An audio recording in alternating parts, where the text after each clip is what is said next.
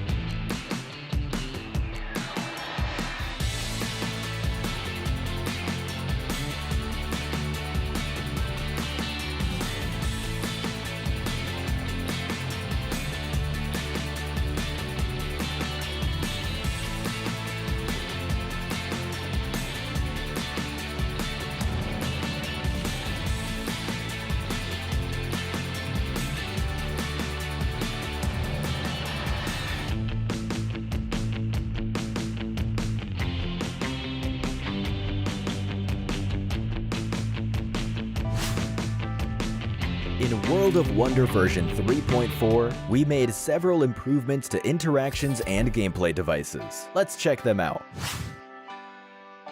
Let's start with the updates to the defensive tower device and environment control device. You can now set multiple defense towers when using interaction activation. Now, when players interact with the device in a creation, they can select any defense tower from the list to spawn it. New environment control device weather. You can now give your creation a unique sky with blood moon weather. Next, we updated the water cube. With more customization options, you can now customize them to look like lava and polluted water. We hope this helps you design gameplay that's even better suited for your creation. Finally, to help creators design creations more efficiently, we've made various interaction improvements. In area editing mode, the grid plane's height will no longer change when placing objects. At the same time, free editing mode now supports zooming in and out using your fingers. In terms of the backpack, you can now choose whether to have it cover half the screen or be further minimized. We've also added secondary tabs and tags, so you can find the objects you need much faster. Furthermore, you can now drag objects directly from the backpack to place them. We also improved horizontal and vertical character movement by removing the effects of inertia. You can long press to continue moving. In free editing mode, use the quick move button to move directly to the plane of a selected object. The camera is now positioned towards the right when the UI is expanded, so it no longer blocks the player or objects. This should make editing objects more convenient. Likewise, when editing building objects, they can be resized and rotated along the X and Y axes without using parameter switches.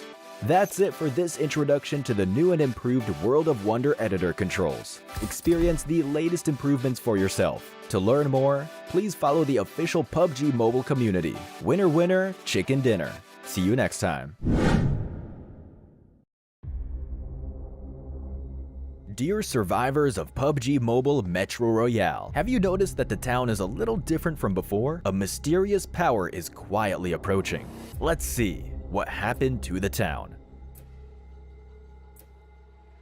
When the darkness of night falls, the town becomes rather enchanting. You will find a bottle of transformation salve in your backpack. It will bring you a completely different experience. Use it to transform into a vampiric fiend or wolf warrior. Use their powers to fight against zombies and other enemies. If you choose to become a vampiric fiend, you will gain the ability to fly. When you're surrounded by zombies, you can make a quick escape. You can also fly in the sky and launch attacks at enemies on the ground. Once you reach a certain altitude, you can use the quick dive ability to swoop to the ground, dealing damage to zombies and enemies within range. Also, after you defeat an enemy, a blood orb will spawn nearby on the battleground. Touch it to recover some health over a short period of time. When transformed, you will automatically absorb blood orbs nearby. If you choose to become a wolf warrior, you will gain a speed boost, jump boost, and wall climb ability. These abilities enhance your mobility, helping you sprint quickly to the next fight. You can also jump and climb walls to get over obstacles. Additionally, wolf warriors have a close combat advantage. You can punch to deal damage to zombies and enemies within range. When sprinting, you can still launch an attack to damage enemies within range. Oh, and using the Howl ability buffs you and your nearby teammates. Whether you choose to transform into a vampiric fiend or a wolf warrior, they will grant you power in the dark of night. Making strategic use of their abilities will definitely provide you with a unique and fun gaming experience. To that end, we've also made adjustments and improvements to the room feature in Metro Royale. We've removed some original room parameters and also added some new ones. Now, in the room's advanced parameters screen, you can enable all members use owner's loadout and talents. After enabling it, all players will use the owner's preset loadout and talents. We've also added settings for match duration and return point ready duration. You can customize their parameters according to match requirements. Furthermore, players spectating in the room can now view return point information on the spectator map. In addition to all of this, we've also improved how custom parameters are displayed on the room screen. You can now clearly see details of the parameters you wish to customize. We hope these improvements will elevate your gaming experience. Some basic functions have also been improved. From Chapter 22 onwards, you can head to Settings, Controls, Advanced Controls to choose if you want to show teammate outfits in the lobby and during matches. Furthermore, on the screen to hide advanced equipment, we've added the Hide Advanced Helmet option so you can further customize your look in the lobby and during matches. Additionally, players who play both Classic Mode and Metro Royale can head to Settings and, depending on their needs, independently disable auto pickup for just Metro Royale. Chapter 22 also brings new season rewards and collectibles, so don't forget to increase your season level and get your collectibles and rewards. On top of that, Misty Port, Arctic Base, and the Zombie Uprising mode will have special supply crates scattered around. These crates may turn out to be a treasure specter when open. If you happen to come across them, don't let them get away. Defeat them to get lots of supplies. Remember to look out for them. Oh, and one final thing. You can swipe left from the lobby to access your most played game modes and set Metro Royale as a shortcut. That way, you can easily access Metro Royale. PUBG Mobile Metro Royale Chapter 22 will be available on September 12th. Don't miss out on this update. Embark on an enchanting adventure, and may your evacuation be safe and your loot plentiful. Fortune favors the brave. Welcome to PUBG Mobile 3.4. As part of this update, we've added a new themed mode and improved the game as a whole. Let's explore this new version together. The conflict between the vampires and werewolves has lasted for several millennia, and now you can take part in it as well. Welcome to PUBG Mobile's newest themed mode, Blood Moon Awakening. Allow me to introduce you to the new themed areas, where the werewolves and vampires call home. Let's check them out. The area before us is vampire territory, the Crimson Castle. It has loads of supplies, and you can access the final reward crate sooner through battle. Here, the sky alternates between day and night. Hide in one of the many coffins inside the castle to ambush your enemies. You'll also find the vampire throne there. Legend has it that activating it unleashes an immense and mysterious power. The castle's altar room contains ritual crates that contain a rich loot and the activation item for the vampire throne. Additionally, crimson keys can be found throughout the map. Use them to open a portal that will bring you or your teammates straight to the Crimson Castle. Have yourself a blood-sucking adventure. Here, we have before us the ancestral home of the werewolves, the Wolf Settlement. There are various ancient buildings here to explore. This area also alternates between day and night. At night, you can activate a puzzle via the ancestral statue beneath the spirit tree. Find the lost wolf spirits to get the ancestral treasure. Lastly, let's go over the new vehicle in this version, the two-seater animal vehicle, Horse. It can swim and jump, and you can fire from it while mounted. When you're with your team, it can follow allies. It can also be fed and recalled. A horse infected with crimson energy gains an additional double jump ability. Are you ready to explore the land of the supernatural? I look forward to seeing how you fare. Now, you can use the new character transformation mechanic to join the battle as a vampire or a werewolf. First, let's go over the Wolf Warrior. Use Wolf Salve to turn into a Wolf Warrior. After transforming, you'll gain a dash ability and the ability to scale walls by jumping. Finally, they have a special Howl ability that grants themselves and all nearby allies enhanced movement speed and damage reduction. Next, let's go over the Vampiric Fiend. Use Blood Oath Extract to become one. After doing so, eliminating an enemy in either human or vampiric fiend form will generate a blood orb. Touch them to quickly restore your health. Vampiric fiends can absorb these orbs from a distance. Right after transforming into a vampire, you'll grow wings and gain the ability to fly. Fly swiftly over short distances, or swoop down swiftly to strike a target area, dealing damage and knocking enemies back. Finally, vampiric fiends can fire energy bombs that unleash crimson gas on impact. Players caught within the gas cannot use medical items. Now then, which of these two creatures do you prefer?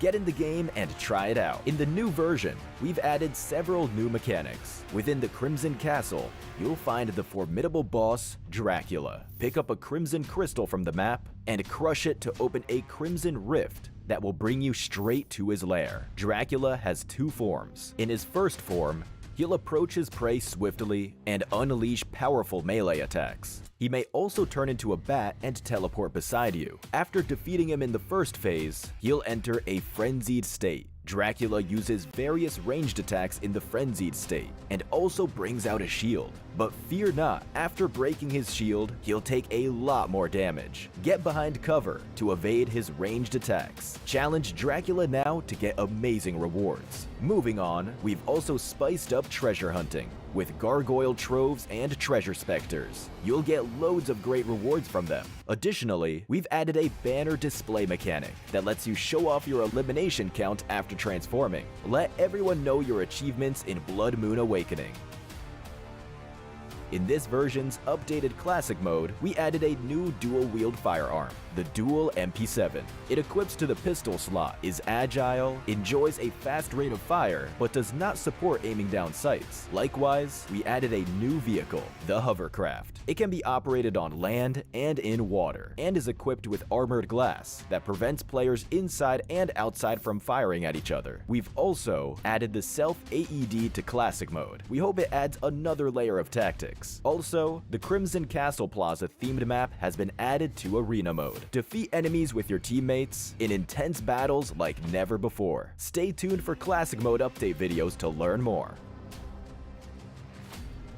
With Blood Moon Awakening's arrival, you can now also fight zombies in Metro Royale's Zombie Uprising mode as a werewolf or vampire. Choose from different abilities to thwart the zombie waves. We've also added treasure specters to the Misty Port and Arctic base maps. Defeat them to get great rewards. Furthermore, we've made some room and basic feature updates. Follow Metro Royale announcements for more details. The new version brings the debut of the Maple Courtyard Palace series of home items, along with an event celebrating its launch. New stylish items await you.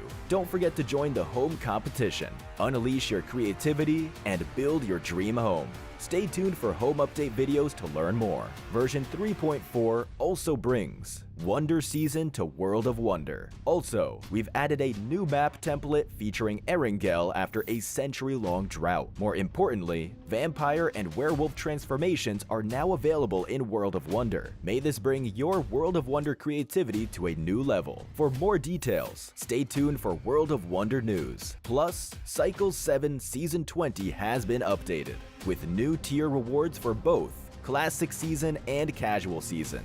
That's it for this overview of the new content available in Blood Moon Awakening. Get ready for the grand supernatural showdown between werewolves and vampires. Winner, winner, chicken dinner. See you next time.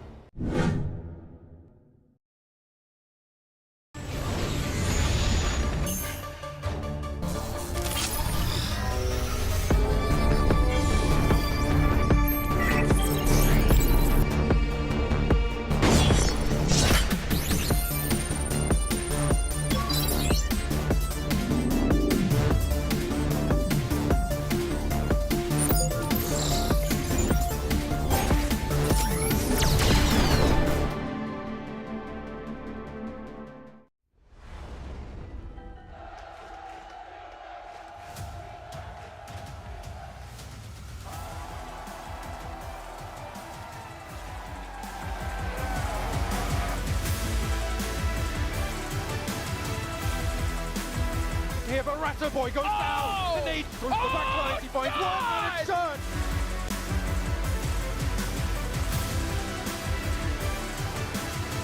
There's the response back though. First pickup. Yo! Oh, he goes on to do it.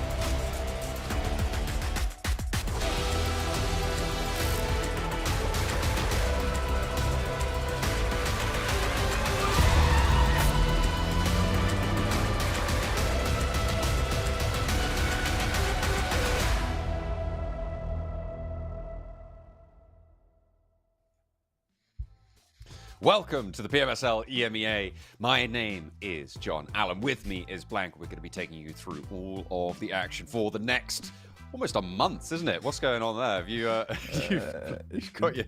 Check this out. I've got the white headphones, white background. Look at me. I'm like blending in. I've got the white t-shirt. Dude, I'm basically a floating head at this point in time. This is great.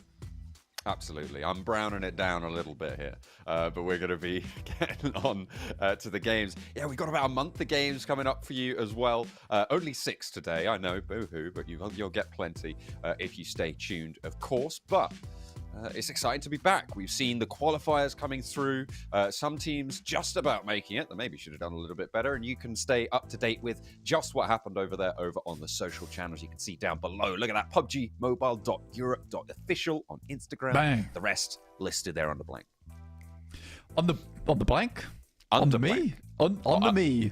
It's on the me. On the me right now is the socials. Very nice. Maybe like get them, I don't know, printed out on my t-shirt. That'd be cool. I'd enjoy that. But yeah, it's been a interesting run up to PMSL. Let's take a look at the prize pool right now. Check out what these players are indeed playing for. 400,000 smackaroodies on the table for these players. Participation reward at a cool 40 grand. League stage can be equal to 82 grand, and then we'll be going into finals, which is where the majority of that prize pool is held at $227,500. That's some big money. Whoa, that is pretty impressive stuff. The participation reward is split between all of our teams here, so it's not 40k for each of our teams. That would be kind of crazy, really. But you know what? Sometime, maybe in the future, that might happen. Not today, though. This is the breakdown of the placements from the finals prize pool. That top spot raking in $55,000. That's right. A lot of money up for grabs at the top and a 20k drop off down into second place. These teams are competing for the big time. But they are. So it's around about 57,000 between second and third place. You're still making a hefty chunk overall. But yeah, you're looking for that first place here. That's where you're going to be getting most of your money from. With 16th place, you know, just getting yourself into that finals, giving you a sweet 5 grand. But overall, I think this is generally very similar to PMSL Spring. So if you joined us for that one, you'll know what's going on here. And you could maybe tell me what's coming up next in the shack. I'm sure you already know. But yeah, so we'll have format coming along soon, as well as just going over the tournament in general. We have a couple things changing from last time. One of those things is the teams that will be participating. Let's take a look. Let's have a look. Indeed, we have got 20 teams on the screen for you there. Only the logos. You don't get their names just yet. You'll have to watch to find them out. Yeah, it was really rapid counting. I cheated a little bit by already knowing how many teams there were in the tournament. But there you go. Standout teams. I'm looking at IWNRX. I'm looking at Team Spirit. I'm looking at Brute Force. These are teams that we've sort of pinned towards the top. Is there anyone else that you'd add in there? Vibes Esports, Power, Dagestan. I think Dagestan as well. Yeah, it seems like a good team to go for. So those other ones right there, ones that maybe I'd be looking at. Reject Bra, if they can rein things in, potentially. Maybe they do something good here. I think they're a team that performs pretty damn well. Just sometimes they push the boat out too far, get themselves into some sticky situations that they can't really find themselves out of. So yeah, for Reject Bra, great team, a little bit overzealous at times. Yeah, I mean they did all right over in the Super League last season. I mean they came in 8th at the end of it. For RC Bra, it was a little bit up and down. We'll look for a little bit more of them. I know Maxman was a particular fan of certainly one iteration of this team. I can't remember how many iterations it was ago, but he liked their positional style then. Hopefully they'll be able to bring that back. I'm also looking at Fireflux and wanting to see them have a return to the pace that we've come to expect from them, because the fall off has been pretty immense for them. S2G as well. These are two teams, two big organizations, two big names from the Türkiye region that I think need to put their best foot forwards. And in order to do that, they'll need to make the most of our format. Let's take a look at that for just a moment here. The league stages for 3 weeks will be 20 teams, 5 groups of 4 teams, which means that one group will be sitting out each day. And based on what happens during each week, you will get league ranking points based on those weekly rankings.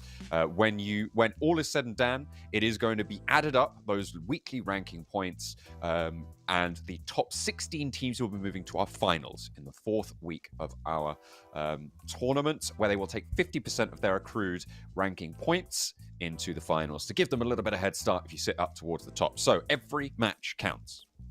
Yes, it does. So we have 1 point for elimination each, and dropping down to 8th place, that will be 1 point. We'll get this one fixed up at a later date, but named to 16th will get 0 points. Can't have 20 teams in a single lobby, John, unfortunately. And bonus points. According to the league ranking points, I believe. But yeah, so you will get bonus points going into the finals. Yeah, and obviously those will be, well, not obviously, they will be divided in half after the qualifying teams are calculated, going on into those finals. So head starts available. I think there was a chicken dinner bounty, if I'm not mistaken, as well. Let's take a look at our calendar for the next month to make sure that you guys know where you should be and at what time. That's right, Wednesdays through Sundays here at the PMSL EMEA for week 1, 2, and 3. And then after our 3rd week, the top 16 will be decided and we'll be going into the finals bracket, that super weekend, Friday, Saturday, Sunday on the 11th, 12th, and 13th of October. That's right. So you'll be joining us here for each PMSL EMEA week from week 1 to week 3, and then heading over to the finals, which will be happening in October. Here's our schedule for the day. Sanhok into Erangel, into Erangel, into Erangel, into Miramar, into Miramar. So obviously it's going to be pretty nice to see here with all of the teams competing over these 3 maps. And we're getting everybody locked and loaded. Sanhok to kick things off. You know, it's always quite good fun to get our teams warmed up on Sanhok, to get them a little bit ready for the fight. But it does add up, especially over these long form tournaments, right? Making sure that you have got some strong scoring on every single map, including Sanhok. Because oftentimes, some very, very strong teams sometimes have a couple of weaknesses that they can be exploited on Sanhok. Looking at you, Team Spirit, over in that boot camp hot drop. Pretty good at that.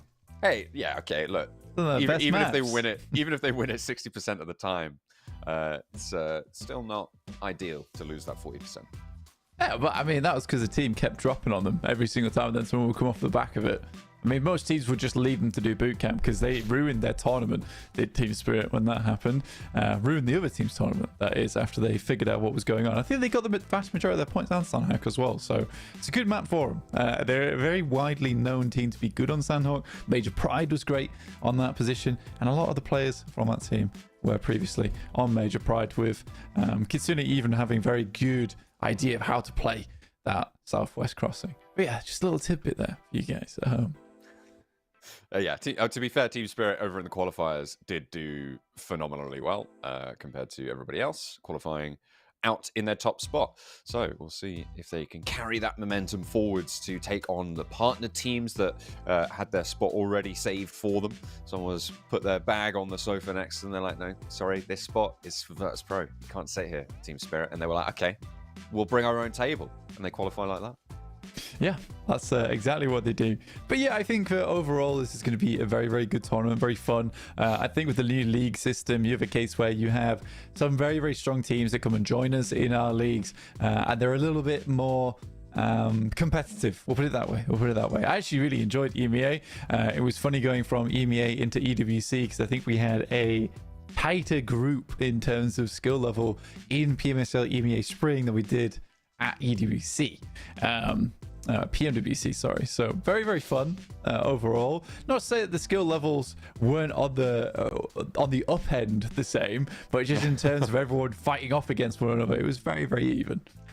Yeah, I would say as well, there is the factor that all of these teams are going to be playing such a long-form tournament against each other, which means that you don't need to go for maybe as risky plays as perhaps you might need to in PMWC, the shorter form tournament over there, kind of exacerbating mistakes a little bit, whereas you can just sort of eat a mistake or two over the course of the week that you have and the 3 weeks that you've got overall to play, because it is a bit of a marathon here as we are getting ready to lock and load. You can see everything being firmly discussed here between every single player, making sure that they are ready for Sanhok, the most chaotic of our drops. Yeah, damn. You got the big overhaul of the team over here. Getting quite a few different players in. Yeah.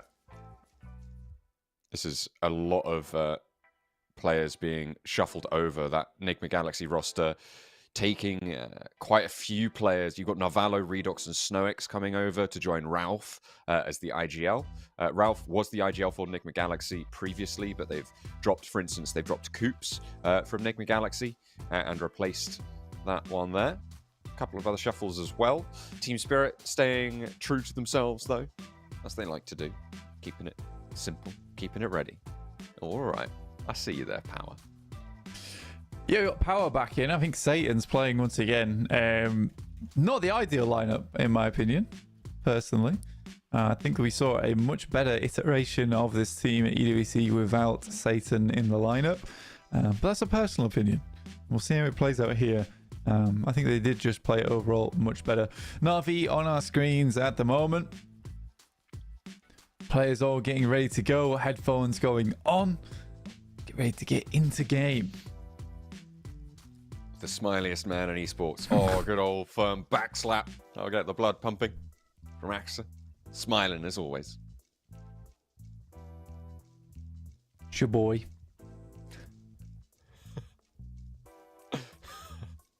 Arctic Wolves, I believe this is. I could be wrong.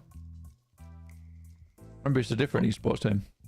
I've got some ambiguous logos there. They're all hiding them as well from me. Yeah, can't see.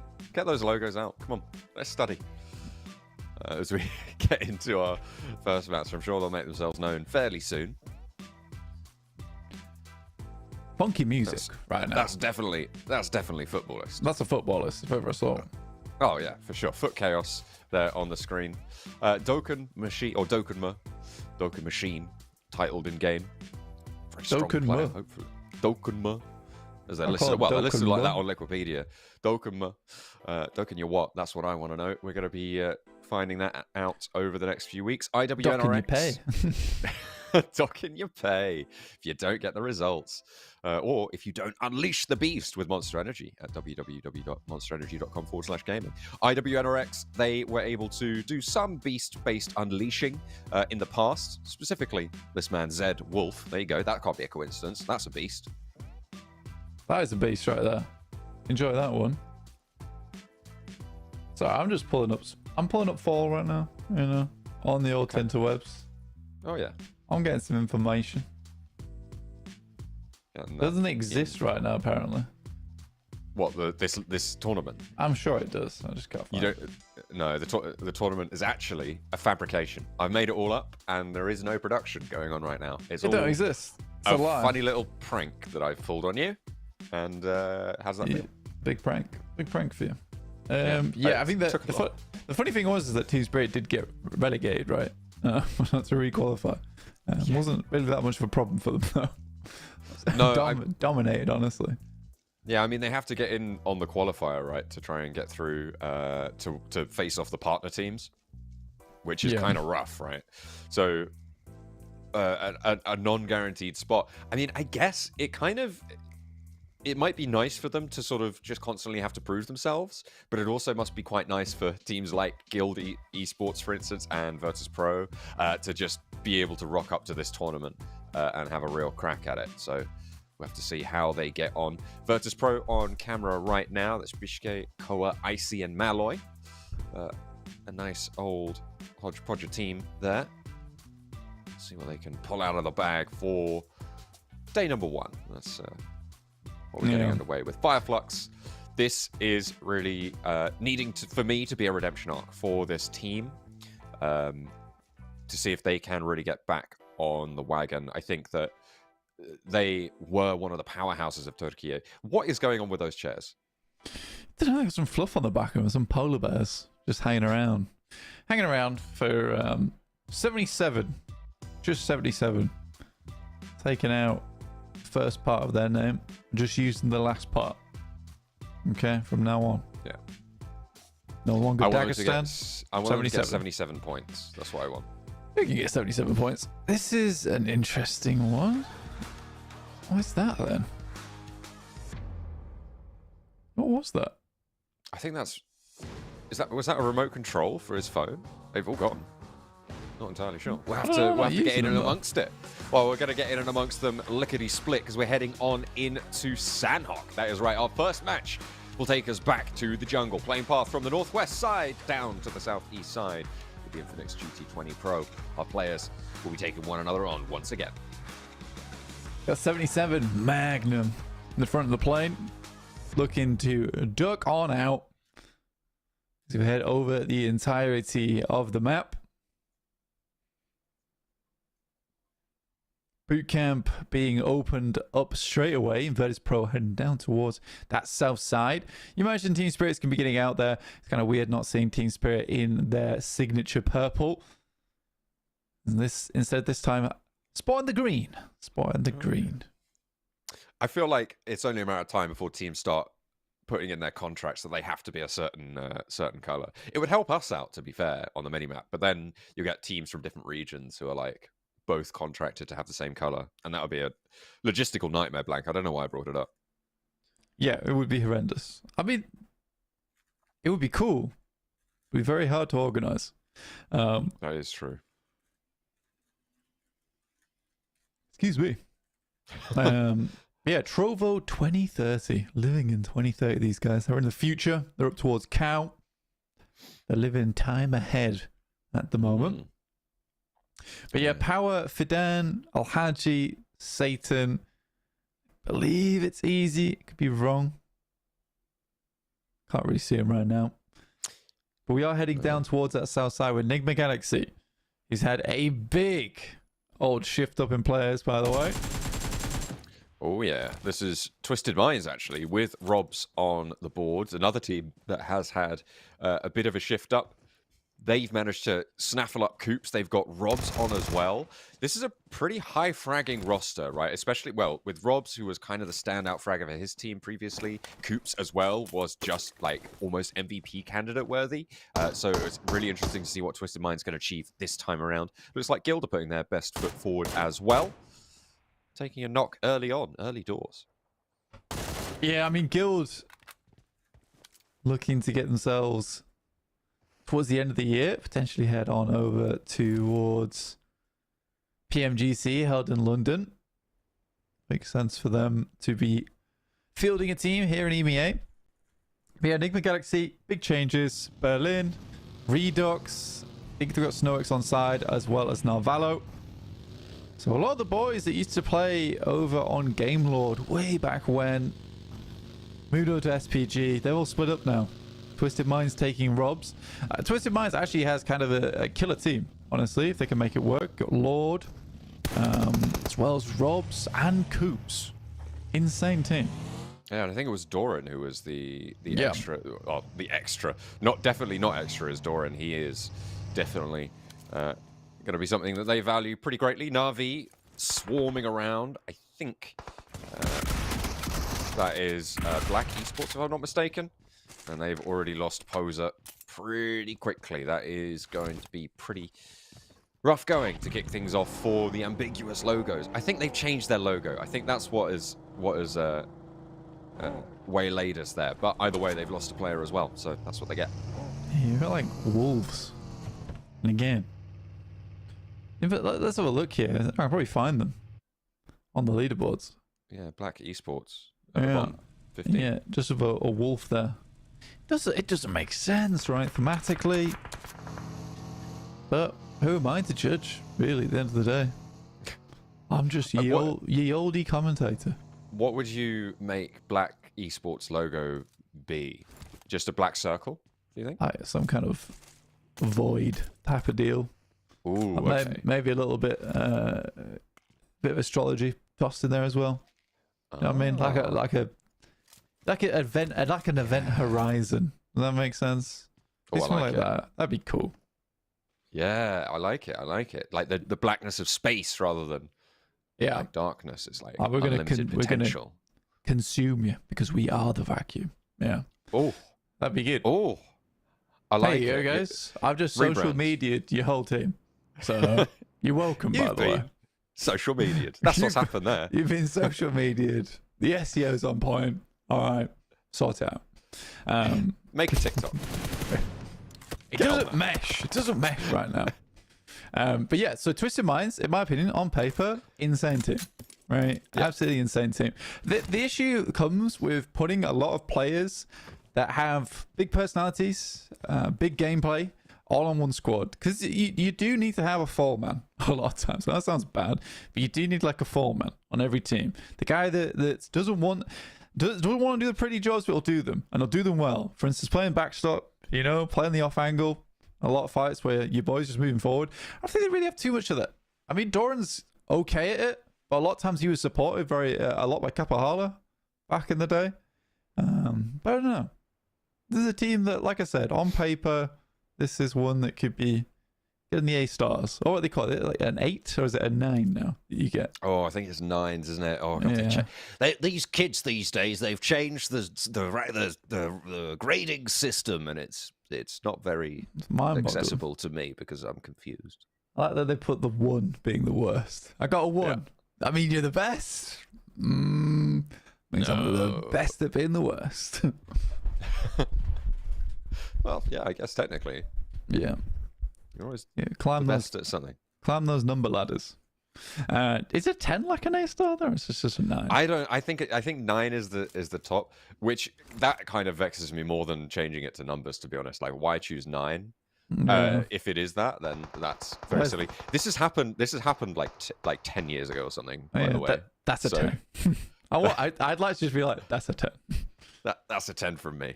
Whoa, it's a mythical 10 grading. Let's see if I have Nobody's ever done that. Yeah. You sent in your exam paper like a Pokemon card. Yeah. You get a 10 grade back. So PSA 10 essay right there. Yeah, I mean, I'd like to be able to give out a 10 during this tournament. We'll see. Oh, okay. Maybe I'll grade some of these plays. Okay, I'll give you. You get what? How many days of games do we get? What is it? 5 days a week, 3 weeks, right? 15. So you get 15 10s to give out, right? You get 1 10 a day. You can give it to anything and anyone for any reason. Blanks, that's a 10 moment today. Yeah, we'll do that. See if we can get it replayed the next day in pre-show. That'd be kind of good. Yeah. But yeah, so we do have a circle heading down towards the south side of the map. Enigma Galaxy, different team. Do they have the same problems as the old team is the question. At this point in time, I'd be moving. Right, I'd be trying to get ahead of Guild, trying to get ahead of IWRX, potentially even Na'Vi if I can. I mean, Ruins is open right now. You can play over towards the south side plateau. A lot of availability here, and I think for Enigma Galaxy, looking like they're trying to get on the bikes here, get moving. Happy to see it. Team Spirit, though, made a nifty little rotate. I always like this rotate. It's the 3 compound hold over towards the west side of the bridge. Makes sense to me. Gives you a lot of view and purview. There is a small little like hillside, let's say, that kind of cuts these positions off, so you don't always see all the way over towards the north or the south if you just pick one of these compounds. So I like that they did go for the split, especially in stage 2. It's a lot of space to play in here, John. Yeah, it's a pretty difficult cut though to head into somewhere and sort of commit to it at this stage. Fireflux, they've taken a knock from the south bank there, and they will have shots fired at them by Black Esports from that edge of things on the river. Power have taken a shot and a knock from Nomi from Team Spirit, who are moving down on that western side. They are laying down the law across that bridge. Power trying to move their way on in. It's not gone well for them to start off. They're quite split, and actually the regroup there could be pretty tricky. Black Esports, they're just trading shots with Fireflux, so they did get a knock, but not really going to be able to do too much there. I think that was a different player from Power going down, so that might have been 2 knocks. No, it was just the flush there, actually, on the player who was the outpost down south towards Team Spirit on the north flank. Yeah, Al Hadji going down early is not great. Considering this guy is a great leader for the team. He pushes them towards... It has even pushed them towards events that they didn't necessarily... not deserve. They didn't necessarily... A lot of people didn't necessarily think they would make it to those events. Let's put it that way. And they just have had such a inspiration in Al Hadji. They've been able to make it quite far through a lot of these tournaments so far, which is nice to see. But with them going down early, that's not great news for them. I'm still trying to figure out who their final player is. He keeps getting hidden underneath stuff. It's quite annoying. Yeah, maybe one day he'll be revealed. It's like the Masked Singer, you know. Yeah, you just got to guess. You just got to guess. It's frustrating me. Is it a spicy meatball as well? It's a spicy meatball. Yeah, I can't quite get this spicy meatball down. I'm gonna need to figure this out later. Yeah, I need some more marinara sauce on there. Go on, I do. ladle it on. I mean, so I can, slide these teams out of the way. That's right. Give them the tomato slide.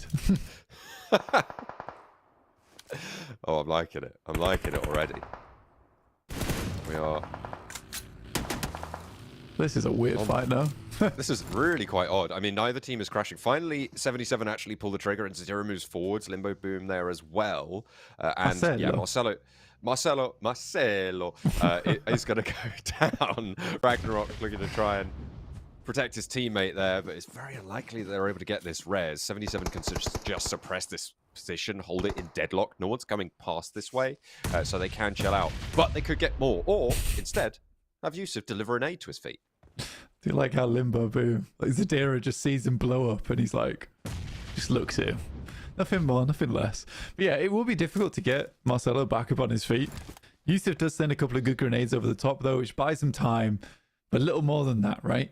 Shifu playing backstop. Again, it's the role we talked about earlier. It's not a pretty role, it's not a cool role, but gets the job done. And Shifu, technically, one of their best players. So they trust him to play that solo role in the backline, providing them a lot of that support. And they trust him to pop off should the moment arise with that decent aim that he keeps packing into these matches. Ooh, It's also, it is, yes. It's also a great position to force Trovo 2030 into. Like, you pushing them further and further back off this cliff. So the face is over towards a fair few other teams. Very interesting. Yeah, the circle bringing it back over to the North Shore is going to be quite an interesting development on this fight specifically. I said no one was going to be coming past this way, but now that northern sweep is looking quite attractive to teams like Power, to potentially even Zeus over on that northwestern side, to Zeus Esports. They can maybe make their way past there. So potential entrance into this fight, which means that it does now need to conclude, whereas it didn't really before. Yeah, again, I mean, for 77, they can just keep pushing them over towards this edge, and Power's going to look for an opening anyway. Na'Vi versus Heroic right now. It's Kevin taking a lot of damage from Axa. Lemon takes down Berlin. Shifu finally follows up with that knock over towards Yusuf with a nice nade from the backlines. That'll make their life a lot easier because they do have another fight on the near horizon with Power coming over the northwest side. Twisted Minds, it's Lord actually. Take down Kitsune on the knock with a quick flush that comes through afterwards, leaving Team Spirit sad. Disheartened with just 3 players left on board. That is unfortunate. I mean, Team Spirit took a really strong compound for where the circle is, but the circle pulls back away from them. And now they're left on the wrong side of the river. Over on towards Hero. It's not looking too good for Heroic. Na'Vi moving up on them. And at the moment, they're down to 2. You can see both of them on the screen now, and they are getting pummeled back over this hilltop, trying to find some sort of retribution. Volt now taking a knee in the dip behind the hill, has to got the high ground to cover it off, flip over the top there, not quite able to connect, and Levin does go down on the off angle, potential to get that flush going, but Na'Vi do conclude Lemon is going to get rezzed. In the meantime, Trovo 2033 as well will fall. Yeah, it goes down. 2030. 2030, that's correct. Yeah, I mean, for where 77 were playing, they were just forcing them out over and over again. Actually, 77 should pick themselves up a nice amount of eliminations. Lord gets a bit of retribution, comes back his way. Nomi taking him down, instant flush as well, not letting him crawl away through the grass, through the shrubbery. Twisted Minds getting chunked tucked away, but it is back and forth between the two teams. I mean, Twisted Minds, a roster packed with fraggers. Seems like Team Spirit not really able to hold them out just now on their western side compound. The shift again over leaves S2G in a strong position. Na'Vi now up to 7 eliminations fairly early into this game. That is a very, very powerful tally to be able to hold, but they've got Enigma Galaxy close by to them. There is only Narvalo and Redox there, to be fair, but they still have a challenge on their south edge as they shimmy along up, probably towards one of the two compounds up on that northeast side. Yeah, this is kind of one of the things where you're just seeing Na'Vi sweeping right now down towards the south. There's a lot of space to be played on the eastern edge of the map, so there's a lot of fights going on. That was a bit silly, wasn't it? Usually fire does hurt and tends to spread, so don't step in it. Team Spirit, check every now and again, though. You know? Yeah, the only thing keeping Team Spirit really in this game at the moment is the blue. It's holding both Twisted Minds and Footballists out. And IWNRX right at the edge of the circle. Matic does take a tumble though. That's to S2G, who were very fortunate on the circle shift, because it was quite hard multiple times, and a lot of people try to confirm over towards the western side of the map early on, so a bit of a fumble from these players. Virtus Pro with Koa on the door frame, good for 1. Half HP though, so needs to be a little bit more careful around the side. And wary. That's where the other half of that word was going. Koa hopping around though. Looks like he's got another member of IWNRX in his sights, but Kyne's quicker on the trigger that time. Peeks out with the right shoulder. Gets that drop on him. And should, in theory, be able to get this res going as Koa crawls his way back. He's trying to get out of there. Koa not in the greatest spot, but there is 3 players still alive. Icy to drop down a smoke. Pick Koa back up again. Could be back to a 4-man squad, actually, on the very outskirts of Painan. IWNRX do not want that to happen, though, as they start to swarm over towards this building, potentially grab a little bit of that high ground up towards the top. Take a quick run up the stairs from Zedwolf, who seems to lose the direction he'd like to go, and a nice spray with the smoke here from Malloy. Bullets whizzing through, catching some targets. Not quite as many as he would like, though. I think Frozen was trying to step out there, get some shots onto Icy, but Malloy pushes him back in the building. That slows IWNRX on the south point of Painan. Virtus Pro have got this fight in a chokehold right now, but it's very possible for a team like IWNRX to rampage through this. We'll have to see if they've got it in the bag or not. Na'Vi making a strike for the center in the meantime on the minimap on the northeast side. Enigma Galaxy with their duo remaining a little bit ahead of them and controlling quite a decent chunk of ground. And Fireflux putting pressure on the sidelines. Na'Vi down on a knock, taking a lot of punishment. Yeah, sort of funny game from Na'Vi where they have just gone absolutely buck wild with it down towards that south side. Just taking fights with some of the best teams in the lobby and winning the majority of them as well. Quite fun, to say the least. Lux does get a nice Molotov over towards Na'Vi, and that burns them out. Keeps their feet on hot ground. And they'll be hopping back towards that north side. In the meantime, it's Enigma Galaxy, Redox and Narvalo able to make a slick rotate actually over towards that northern edge and wrap back round towards something more central. IWNRX, they have given Virtus Pro the slip a little bit here. I feel like Virtus Pro definitely could have done more to suppress this position and to be allowed to get out of Painan, because now the task is getting out of Painan. And if they'd have just held IWNRX out, they wouldn't have had to worry about this fight.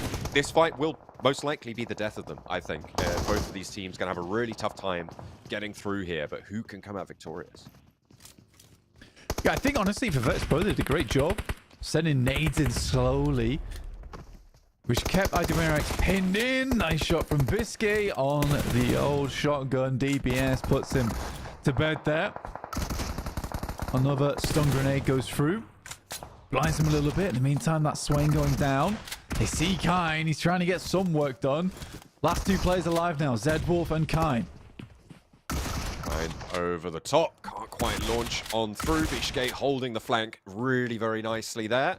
And Virtus Pro with Icy down. That is on their northwest side. It's a little bit removed from any danger. They left Zedwolf all the way out on his own. You see he's just going to be in the circle. And actually it does shift down towards him. So a little bit more blood left in the circulation system for OWNRX there. 2 eliminations, and they want a little bit more than a 7th place to go along with it. Yeah.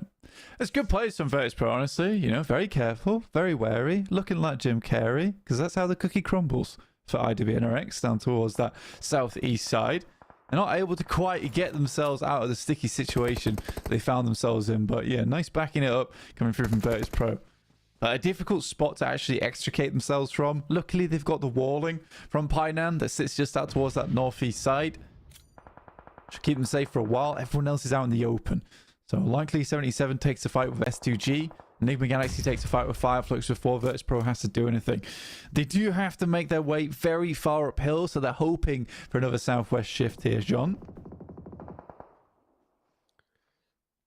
S2G, they have been biding their time, but now starting to come alive. 2 eliminations. They've taken a knock, but this fight up to 77 going well. Flip, last player for Na'Vi. 7 eliminations. I think, yeah, he's definitely seen them. Knows the res is going on and takes down Fireflux. Oh, that's 8 eliminations. I don't think he was able to catch the down player, but you take the team going out, definitely in that scenario, over pinching that point away. Less than min-max, but you'll take it. S2G cutting through Magnum there. Their player down on that northern flank. Pretty dangerous, pretty difficult to be getting on with there.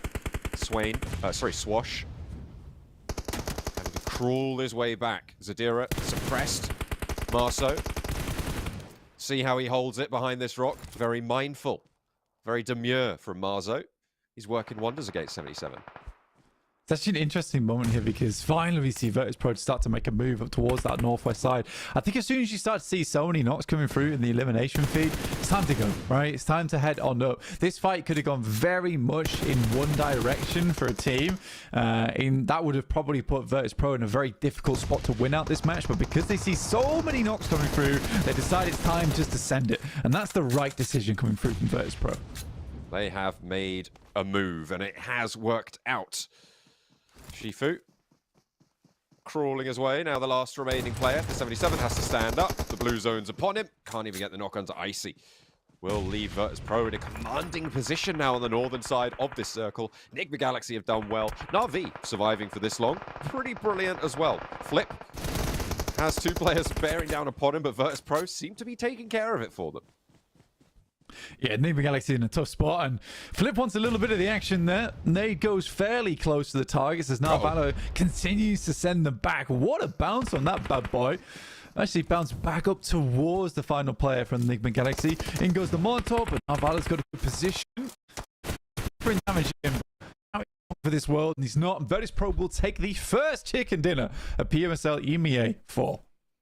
I thought they were being a little bit slow out of Painan, but you're all right in the end, Blank. It was absolutely controlled on that area. They get 13 eliminations as they rocket out from Painan, make their crossing work, and it was brilliant stuff from Virtus Pro. They made good decisions, and most likely, it feels like this was the team that, by analyst-style predictions, should have won that match. So great stuff coming through for Virtus Pro. Yeah, to be honest with you, it's a case of towards that end game, yeah, you think Virtus Pro is going to win it, but it's because of a few set circumstances, right? And the first one is that S2G and Dagestan, 77, sorry, rather, they both take an engagement where it could have easily been very much one-sided towards 77, and they should have won that fight with 4 players still left alive. In that situation, I doubt Virtus Pro wins that. But I like the fact that they bided their time, because Virtus Pro, they sort of resigned themselves to a 3rd or 2nd place in that game. But as soon as they see all the knocks coming through, they decide, this is a game that's very winnable for us. They make the right decision at the right time, because even if it was just 2 players from 77, there's a chance that you catch a lot of the guys coming up from Virtus Pro on the hillside there. So it was the timing that was most important for Virtus Pro. I like that game. It was very, very fun. I think 77 should have won. However, S2G looked a little bit stronger than I think maybe they anticipated. We had a little bit of circle difficulty as well. I mean, it was sort of undecided as to where it was going. Down to that southwest island, it looked fairly set right from the get-go, and that sort of baited quite a lot of teams, so that recrossing, a difficult maneuver to make. But in the end, I think it was only Virtus.pro. Well, technically, it was only Virtus.pro to do everything successfully in that match, right? Because they won it. But I feel like Virtus.pro were the only team that actually had a good time of it. Everybody else was getting held out by S2G, by, I think, Fireflux, even though they went down a little bit later. Na'Vi had somewhat of a success on getting across, I suppose, as well, to take out Fireflux and clamber their way through. I think for Na'Vi it was a weird one because they were having their own little personal hell on the south side of the map, or, you know, heaven, depends how you look at it, because they were just like ripping through the teams one after another, just on this weird rotate. It was quite funny. In the meantime, though, we're going to go for a quick break before we head into our first Erangel of the day. See you soon. 88% of PUBG Mobile players say they are concerned about the future of climate change. This shows a need for us to help make change.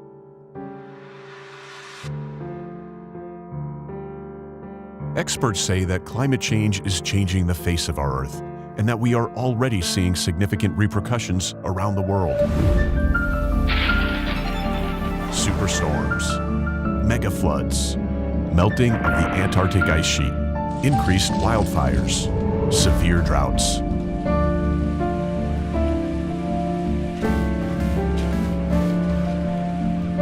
Experience the ruins of Erangel after 100 years if we don't take action.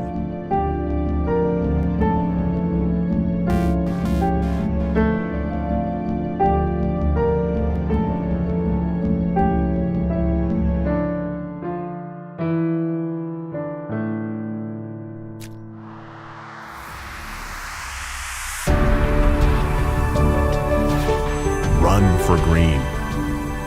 We will convert the energy of PUBG Mobile players running in-game into real-life green power. PUBG Mobile will join hands with hundreds of millions of players to implement offline protection plans around the world to help safeguard the future of our planet. Help protect the world today. Every step in PUBG Mobile will support real-world projects. Play for green. Together for Earth.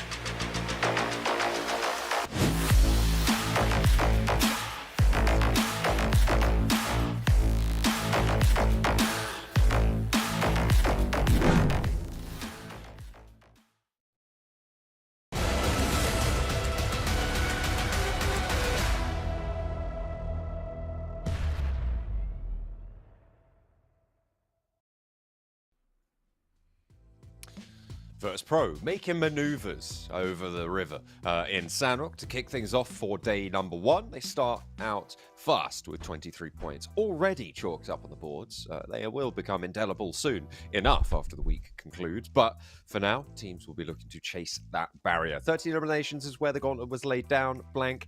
It felt fairly deserved for Virtus Pro. They played it really quite solidly there. 23 points, Na'Vi on 13, Enigma Galaxy with 9. Yeah, I think for Virtus Pro, it's just a case of good game sense, honestly, in those last moments. So for when to push and when not to push. Bit of a bizarre tone shift that we had going from climate change all the way to dubstep. But, you know, we keep it real here on the broadcast. We got everything. We do it all. That's right. We do it all. And every single step counts, you know? That's what matters. Team Spirit, though, not only taking 3 steps towards the top of the table. I see what the link was now. There you go. You've uncovered it. The mystery is solved. Team Spirit, 3 points up on the board. Not a good start, but there's still plenty of time left to go. Yeah, again, well, not too worried about Team Spirit there. Also, not too worried about a lot of the teams that were stuck on the western side. Tough circle, man. Honestly, really hard to play. I think actually getting from there is quite tough. Let's take a look at Virtus Pro's stats from that last game. Again, nicely played, 700 damage, 13 eliminations. You know, really, really easy game that they went for. Koa with some big shots to the DPS as per usual. But yeah, a game that you certainly need to have the wherewithal to understand when it's the right time to push. I think they were slightly late on the push up the hill, but there's definitely a lot of considerations to be made there. I think as soon as they see the 5th knock, that's when they moved, which makes sense to me, right? You see the 5th knock, you know it's both teams that must be absolutely getting annihilated up there. Here's our match report as well, with Shifu having the highest damage, 598, but Bishke taking the most eliminations at 7, which is quite a high number. 7 is quite high, but I think more notably, 598 is actually quite a low number for highest damage. It was a very evenly distributed lobby. Well, must have been, right, for all of the damage being spread around. The nades only having the 1 elimination, actually, for Narvalo. And that is, again, a relatively sort of low-impact game, which is kind of unusual for Sanhok, if anything, right? It didn't feel like there was a real big standoff. I guess the Painan standoff was kind of the biggest situation that actually unfolded in that. And maybe the Team Spirit crossing with Twisted Minds out to the west, that was probably another sort of big sticking point of the match. And it kind of cleared up a lot of the rest of the lobby to make it a fairly linear fight. Yeah, again, I think the power as well as Trovo 2030 and 77, those are kind of the big standout moments to me, as well as just that end game between IWE and RX, as well as S2G and 77 themselves. Like I said, I think that game could have been easily a 77 win. They just fumbled the fight versus S2G, sadly, over on that northern side. They even had high ground advantage there, where they were firing down towards S2G, but it's just a messy fight. It's a messy fight from both teams. Let's put it that way. I don't think either team intended it for it to go that way. For S2G, there's a bit more forgiveness to be had, considering they were playing from downhill, essentially. Yeah, they were sort of caught up in the midst of it all, as well, with Virtus Pro coming through behind them. A tough time, but we'll have to figure it all out. Enigma Galaxy, oh, okay, all right, bit of argy-bargy. Get out my chair, that's my spot. Pulls a Sheldon, kicks his mate out. Try to kiss his mate as well. What's that all about? Stop that. They're just good friends. Can't be baiting people into kisses. That's not cool. What if he doesn't want the kiss? Yeah, you could ask them, would you like to kiss me? If they say yes, then that's fine. But you can't do that. That's okay. You gotta ask first. Can't just go for the old duck maneuver. Try and peck him on the head. He just doesn't want a cup of tea. He just doesn't. No. Yeah, back on board with Na'Vi. Actually, a good game. Enjoyed that one, personally, coming through. That was a very, very fun game for Na'Vi. I think they had fun with it as well, considering the fact that they were just like plowing through people. I don't think they expected very much out of that match, honestly, from the position that they were playing in. Yet, despite that, still find themselves in a decent finish there over on Sanhok. We're on to Erangel now, a little bit more even, a little bit more paced, with 77 currently on your screen. And Twisted Minds always got the nice little logo up and out front. Again, I actually really like this team. I think it's sad to see, obviously, Lord leave behind Ralph and co. But I think Coops and Lord did make Enigma Galaxy kind of what it was to the day. That they all disbanded from that squad and it was rebuilt under new names. So I do think Twisted Minds can go far. And again, Twisted Minds and org, kind of good in terms of scouting potential, honestly. I like who they've picked up in the past over several different esports, and it shows that someone is doing the right scouting on that organization to pick up those particular players, because they're all fantastic. You know what I'm quite happy about as well is the fact that the original Game Lord Massive has now spread to several teams, which means that Maxman can support more than one team in this tournament. It's great news for the French PUBG Mobile players. There's actually quite a lot of French players in this tournament. It's sort of a notable presence. I think we got like 5 or so playing in rosters. I think 4 of them are in like starting rosters as well. So that will be interesting to see. I think the predominant nationality of the players currently is Turkish, given that a lot of our teams are from Türkiye as a region. Generally, a little bit of an advantage there when it comes to national representation, but who's going to represent them at the top level, though? IWNRX, certainly a candidate. If they can outstrip their competition in Foot Chaos, in RC Bra, and S2G, Fireflux. Remember, we aren't seeing 4 of our teams today. The teams sitting out at the moment, I believe, are Brute Force, RCB, so Regnum Karya Bra, and Team Falcons and Vibe Esports. Those are our 4 teams that we're not seeing today. They are in Group E. Yeah, so we won't be seeing a couple of our teams in the games currently. But we have a good benchmark. I think a lot of the squads that are playing today are some of my favorites. So I'm pretty happy the way things have turned out here, John. Personally. Okay. I'm glad that you like how it's turned out. I think I like how it's turned out as well. Yeah, for a first day, it's kind of a banger set of teams. For a first day, getting the benchmark, getting the optics on it, I like it. I like the ominous threat of Brute Force out in the side. Oh, repping the tech deck. Let's go. Do a trick. What's he got? Oh no! Go back to the tech deck. I want to see what he's got. Yeah, I could do an ollie on one of those. That was it. Oh yeah. And even if it wasn't really an ollie, it's just me go, whoa! For that, it's jump. You lift it up. How did it do that? Oh no! Actually, funnily enough, I'm just using my fingers right now, and it's almost like it's muscle memory. Whoa. Okay. You've really try. got it locked in. You try. Did you ever have one?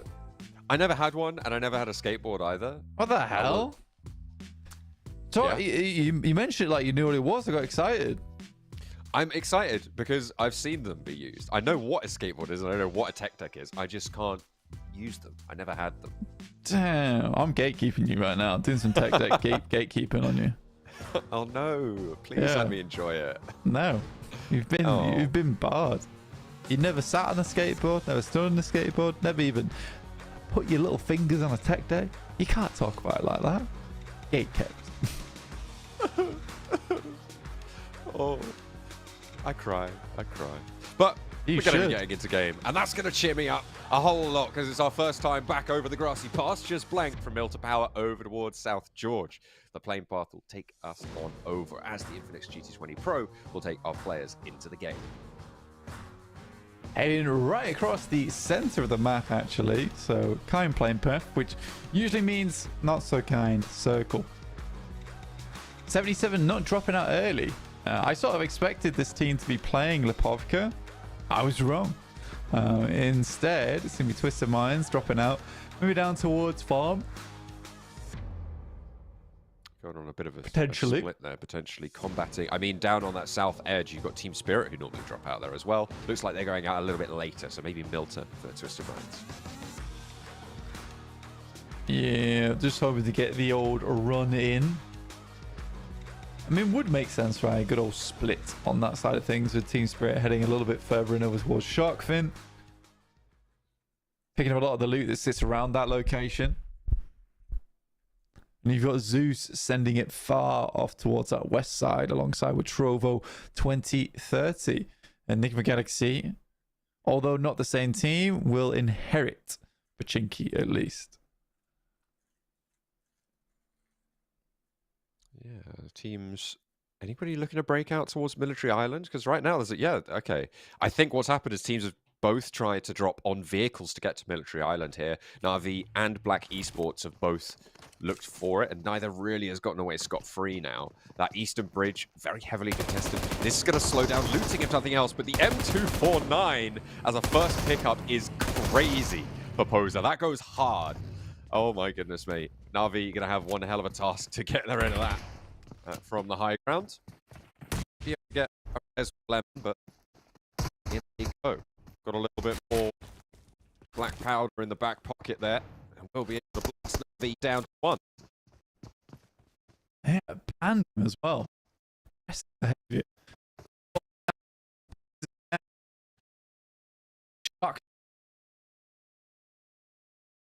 Equally as deadly. Nice.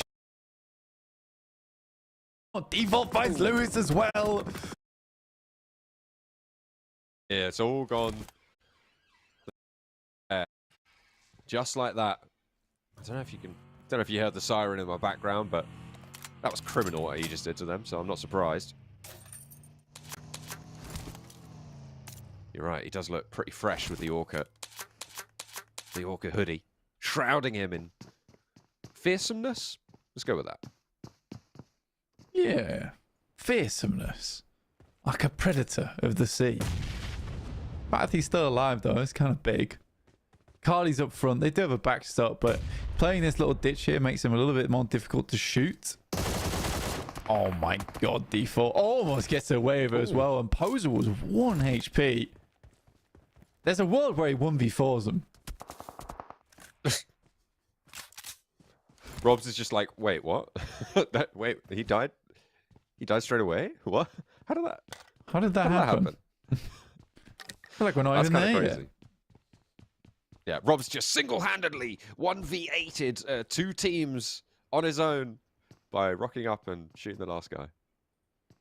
Yeah, he looked sick. He looked really slick with it. Robs was probably like, well, I mean, I'll take the points, but I don't know what happened there. So that's Na'Vi and Black out early. Not the result I imagine both teams were hoping for. For Twisted Minds, though, huge amount of space gathered on the outside for themselves.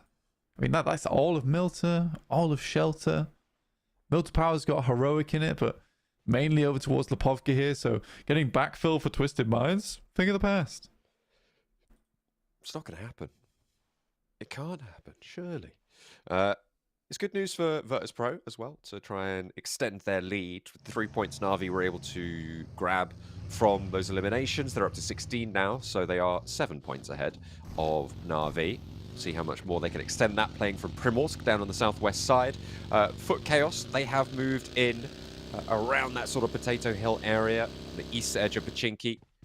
Looking to try and take some control, but so are Team Spirit. That's going to make things a little bit harder to move around. A strong compound for Matic, but he is on his own. So if a team decides to crash, it could be pretty tough to hold it on out.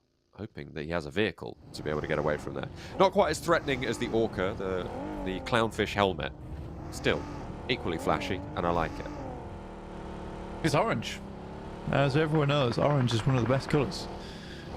And even more so right now, as we're heading towards October, Halloween's around the corner. So orange becomes a frightening colour. So maybe that's why he's got the helmet on. Or am I looking 5 layers too deep? Potentially. But I'm having fun. Therefore I won't stop. We'll get back to you on whether orange is a frightening colour or not in the next segment of Colours with Blank. It's I'm gonna Google that. Ongoing piece now. Orange. A replay here? Scary colour. Okay. Question mark. What is this replay for? He's in the dip. They rotated. Anyway, Okay. I could have done this bit, but you were too busy looking at people rotating a car. In a nutshell, in horror, orange symbolizes fire, hopelessness, madness, cycles, ritual, and witchcraft. So, there you go. There's your answer. Orange is a scary color. Interesting. I guess it's like candlelight, you know, a little bit. Yeah, it's like It's evil. quite orange. Yeah. It's like it's a sort of a cousin to red, which is the most equal color. Is it? I think so. I think red You know. is more the color of passion. Oh, wow. Okay. I guess it depends on the context. And who says passion can't be evil? I don't know. Depends what you're passionate about, I guess. Blown your mind there. Look at that. With some nonsense that I just spewed. Yeah, I don't know. I feel like passion is usually for the good. Passionate about something, good for you. If you're passionate about, being a supervillain, still good for you. At least you're ambitious. Keep going. Yeah. I mean, it spawned Despicable Me. Gru was very passionate about being a supervillain. Exactly. And he did a lot of good. Yeah. In the end. Therefore, Despicable Me, once again, invalidating your argument. Also, Minions funny. True. Banana. That's the peak of comedy right there. Yes, it is. There you go, ladies and gentlemen. We've reached it. The zenith of our comedic abilities. Not me But watching Despicable Me to understand what's going on with the kids these days. Like, why is this such a big thing? Knocked it on one day and I was like, pretty good. Did you see that trend a few years back of everyone going to watch Despicable Me 2 in a really fancy suit? Like just No. hordes of like teenage boys dressed up in like suits to go and watch Despicable Me in the theaters. It was a problem. They had to actually start banning people from cinemas. In suits. Yeah, That's because wild. just hordes of boys would turn up and just like make a massive nuisance of themselves to people who actually wanted to watch the film, Damn. like families. Yeah, I wasn't like that. I watched it on the old video player at home. We don't discriminate between video players. You can use any. We're not sponsored by any on this channel. That is true. No, Yeah. other films are available as well. Other platforms are available. You can get your media delivered however you like until That's someone correct. decides that there's only one way to do it. And then Yeah, in which case be we'll subject to that. do that too. Yeah. That'll be okay. Right now, little shift over towards the western side of the map. Fielded quite a bit here with Zeus on that long parachute path over towards the western side. Feeling very good about this position right now, as well as Trovo 2030.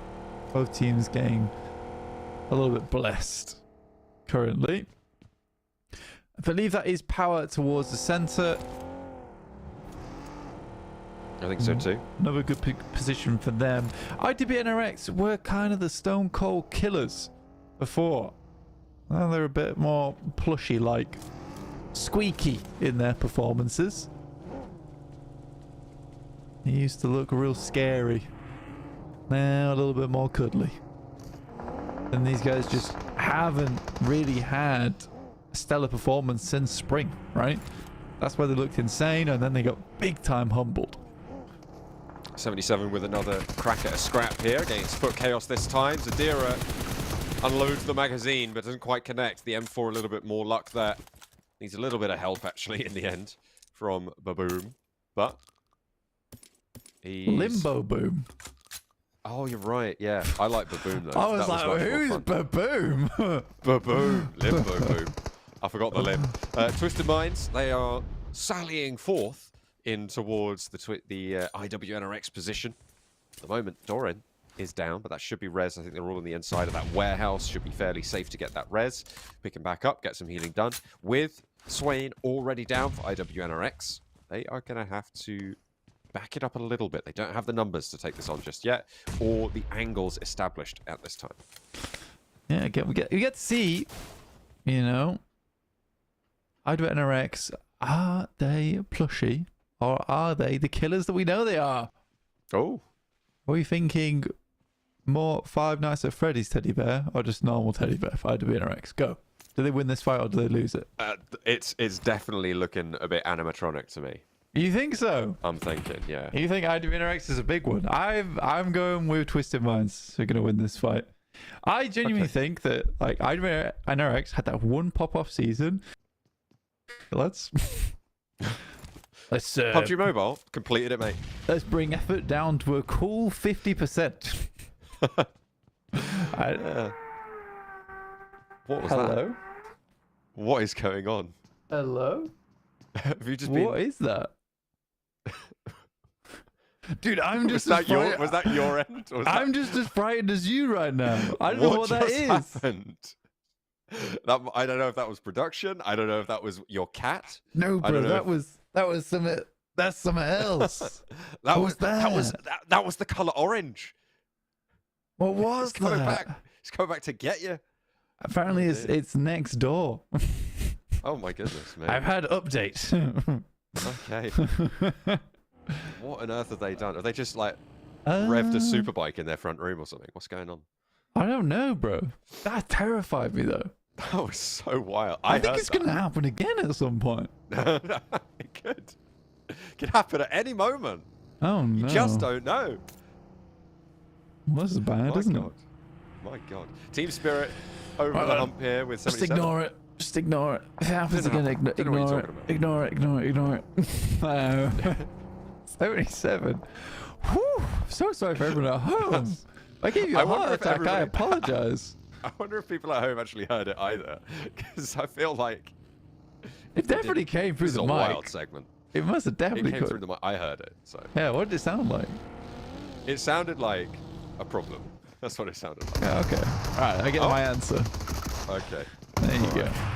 Okay. It's more Winnie the Pooh. You have. It is Winnie the Pooh, bro. Winnie the Pooh the bed on this. They're definitely Winnie the Pooh the bed on this one. Honestly, for IDNRX, I'm just not impressed. And I think Zed Wolf. Ooh, what was that? Nice one, Kevin.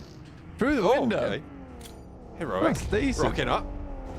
If IWNRX survive outlast in this fight, I'm claiming this as a win. And there goes another player. Twisted Minds down to one. IWNRX still surviving. Uphill, can he hold out? Just the one player now. Behind the box, Coops looks for the heel.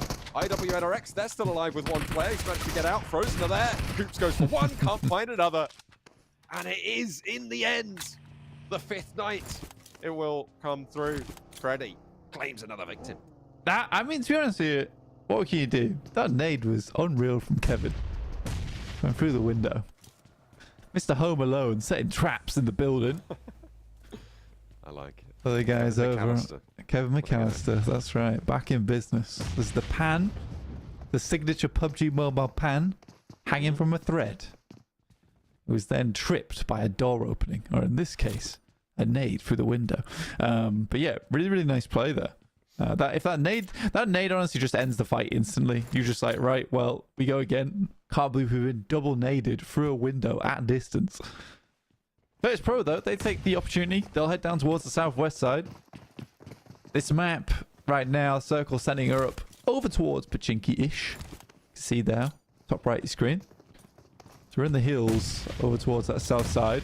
Interesting finish. Kind of splits the map between two areas. Damn, some really awesome nades right now coming through from Heroic.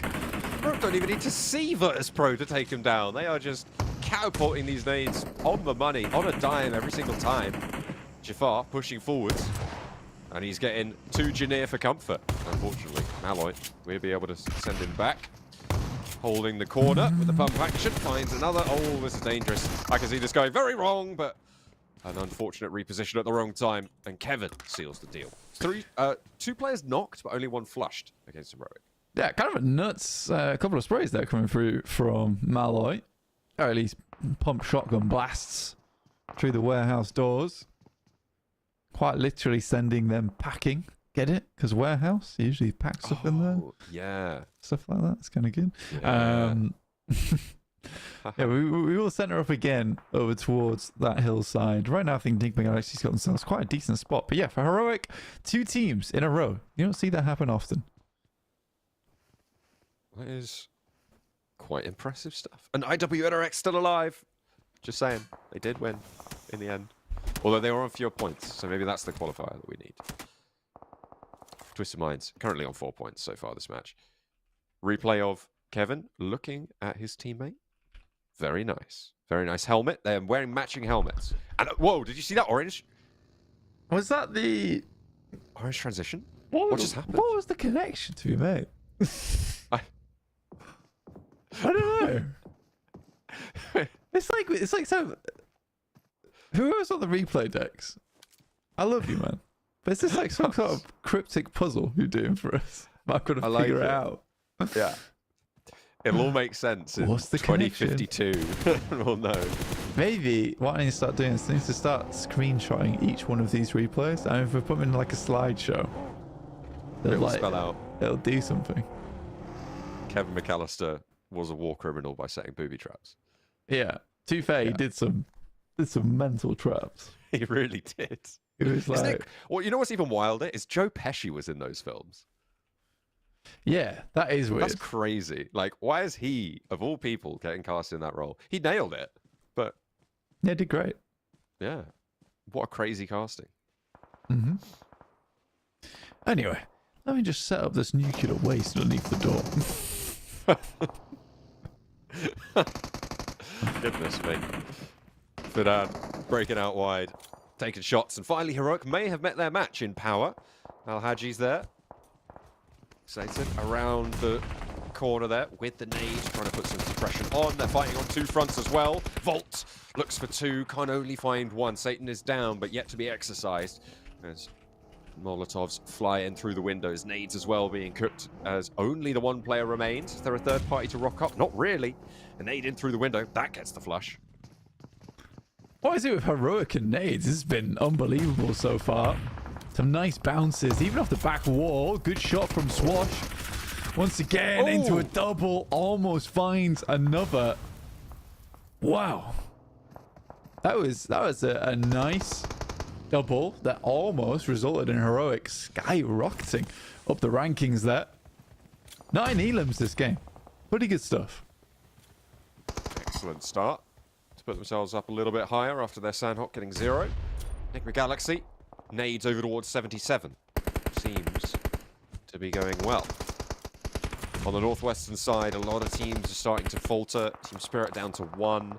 They've had to flee. They're on the southeast side now. Matic under pressure from 77. It's S2G with 4 players trying to corral Guild into a firing line of some sort. At the moment, it's going well. They'll have to figure out how to move fairly soon as the zone will start to close. Enigma Galaxy holds center with the strongest spot yet. Yeah, still going stronger. I genuinely think Enigma actually should win this game. I'd hope they would at least. Yeah. On the spot they're in, like they should do fairly well from it.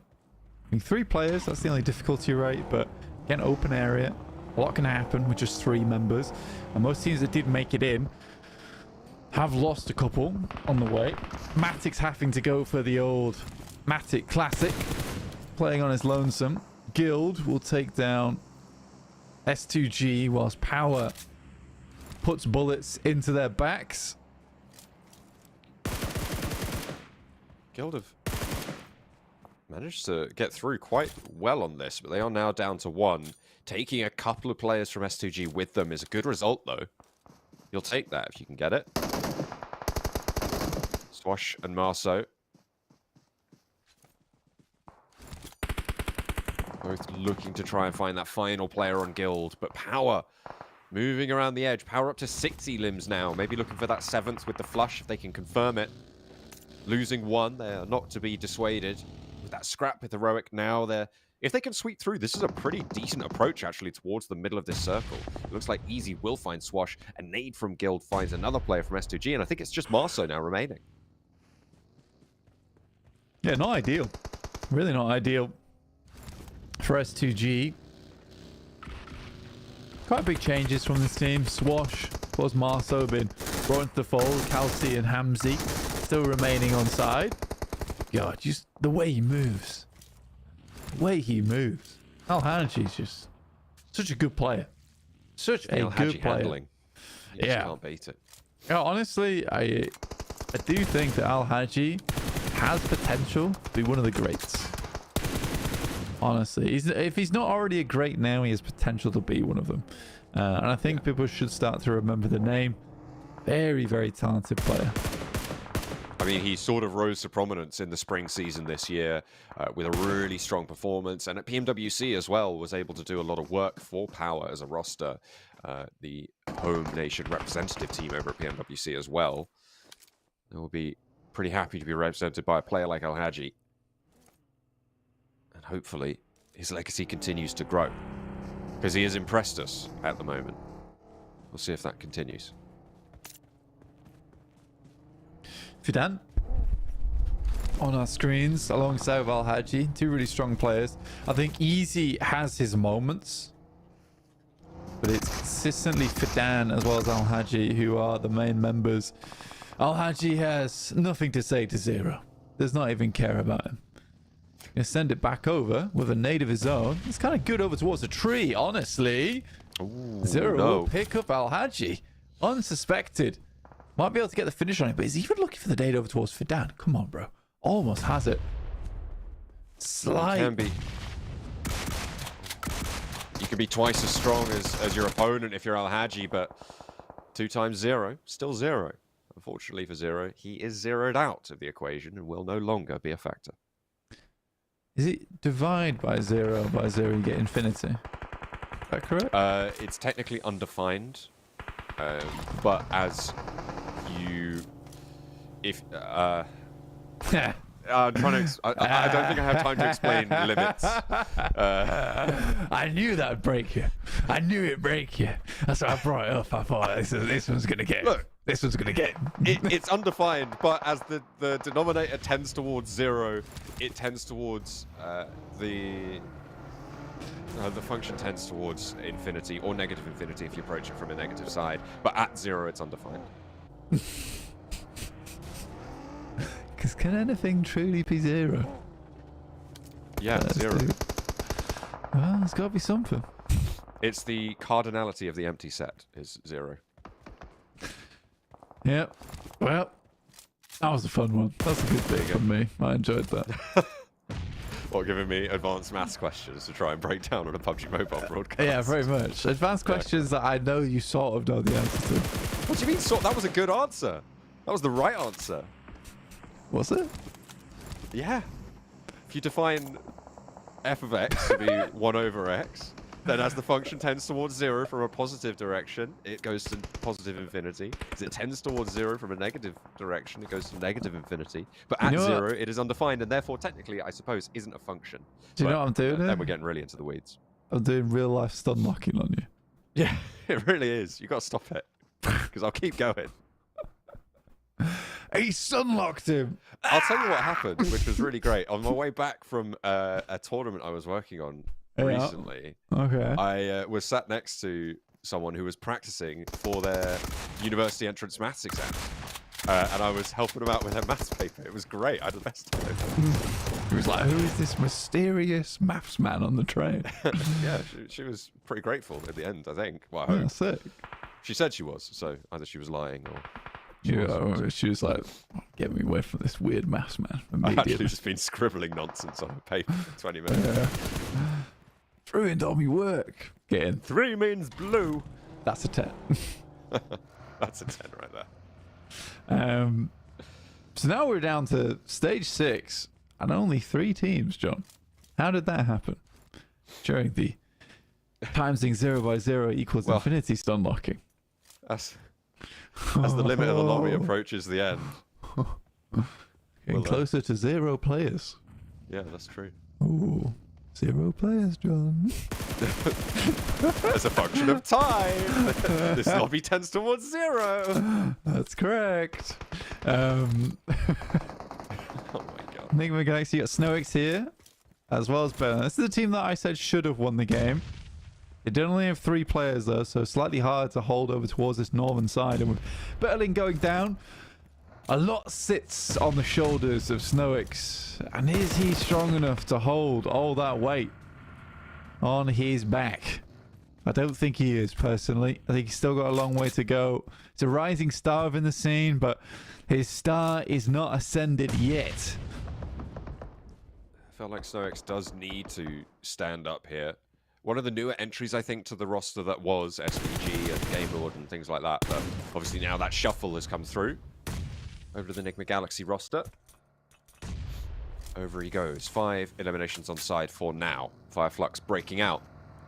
Flowing over to the top side of the hill.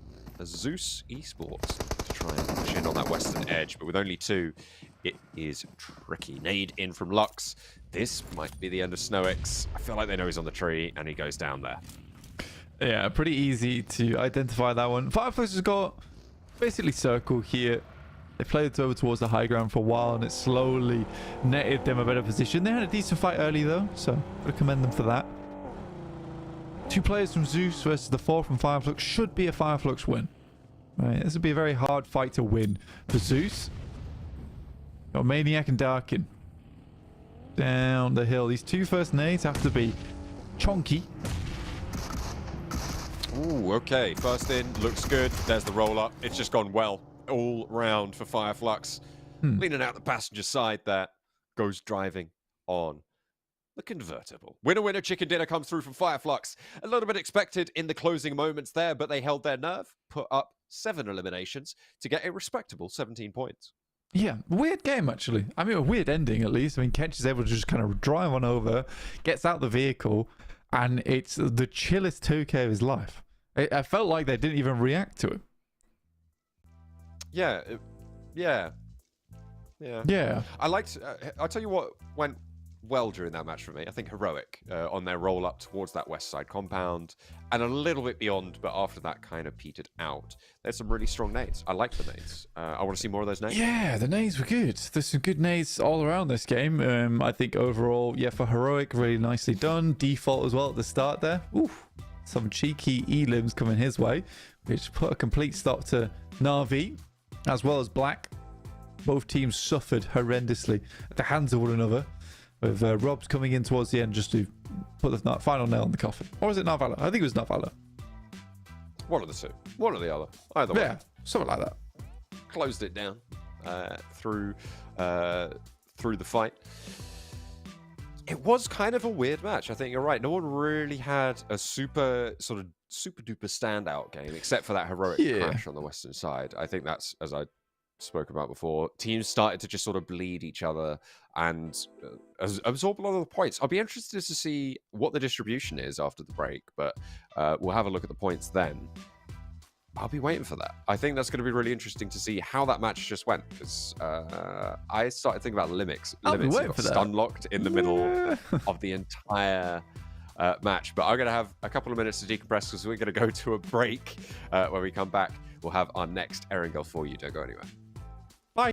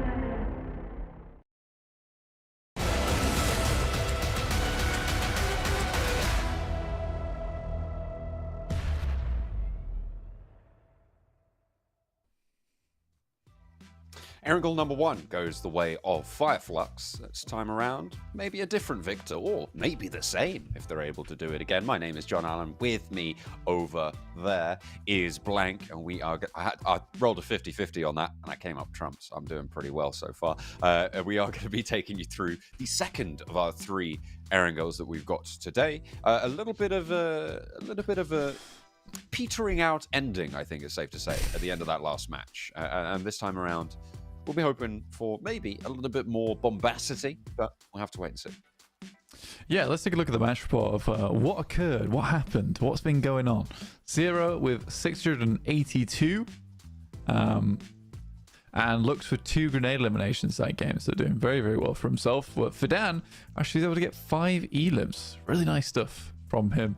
Walsh with 13 kilometers traveled. He'd gone a long distance to get to where he needed to be. Unfortunately, he didn't go any further. I think that was the player got shut down inside the warehouse, if I'm not mistaken. Have I made that up? No, I think it is for Heroic. They got shut down inside the warehouse after the scrap. Yeah. They almost came up top trumps, but unfortunately, Malloy really puts a big dent in them. Some couple of good shots to the pump shotgun, which has slowed them down quite a bit. Let's take a look at the damage numbers there. Very, very even towards the top. You can see Power doing the majority of the heavy lifting on the elims, but allowing 77 to get 8 and Heroic to get 4. It is fairly, I think, low, even damage numbers. These are what we would refer to as Sanhok numbers, I think it's safe to say, on this of our first of 3 Erangels. So I'm hoping for it to change up a little bit. It felt like some teams sort of let things get away from them. A lot of feelers being put out, but not really too much capitalization on that. And I would like to see a little bit more proactivity. It might be a symptom of being in such a long-form tournament. Teams are just like, okay, let's take these first few games just to research, see what is going on around us in these tournament settings and see what we can get away with as well. Yeah, I think for Fireflux, it's an odd game because I think that they sort of roamed through and were able to pick themselves up some very, very good eliminations towards the end. But yeah, it almost felt like a gifted win to them, right? It was on a little platter at the end of that for them to just scoop up and take back to the bank. So for Fireflux, I want to see some more out of them. I don't think this is the greatest of test how far they'll go in this tournament, just this one game, because it was a weird one. And I think people are still figuring out the rotations because a lot of people are getting caught quite frequently, I'd say. Yeah, I think that's kind of accurate. Players are just sort of dropping left and right, and it's not really going super well. You can see here are the match rankings. Fireflux on 17 at the end of that one, able to get 7 elim points, which I'm surprised that they weren't on the front page of the damage meters there. Wasn't it like Power and then 77 after them? And then it was a team on like 4 elims or 5 elims. So they must have had a really low damage count. Yeah, it's quite an odd game in that sense, really. But yeah, overall, fun stuff. Very, very, very fun stuff from a lot of the squads here. I think so far we've seen a good mix of the bag in terms of who goes and does what in which game. Over on Sanhok, we had a smattering of teams stepping up. And again, in Erangel, it's been some different teams as well who've been able to do quite well. It's nice. It's nice. Getting on into this second round in the ringer. After that match, 2 teams sit in first place.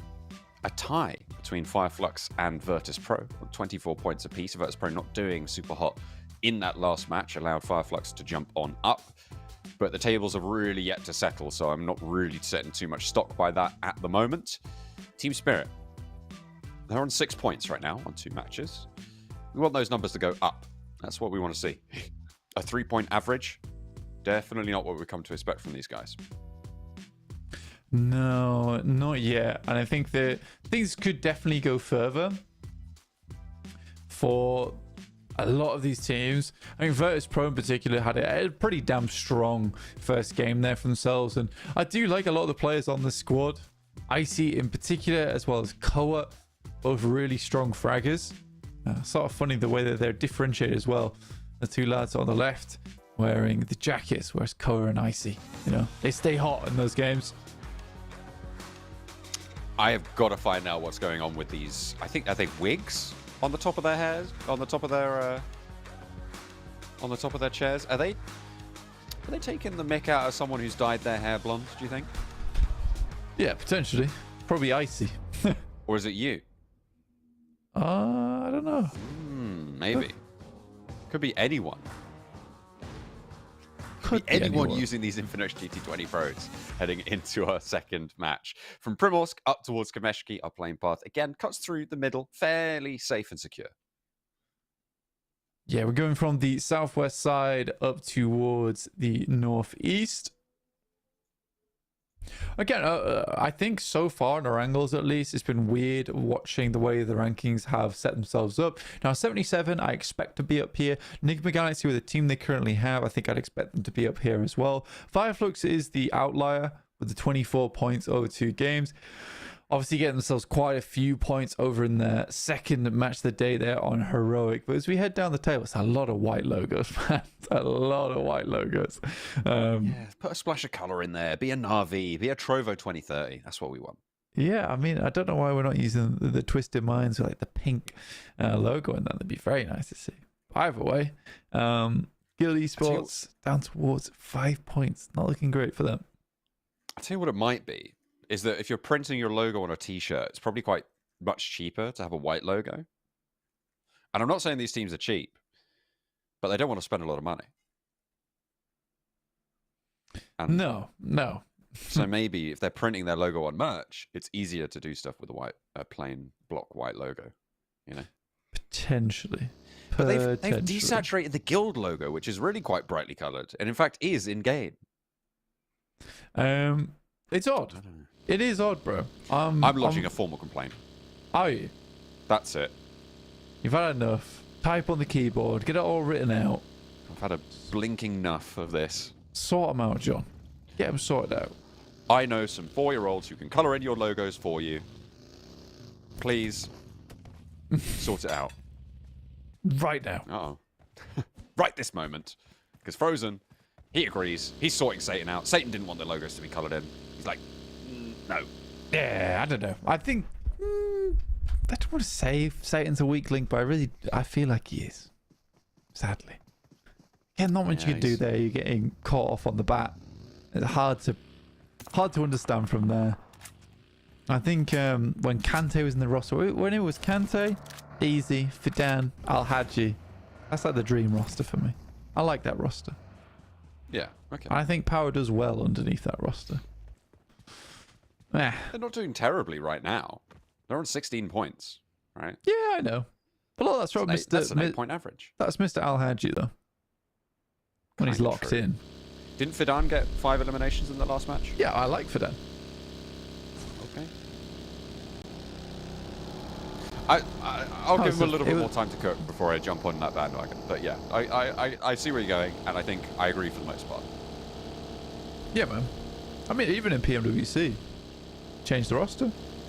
Everything starts to work out. Yeah. I don't know. I could be completely wrong, and it could be just a look-based thing, and it's just unfortunate for Satan for the way it works out. As soon as he gets subbed out, they start doing well. It's like, they figured out their rotations.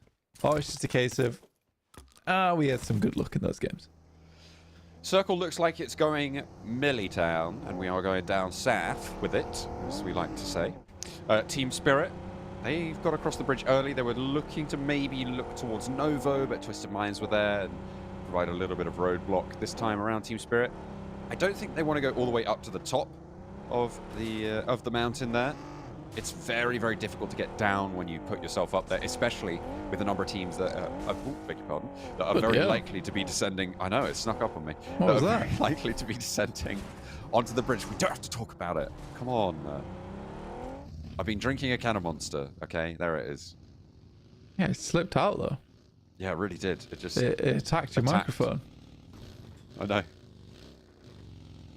It's like you weren't even in control of your own body for a second. I was possessed by the beast. I had to unleash it. What can I say? Unleash the monster beast. That's all right. Can't contain it. It's fair enough. I hate that bug. It's my least favorite bug in the game. Because you're always like, oh, and he's dead. It's not the case. Poser. Looking to slalom over the bridge. No one holding on the far side right now. Although that might change. Should be much less worried at this stage. This is generally... Oh, goodness me. It's going to happen again. I can tell. Oh, you die. Yeah, I'm having a... You get that checked out. Yeah, I do. I should. Get that checked out right now. You just drink some water. Yeah, I think I might need to double up on the drinks there. I think I'm good. I've got it out of my system. I did mute my microphone for just a second. So maybe just don't drink the monster. Maybe not as quickly. You know? Yeah. Don't drink the monster really I've got quick. to slowly unbuckle the beast rather than just unleashing it. Yeah. In the meantime, here's Heroic. Looking like a mighty wasp in the sky. Look at them. Yeah, making their way through, looking to sting and prod the enemy team. Keeping annoyed and unhappy. It's the double glider setup as well, so It's kind of dogfight. cool. I think they're the same team. Yeah, they are on the same team, but that would be cool. I'd like to see that. What is that called? That's a formation. Yeah. Formation. A strike squadron. Yeah, that's what they got going on. Wasp gang. Let's not do Wasp Gang. Okay. We've had too many gangs in the past. Agreed. We had Watermelon Gang. I don't want Wasp Gang to be a thing. Strike Squadron was good. Leave it there. Okay. All right. Wasp strike squadron it is. Yeah, I'll do. Strike Squadron, call sign Wasp. Oh, I like it. That's even better. Erangel. Erangel. Oh dear. Goodness me. It's really going off the rails today. Where does that come from? Erangel. That's No, I just mean like where'd that come from? That's what was the connection to the name conversation? of the player on Zeus was Eren. Okay, I see.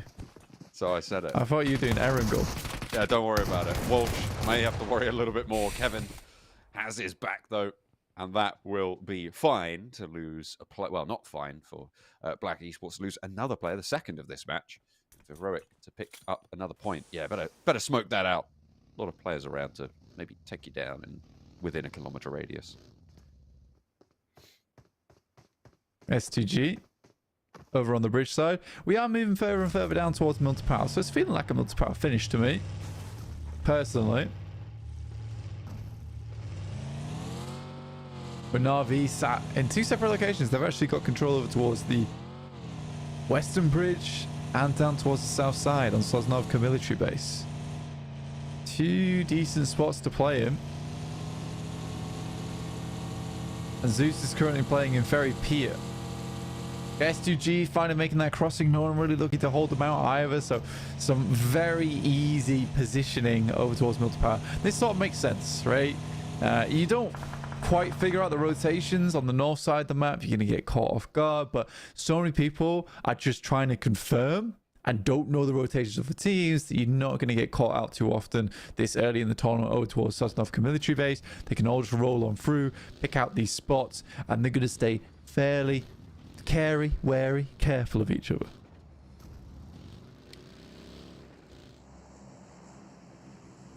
Fireflux swimming on the northern side. Unfortunately, they don't have the hovercrafts in this game mode. That would be cool. I'd like to see that in competitive PUBG Mobile. It would change a lot of the dynamics, but might be a bit too strong. Getting across this water gap. Fireflux coming up against that barrier right now. Heroic and Twisted Minds clashing quite heavily, it seems. And there's a bloodbath underneath the feet of Heroic, and they come out smelling of roses. It's looking good for them. Kevin and Jafar can get rezzed here. They are fairly isolated. Potential for a third-party roll-up. We'll have to wait and see. Yeah, Heroic's having a good day today, man. I'm actually very much enjoying it. Mainly in terms of eliminations, though. Really. Nice and aggressive. Yeah, very aggressive. Some good shots going through. Had a pretty unfortunate Sanhok, which is why their numbers are so low currently. Yeah, a lot of teams making their way in. Good old team spirit fashion, too, where we'll likely have to wait till the end of the week for them to sort things out. Again, for team spirit, it's a bit more tough. a lot of teams know their rotational paths, they know their tendencies, they're the team to watch out for, so you do a lot of research on them beforehand. A couple of the teams do make their way through those cracks, including Heroic. You can get some of these cheeky flanks off because people haven't read that much into him. Sorry about that. Okay. S2G. It was a late night last night. Yeah, that's fair. That's fair. Black Esports getting eliminated. S2G trying to take a fairly central position, but they are quite covered off there. Nice and safe for the time being, though. Fireflux on the northern shore have managed to find landfall with one of their players down off on the flank. Lemon looks to put a brutal nade in there. That could be huge. A knock. Not quite getting the flush either, unfortunately, but Lemon has another. And one more as well. He's got a lot in the pocket here on these nades. A reposition, timely, comes on through for Fireflux. Lux could be pinging this all out. And a sweep to try and help his teammate. Comes on in, scouting out the positions, pings the tree. They know where to place that nade. Perfect. Sulke now last to stand in the way, and Lemon marches on forwards. Oh, he's taking a hell of a beating in there. Oh, so close, Actor. It's a little bit off the left. The Sulke comes out with the pump shotgun. Drives over Lemon. And we'll still find it. Doesn't quite get all the juice out there. A couple of seeds in the way. Not quite going to get the job done. Pancake Day is a bust. You seen that Berserk meme where Guts bites into the lemon? No. Have you not seen that one? No. I'm not up to date on the Berserk memes. I've not watched it. So. Damn. Okay, it's like the tech deck all over again. I'm gatekeeping. Yeah. You're Berserk gatekept now. Look, just because I said Eren Yeager. That's right. You got to know about anime. You can't say Eren Yeager and then I'll do an anime reference. You don't get it. And then not know about this obscure anime from 1965? How could Actually, 1997 to 1998 was the first movie, and then it was 2009 when they first released the series, and I believe it was 2 years ago when they released the 3D animation, which flopped. Oh my hella god, bad. I don't care. Please stop. Don't test me, boy. Stun locked. There you go. Stun locked. Back at you. I found yours. Gotcha. Oh dear. 1960s though, that's crazy. 90s. Well, when was the first anime? Like I said, 1997 to 1998. It wasn't anime. It wasn't anime, but it was the film. It was a 3-part series. No. When was the first of any anime? I'd have to check. I believe it was in the 2000s. No, just of any anime. Oh, all time. Yeah. Depends what you classify as, I guess. Okay, well, I've just Googled it, and apparently it's 1917. Yeah, it depends what you classify as. It was Astro Boy, a silent animated film. Yeah, depends what you classify as. That's true. Astro Boy, I guess you could say is an anime. You could if you wanted to. You could. 1917 though, eh? Crazy. Yeah, that is pretty crazy. That's like before Disney. Let me pull up 1917 Astro. You're going to watch it now. Should we do a watch party? Yeah. Right now, let's go. Heroic on the east flank. Moving into the area that was deserted by Team Spirit earlier on. Team Spirit have shuffled closer to that military island. Heroic have been on their tear so far. Uh-oh. War Squadron coming on in. Guild trying to descend from the skies, and they've had their stingers removed. That is disaster. Flying on in. Is there another player in there? I'm not entirely sure, but they're not going to be in there for much longer if there is. Hits a tree. Comes a cropper. Oh, I love that so much. Yeah, I think that's the first time I've actually seen that happen. Yeah, I actually sort of wish that it would carry on going and like hit into default on the other side. Wild stuff. Also, did check it out. I would say, yeah, 1917, first anime. There you go. I would agree. That's nuts. It Also, kind of cool. Over 100 years ago. Anime is over 100 years old. It's an old man's hobby. It is, yeah. I'm in an old man's game. None of that Danganronpa. Did I say that wrong? Did that test? No, it's fine actually. I think you nailed it.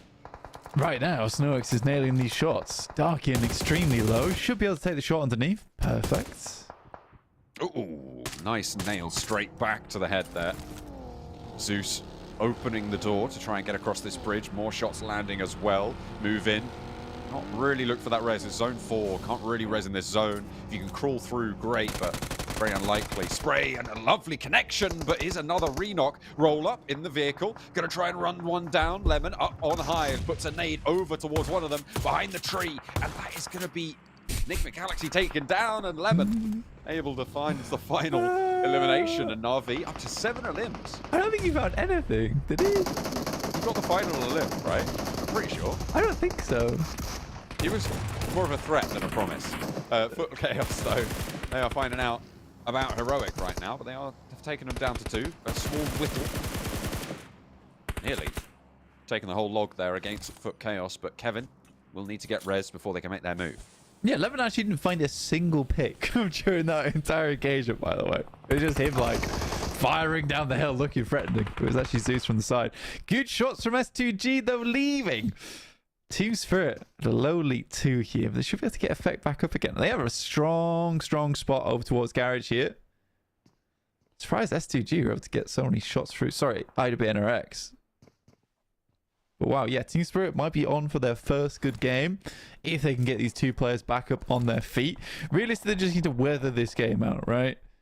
As the circle starts to push on inwards, their position gets stronger and stronger over time.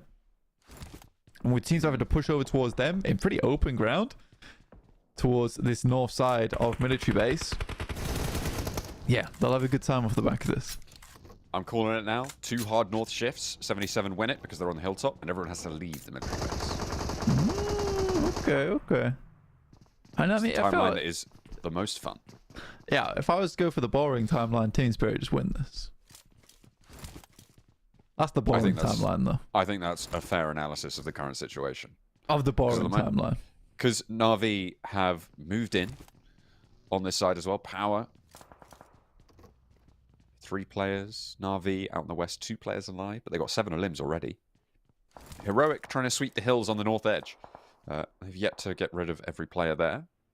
Only time will tell if they're able to descend and how fast they're able to do it as well. Yeah, we're just basically waiting for stage 5 and things get rough. I think the difficulty right now for Team Spirit is that they've hit the deck so many times that, you know, meds look to be a little bit poor on their side of things. I'll have to get the refresh coming through later.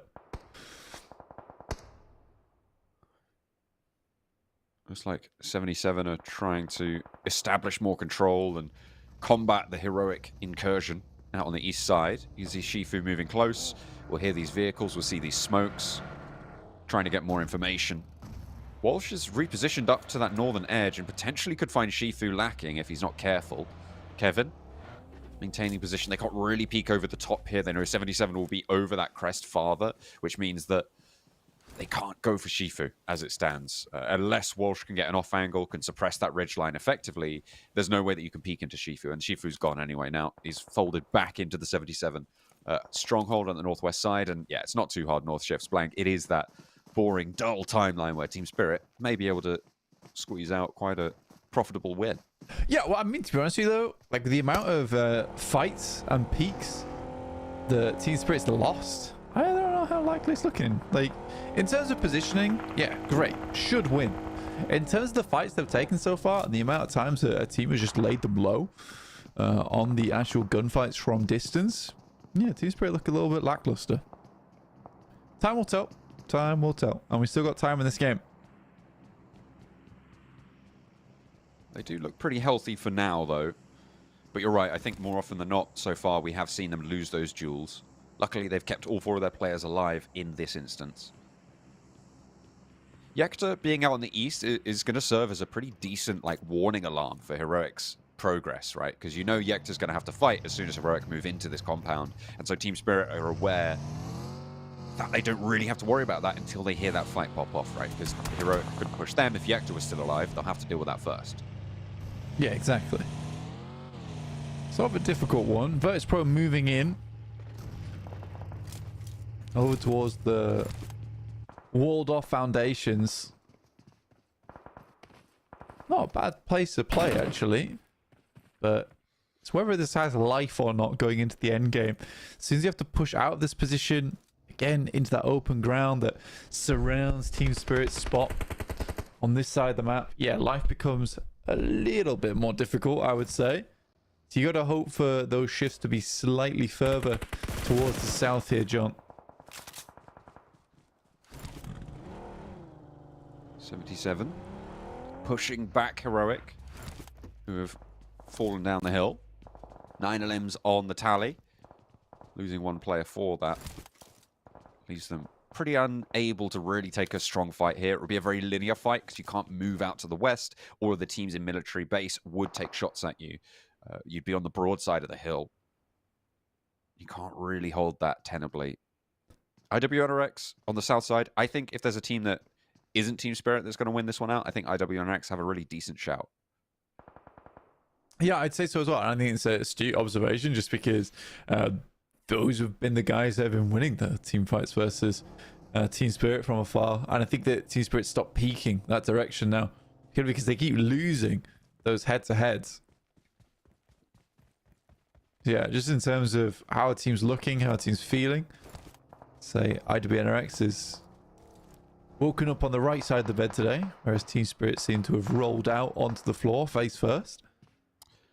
Although, on the standings, Team Spirit are ahead, which is interesting. I feel like IWNRX have had a little bit more quality to their gameplay, but the point scoring disagrees with that. Yeah, only after this game, though, right? They were able to get 3 elims early on with Team Spirit. Otherwise, IWNRX should be ahead of them.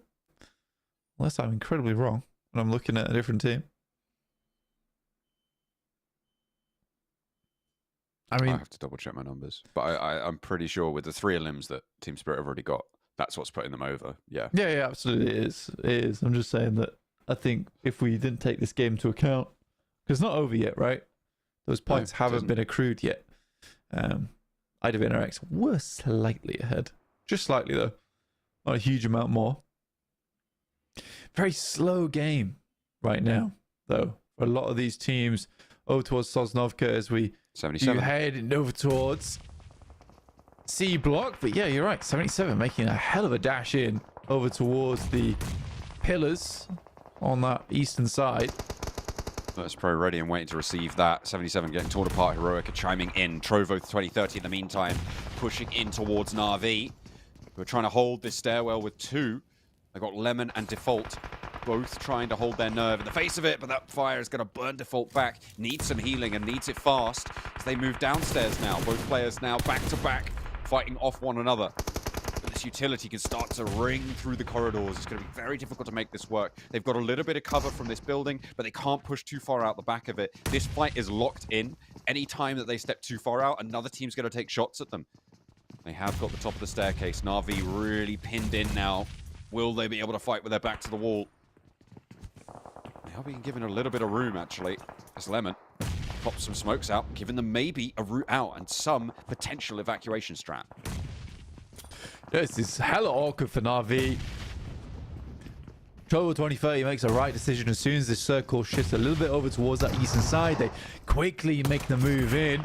Lemon finds another on Yusuf, though. Despite losing Default, this could be a great nade over towards Fidan. Gets the spot off as well. Oh, lovely. And he almost goes down. One more will settle the deal. The rest of Power are moving in, and that nade will tag the heel of Fidan. Catches him on the cross out in the open. The stairs won't provide him enough cover to stay alive, and Lemon is doing so much work for Na'Vi. They're up to 8 eliminations. Heroic are up to 10 in the meantime. I think 77 went down in the midst of all of that, and I wouldn't be too surprised if Heroic didn't pick up too many. Finally, Lemon goes out, and it's Marcelo to pick up the mantle of the Lone Ranger. But Al-Haji is there, ready and waiting to take his gun and his badge back out to the west for you. Yeah, wonderful hold from Na'Vi. Looking a lot stronger this time around in this tournament, which is good. Team Spirit were able to take down the majority of 77 over towards that east side as well, which was nice. With 4 players alive, they contend with Virtus Pro as well as IWNRX in this match. We can see here Virtus Pro going to have a very tough time as Circle did not shift down towards that south side quite enough. Team Spirit's location fairly central. The question of who does this circle pinch out first, Team Spirit or IWNRX? And stage 7 will be the telltale story. Easy Al Haji on the western edge. Heroic. Unlikely to get Kevin back here. Possible. They have got a player on top of him. But a move needing to be had. A nade in, finds effect, and that's a big opener for Power, actually. It's going to take 2 sightlines down, but luckily, Nomi is on the ball, ready for it. The zone pushing in 30 seconds isn't going to put pressure on this res just yet, but that nade might. Round the corner, has to give up the ghost, and Al Haji's down. Yeah, I think with the fact that the circle was pushing in, he had to instantly stick the res, right?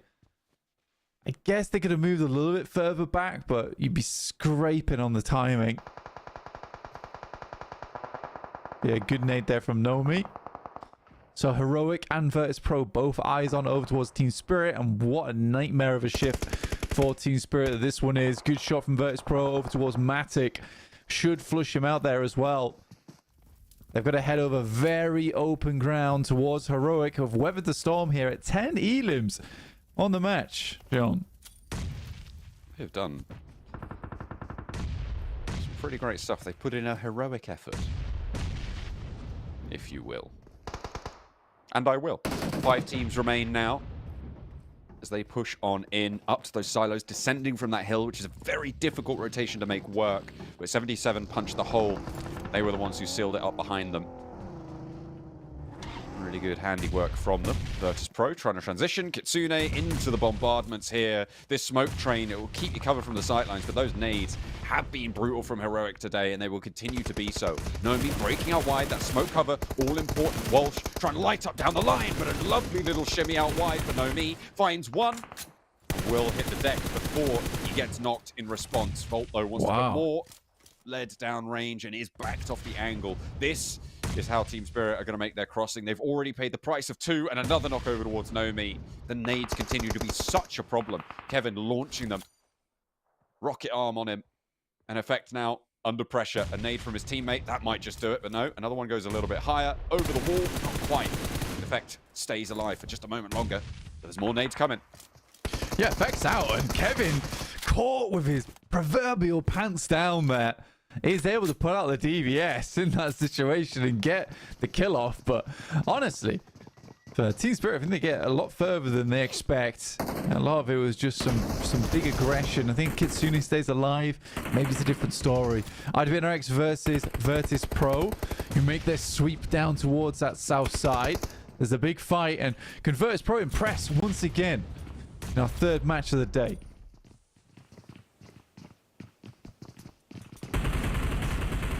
That's a nicely placed nade, but doesn't quite connect onto Malloy. A little bit too short, doesn't quite make it all the way through. IWNRX, Virtus Pro, clashing still. And Heroic all the while. I feel like if there's a team that's putting the legwork, it is Heroic, but their position really difficult to navigate. Volt, I think, might just have some cover for Kevin to get this res here, but playing as 2, you've got to be so careful. That was a really bold peek coming through from Kevin. Trying to find the repeat angle. IWNRX still holding this fight out at arm's length. Yeah, they're desperate for a win here as well. I think that IWNRX, they feel it, they know it. They'll push themselves further up the tables. They've been unhappy for how they have been playing in a few of these tournaments recently. They went from a tremendously big pedestal, a very small column. Nice shot from Biscay, though. That's cheeky. Ooh, okay. Malloy goes down, gets flushed. IWNRX extend their numbers advantage. Kevin, though, still's got a couple of nades on him. Zed Wolf. Shimmy's out. Knows there's 2 there. The DBS is good for 1. Gets the flush out as well. Swain closes the door. Now looting up his teammate as well. Steps out. Has the DBS. This time it's going to work out. Bishke with the hot swap on the weapon. Finds another. And IWNRX is starting to be shredded apart here. The door shut. And Bishke wanted to push in, but will be denied access at the door. Heroic around in the meantime. Another step out. The res not coming on through just yet, but Kain wants to enact his. I mean, they have to kind of push for the res maybe, but I think the speed in which he went for this res, Bishke does not have much choice other than to sit outside the door, try and go for the drop shot. In the meantime, everyone else goes down. That will be IWNRX taking the win. Another strange ending there where it all seemed to just fall apart in those last moments. But yeah, very nice game from IWNRX. and they just looked more switched on. Let's put it that way. The team spirit that game doesn't help with the hard shift though towards that eastern side, but I do think either way, IWNRX play that game out very smartly and with a lot of skill. Yeah, they had a lot of control over that military base. A lot of the open ground was in their sight lines. They made it work for them. They started things off quite well as well. Did he throw his knife? He must have done. Did he throw his knife to get... I think that's the only way. And the fact that we missed that is a little diabolical. I don't know if it's possible if whoever's operating the replays to go back and look at that first elim. Because I'm pretty sure he threw his knife low. He had to be low, right? He had to be, surely. Unless the range on the knife was just like just about tagging on, right, with the swipe. Is it like because he had it on? If you throw, we picked it back up, I guess. But if you throw it and it headshots to do extra damage. Damn. I don't know about that. I need to get another replay because I feel like that's that not something I've tested before. That might be a blank 10 moment. Yeah, that might be a 10. That might just be a 10. Who knows? But yeah, either way, fantastic start of the game at least. End of the game was a little bit lackluster in terms of action and more to do with positioning. But either way, what banger of a game. That was Sanhok to start off. I was kind of surprised that it wasn't as bombastic as maybe it could have been, right? Because you have a military base finish, and normally those get pretty hectic all on through. But IWNRX, they kept their cool. It was a little bit crazy right at the end, but in the end, they prevailed, and they used that door to their advantage. Heroic couldn't quite sneak that one away, but they still did a lot of damage. We'll take a quick break. We'll be back with you shortly.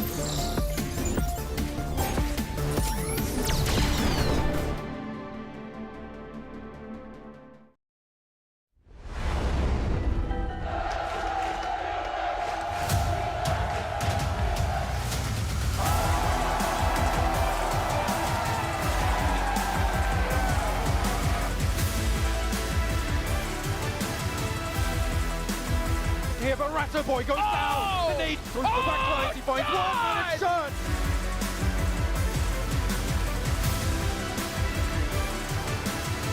There's the response back though. First pickup. Yo! He goes on to do it.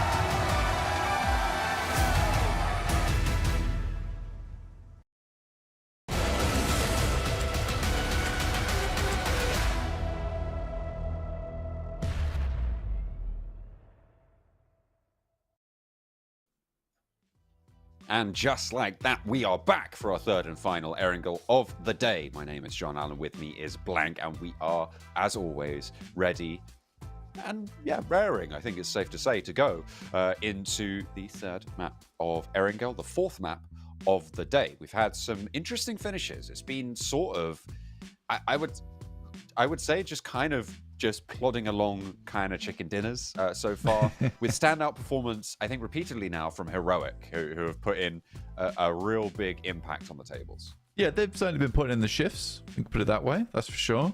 With Volt here, highest damage of 550. Walsh again, the guy that traveled the most in these games.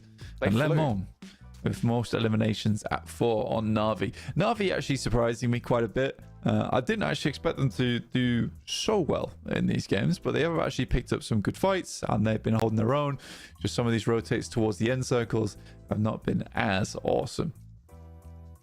No one's been getting close to that 1k damage at all. I mean, I'm a little bit disappointed, I have to say, but everybody's being sensible. Maybe it is Icy that they're taking the mick out of with those wigs on their chairs. You're right. There is. I did see that blonde top on him. We'll see if we'll see. We'll get word if that is the case. But either way, I've got to figure out what 77 are doing. IWNRX though were the chicken dinner winners from that last match, getting 7 eliminations, nearly 1.6k damage overall, and they played a nice split on the south side of military base. I don't think I would fault them for how they played that map. Yeah, no, I think they did play it very well. Every time anyone peeked at them, they were getting some sick shots off overall. So hard to keep up with them overall. They were very, very good, very strong, and some good peaks that came through too. And it was a tough match, 28 minutes, a lengthy game, went all the way down to the wire in zone 9, but 2,000 damage there for Heroic. Good stuff from them. Yeah, definitely sort of stealing the limelight, I think it's safe to say. That hilltop on the north edge that they were able to control, fight off, and force 77 to take that descent before them really worked out, and they were able to capitalize on that, earning themselves a hefty number of points. Let's see how many that was, because they stole that top spot. Look at that, 18 points for Heroic, leaving IWNRX in a cool second with 17. They'll take that, and Team Spirit finally off the blocks with 12. Yeah, not a horrible game from Team Spirit, and again, the circle doesn't really favor them, where IWNRX can pick up the majority of the points from a strong position they had on that south side, forcing both Heroic and Virtus Pro to play into them. 77 with the 4 points on that mad dash they tried to make from that northern edge, sending it down the hill towards military base. The rest of the team's 5 looks down to just the single point after the chicken dinner there on match 2, but we're heading into match 4 soon, our last Erangel of the day here. Virtus Pro sat at the top of the pack of the overall standings right now with the match that they were able to just put through. 34 points for them. Heroic behind on 27. Much more consistent performance coming through from Heroic, and I'm liking to see that. Na'Vi, 26, just behind, and there is a lot of teams in the 20s right now. So still very volatile tables. Not too much to go by here. I think anybody at this stage is still very much in with a shot of qualifying in high, well, qualifying for high league ranking points, right? That is what they're going to be looking to get through. But Foot Chaos with 1 point average per map. Guild, Black Esports, and Trovo 2030 not doing too much better. You said you wanted more from Twisted Minds. I think I agree with you now. Definitely. We were waiting to see what this roster has, and right now the answer is not too much. They haven't had the greatest of starts. Yeah, I think it's just a mismatch in terms of the roster, where it's all very, very good players, but they're all fraggers. They're all frontliners, right? They're all very, very strong players. There are stars, but you need to support those stars a lot of times. You don't have the right roster built around it. So I think for Twisted Mind, it's more of a case of figuring out who does what in that team. And again, I think this is the perfect tournament to kind of figure that stuff out. And I'm sure they can, because every single one of those players on that squad, very experienced, very good, individually great. But usually what makes a team here in PUBG Mobile these days is not only individually do you have to be very good, you need to be good as the whole. And the whole of the Infinix GT20 Pro is awesome, featuring a dual chipset and 144 Hz AMOLED display. It's got 120 FPS and stunning visuals you can check out during the 2024 PMSL EMEA. I'm stunned. Look at that. Goodness me. Stun Cannot locked. believe it. Unbelievable scenes.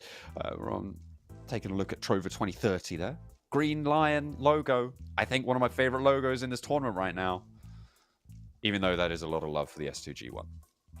Oh yeah, huge amount. It's a nice logo right there. Yeah, just waiting to get into the game basically. The Trovo 2030 logo is so realistic, like realistic looking. Obviously, lions aren't green, so therefore it's not realistic. But like, it looks like it could be, you know. Yep. Apologies, sorry. All right, I'm glad you agree. Look at that. PUBG Mobile Global Championship 2024 tickets are now on sale. 40% early bird discount. Okay, maybe I'll have to buy some for my friends and family. I mean, you know, I live, well, some would say I don't live in London. I would say I do. I live in, technically, legally, I'm in London. That's what I'd like to say. Anyway, so maybe I have to invite some of my friends and family. 6 of the teams that we see here will be going to PMGC, in fact, because there are 6 qualification spots for this region. And the top 6 from the finals will be grabbing those spots. So not only is the money up for grabs, but also the glory of representing EMEA at the world stage in London in the Excel Centre later on this year. Indeed, it's quite a lot. It is quite a lot. So a lot on the line here for the guys in PMSL EMEA. Virtus Pro currently leading the charge at 34 points in the top here. Second place for Heroic at 27. And down to Navi with 26 in third place. So not bad at all. And the point scorings are pretty even all the way down towards 8th place, where it starts to drop off quite a bit. But with only 3 matches to play, that is to be expected. Let's see if these other teams can get themselves up more into a position. And if we have a really rip-raring and close-fought tournament like we had in spring.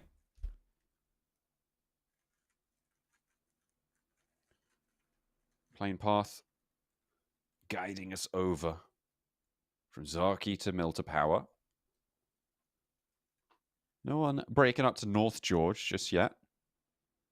Maybe potential for Black Esports to shimmy out that way should they find some vehicles. And if the circle goes out that way, almost certain that we'll see at least one team make that rotation. But for now, South George, the place to be, Trovo 2030, staking their claim to it. Virtus Pro as well, with maybe something to say. But Zeus is right next door towards the hospital area and might have a little bit of a clash on the western side. Northeast shift on the circle.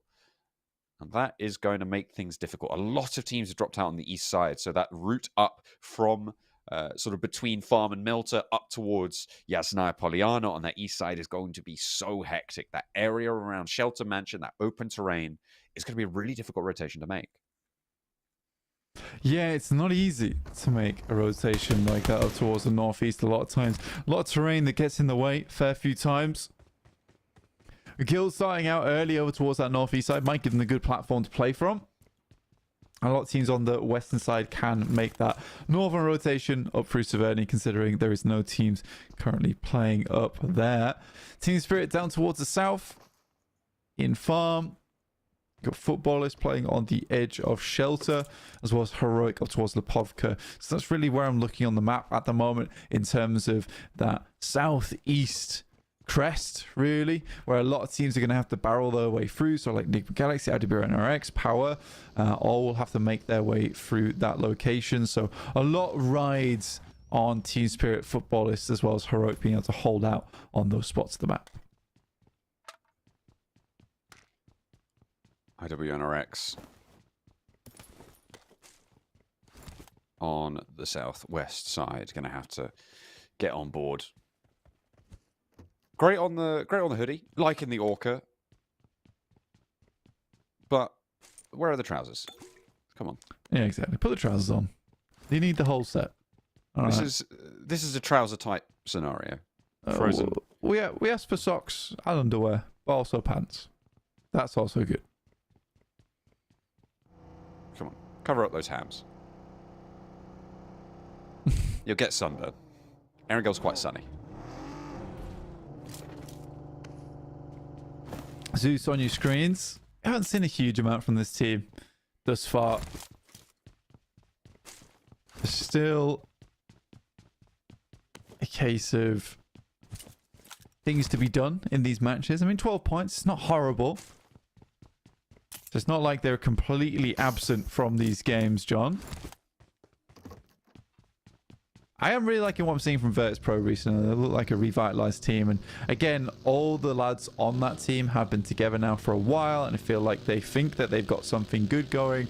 And you can definitely see the synergy.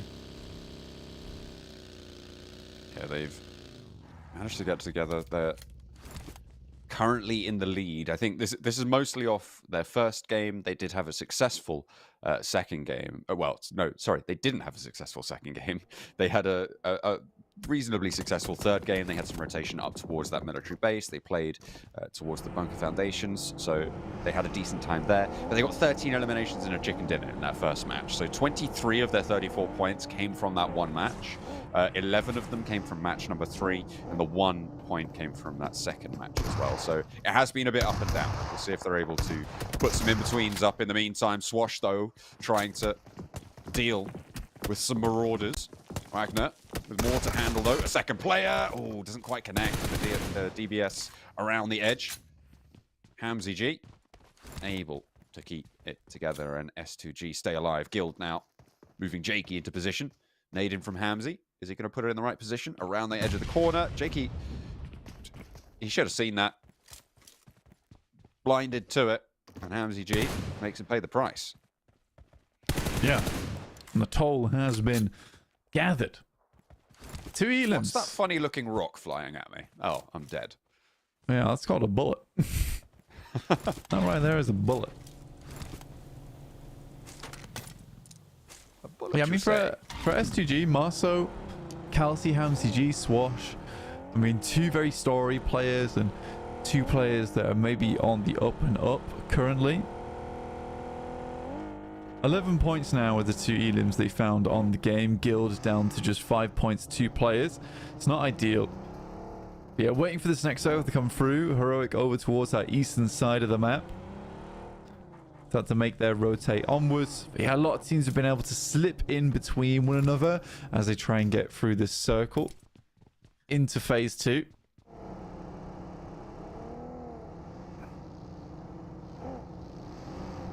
IWNRX making their route, establishing their train. Back of the queue, though. Zeus are behind them, so maybe not quite the back of the queue.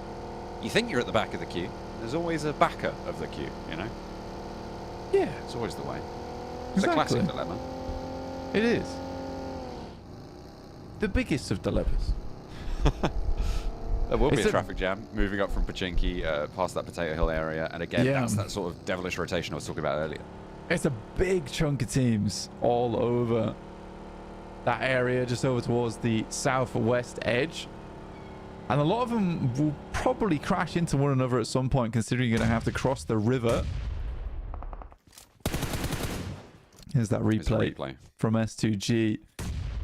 Some good and cool moves coming through from Hamzy G. And some more bullets raining on fruit from Fireflux, Scarface, towards that northern edge.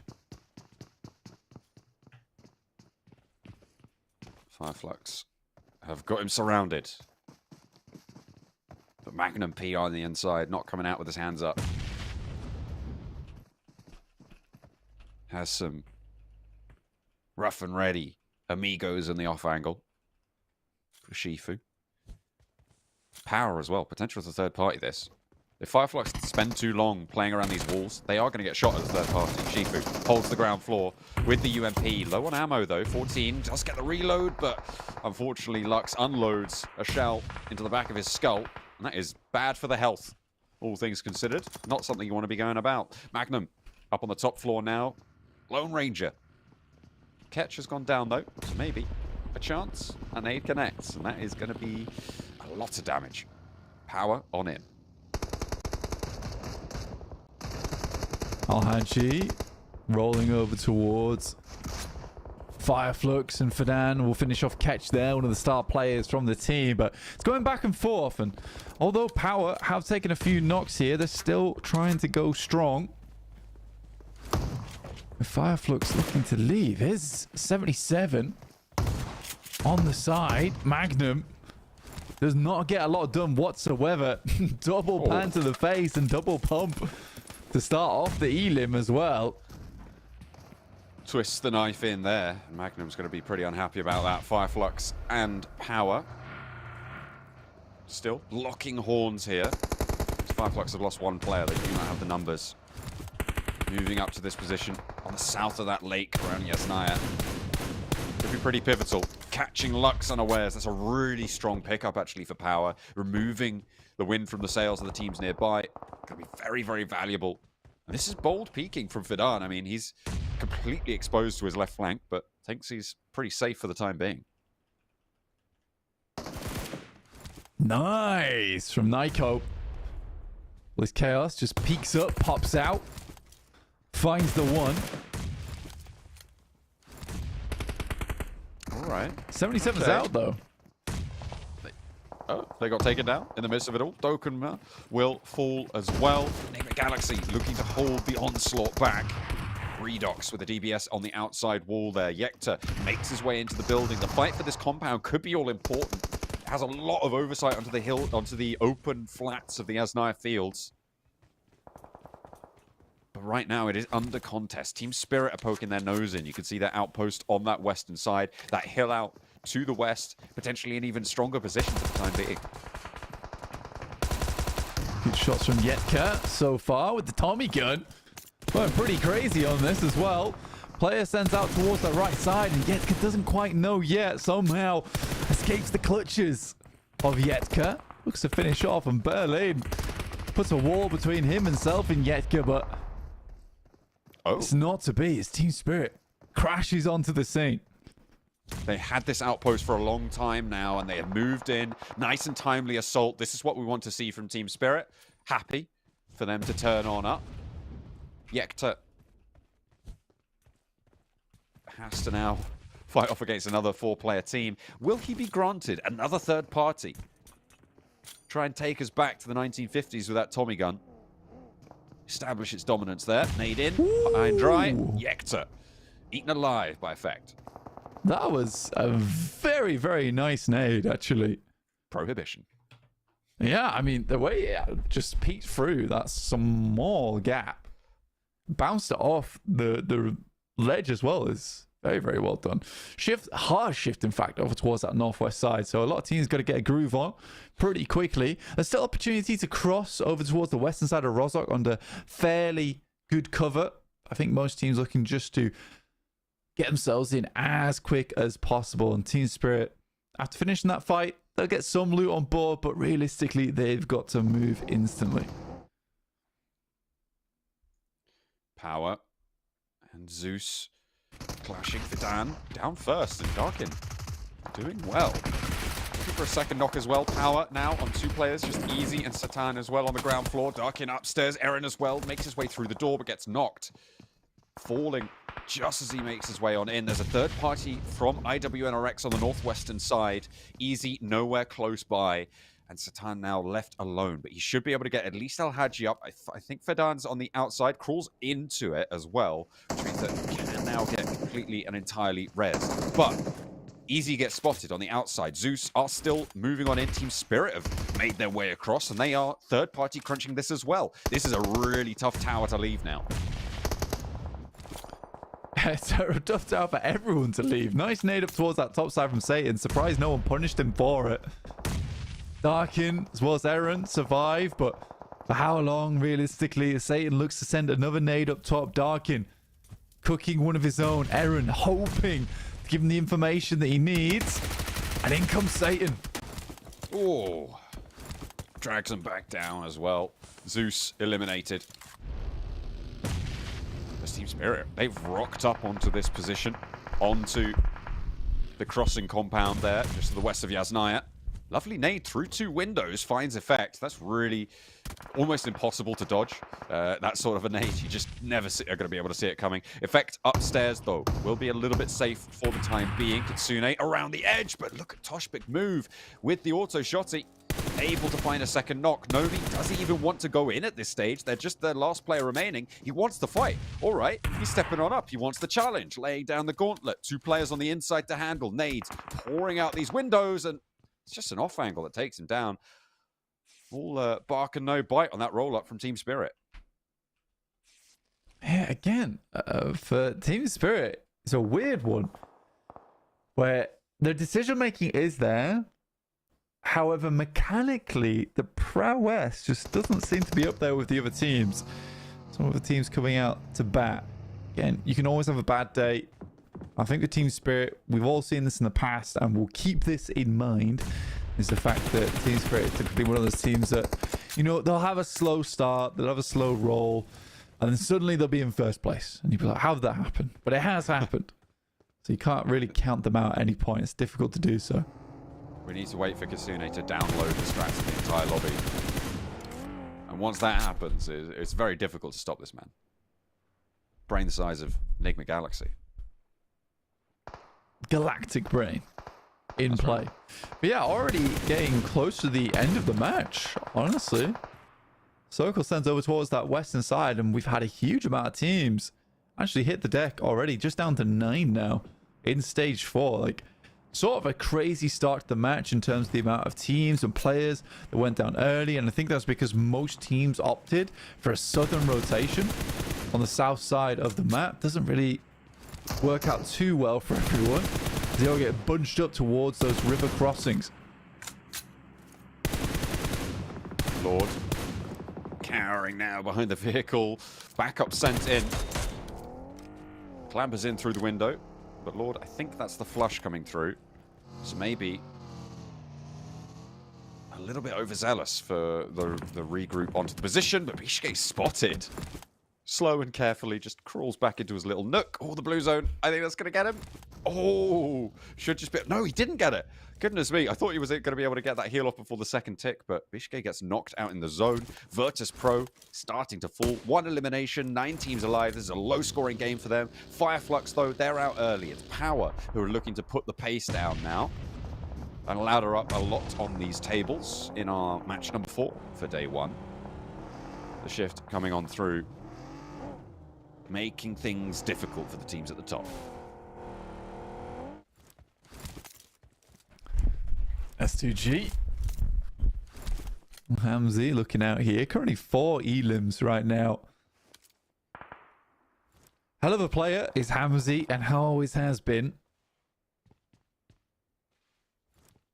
Virtus Pro down to just Malloy, who makes his way through to the center of the circle. This is going to be another fairly quiet game for a while. That is, unless Ragnarok can send through an unbelievable hail of nades with Coops taking advantage there as well. Getting a great spray down.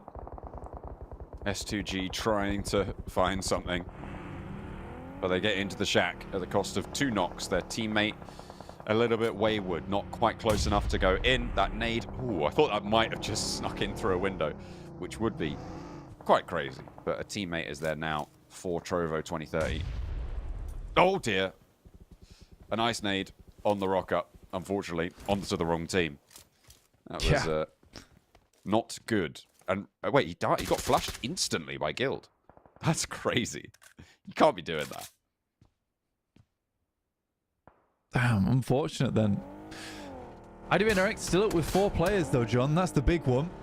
Trovo finally finding themselves a few more elims to 7 now. It's just pushed them a little bit further up the rankings themselves, 12th place. Yes, IDV who I'm certainly looking at, but very quiet game towards the end. A huge amount of fighting that occurred early, which has stripped this final playing ground pretty bare in terms of players. And with Southern Shift, ooh, looking like another cheeky IWNRX game, maybe. Could be. It's a difficult area of the map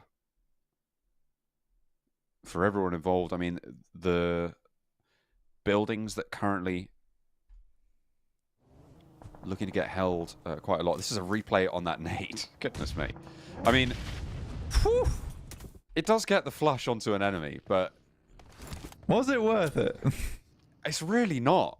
Like, Trovo 2030, at this point, with 4 players, would have a pretty decent chance of moving down that hillside that they've got a foothold in now, forwards. They could start to move along that ridgeline, but instead now they're down a player. They can't hold as many sightlines, and that makes it so much more dangerous. Scarface, oh, I thought that nade connected, but no. Twisted Minds, they should be drawing to a close here. As Robs is further on south, so is in the circle already, but this backstop 2 definitely not making their way in. That was a good nade. Yeah, it was. Did a lot of damage, but no jam on that one. Malloy spots Scarface. Instantly strikes as well. Shotgun out the side with the DBS. Crashes the rock. Easy pickings over towards Twisted Minds. Over towards Coops and Robs. That's another pick-off for Malloy. What's going on here? Me. Yeah, Malloy is just laying down the law. He's managed to get a knock onto Lewis. Unlikely to get back out. You don't want to risk an open res as the last player alive. It is a really important compound that Toshbek currently holds in the middle. It's that walled position. That is very, very powerful. It is only a solo player inside there right now, though. So Power could potentially divert. Look for the crash there. Yeah, it's very unlikely that Lewis gets back up. I'm so surprised that Malloy has just been finding pickoffs here, there, and everywhere. By the time they see him, they're already dead. Pretty awesome gameplay. I mean, I said, oh, Virtus Pro, they've only got 1 elim and there's 9 teams alive. There's only 1 player left. They're not going to do too well this match. Maybe I'll have to hold my horses on that, right? I said Power maybe looking to jump up the tables. They've done quite well. Vehicle horse. Already, yes, but the animal vehicle horse that is Malloy currently carrying the rest of the Virtus Pro squad on this game. A lot of posturing going on right now from the squads in these final circles. A whole lot of posturing, in fact. IWNRX down towards that southwest side, looking just to finish out this game strong. And shoot up the standings to a little bit more. You got Zero, Malloy, Tospic, all part of the Solos gang on the eastern side. And we have 4 players, gang. Or 3 on the west. Provo 2030, Power, and IWNRX. Careful moving up to this compound. Your teammate might nade you. You never can be too sure. Zero. Doing work for Guild, actually taking the flush away as well. The vehicle goes up. That's unfortunate. That was quite far away, that explosion, I think. Unless it was the buggy just to his left. But that looked... yeah, it was in view of him, right? That's the only thing that I can see. But just dropping down to 2 players, so realistically the biggest threat for IWNRX right now is just Power. He's just slightly off towards their east. Do they know an idea where Toshbek is? Inside a gas station. Yusuf and Marcelo looking to move down, and this will be Malloy's last stand. Realistically, on that northern side, as IWNRX opt to move west.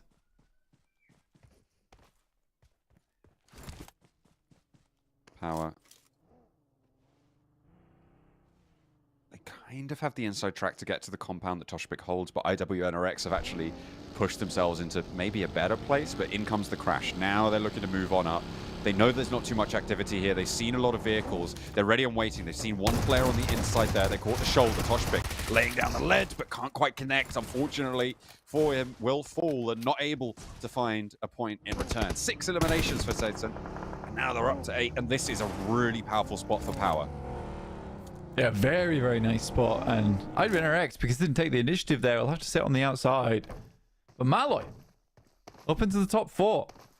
Trovo 2030 goes down. He's actually got himself a fairly decent result and towards 3rd place. Very unlikely he'll hit a 2nd. Yeah, be very pleased with at least a 3rd. In comes the crash, though.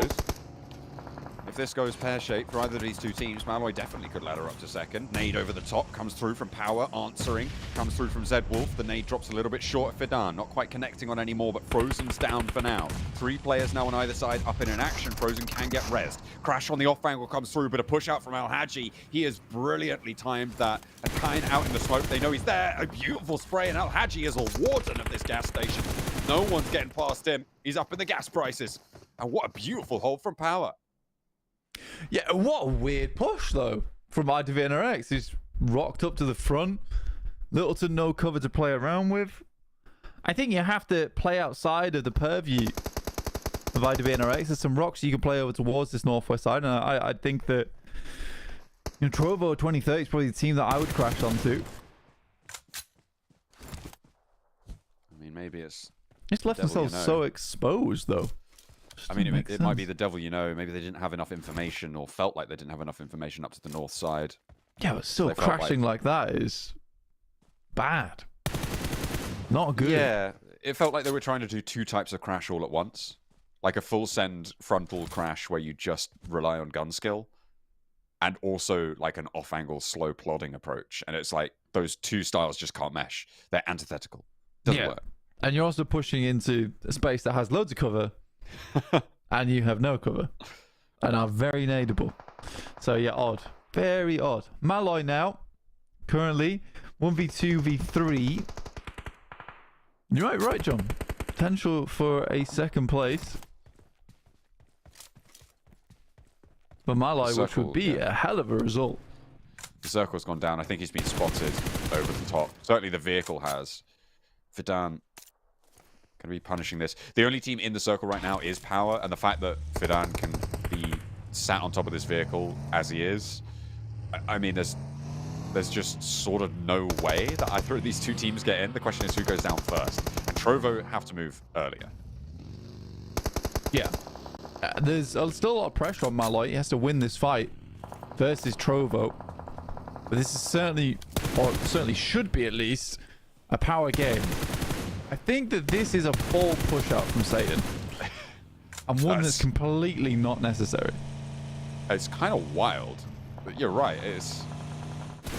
It's a choice. I mean, he's drawing gunfire, right? He's drawing positions out. There is a smoke to protect it, which means they can't really punish this position. But now you have to move. And they wasted a lot of time being distracted by Satan. So maybe that was the play all along.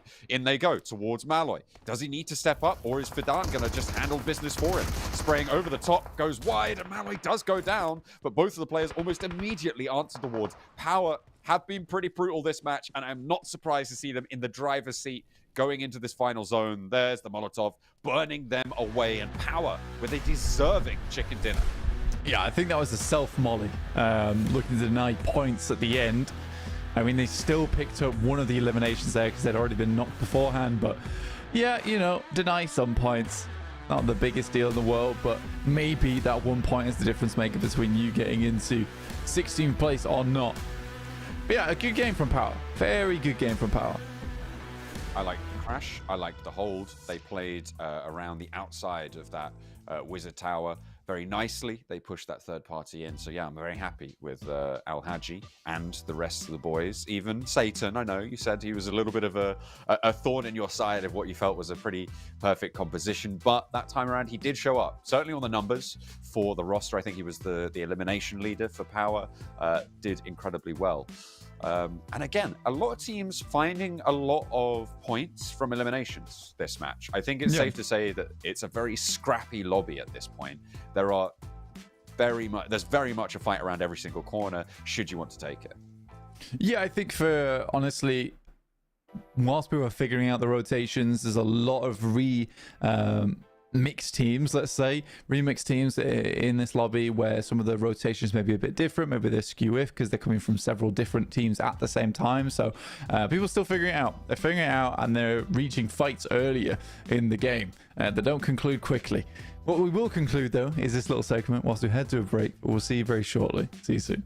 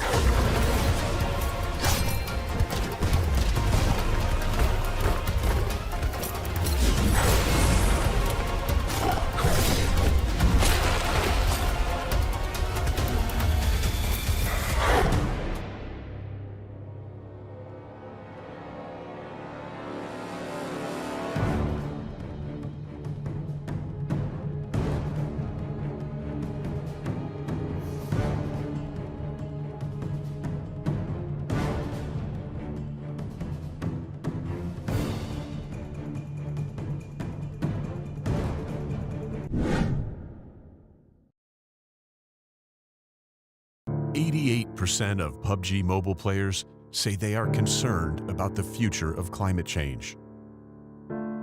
This shows a need for us to help make change.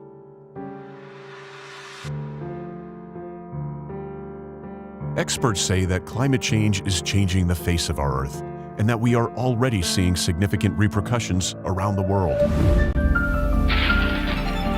Superstorms, mega floods, melting of the Antarctic ice sheet, increased wildfires, severe droughts.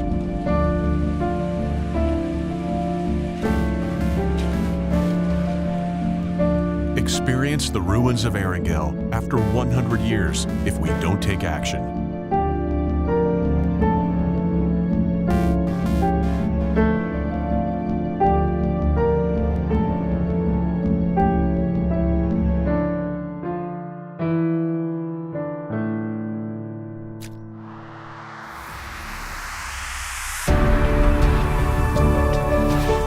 Run for green. We will convert the energy of PUBG Mobile players running in-game into real-life green power.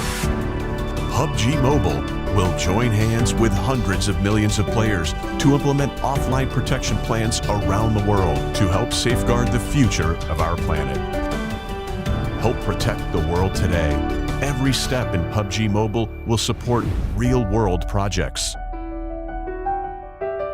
Play for green. Together for Earth.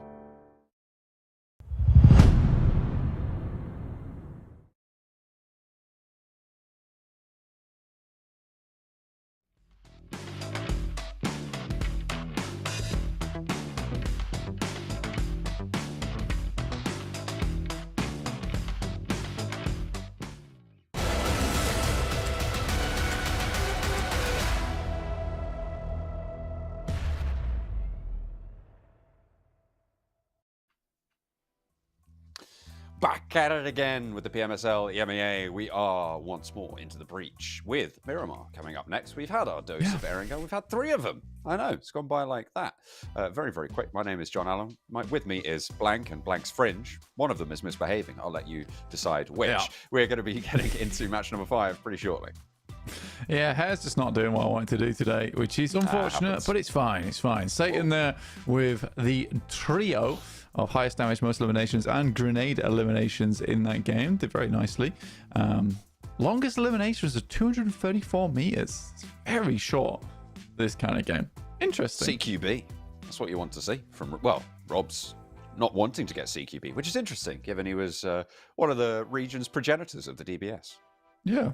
I mean, even when he gets the longest elimination, it's still pretty short. It's probably with the DBS as well. Probably with the DPS, 234 meters, kind of crazy. But yeah, so Power Esports come out on top that game, 13 eliminations, 23 points total. So a nice chunky game for them. And Virtus Pro with Malloy making it to 3rd place. Will pick up 5 placement points and 3 elimination points, sitting them at 8, which I think takes their tally to 40 at the end of that, which is very nice, honestly, in terms of a nice start for them in this tournament. We'll be heading into our next 2 maps after this. Will be Erangel into another Erangel. To be a top spot contender, you are in general looking to hit that 10-point average. If you're around that 10-point average, it's a very good chance that you're towards the 1st place in, well, pretty much any tournament with this point structure that you'll see. So it's great news if Virtus Pro are already able to exceed that metric, or at least meet it. I think if they're up to 40 exactly, obviously is a 10-point average. Team Spirit, foot off the gas, unfortunate. IWNRX, same story. It just felt like they had some sparks of life, but in the end, it just wasn't there to convert, and they'll need a little bit more. We're waiting for them to really come alive in these next few days, but I don't think we're going to see that today. Yeah, most likely not. I think that there is potential for more to come through from Team Spirit, but we usually wait for it, right? We wait for it. It'll come along eventually, as is always with Team Spirit. But for now, we're going to look at some of the other teams that are doing quite well, which includes IWNRX as well as Virtus Pro. Power as well as a team that I think a lot of people sleep on a lot, but I think is genuinely a very, very strong team that people need to pay attention to a little bit more. And I'm glad Satan had a good game that last time around. For me, I still do think that He's the weak link. However, if he can keep playing like this, I don't think I will see him that way anymore. It is something about getting off the blocks. That is really something that needs to happen. So today, maybe a bit of a bust, but we'll see. We'll see what is on the cards. But I'm liking Heroic on the flip side, right?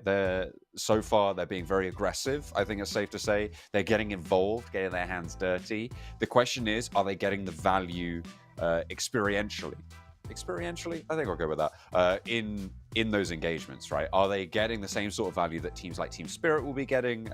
Almost certain, well, definitely, hopefully, getting from those situations, right? Are they going to be able to learn the lessons and incorporate that into their future strategy? Because being aggressive is a counterable strategy, right?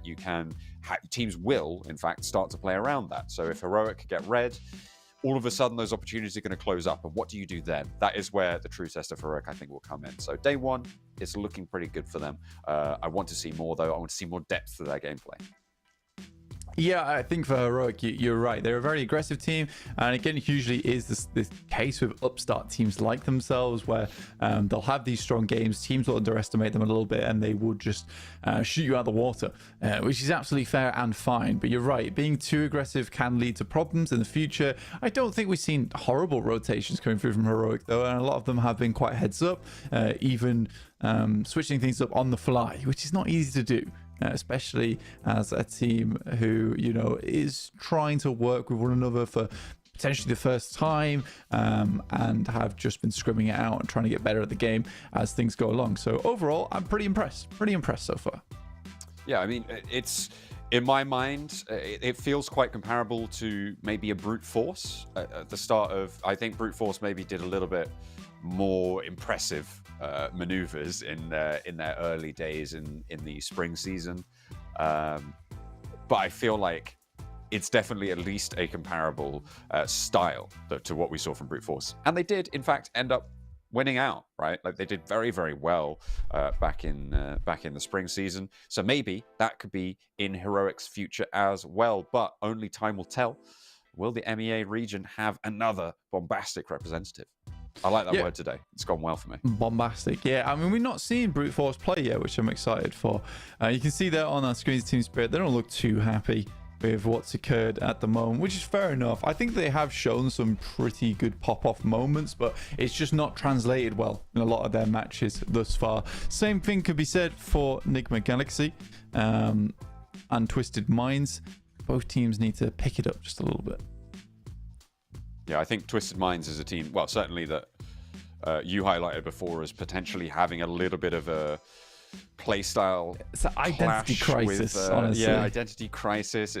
Like you said before, it's a lot of front line, not a lot of back line, not a lot of foundation. You build your tower too tall, all of a sudden it topples and you're left with a pile of rubble instead of a castle. It's not great. It's not great.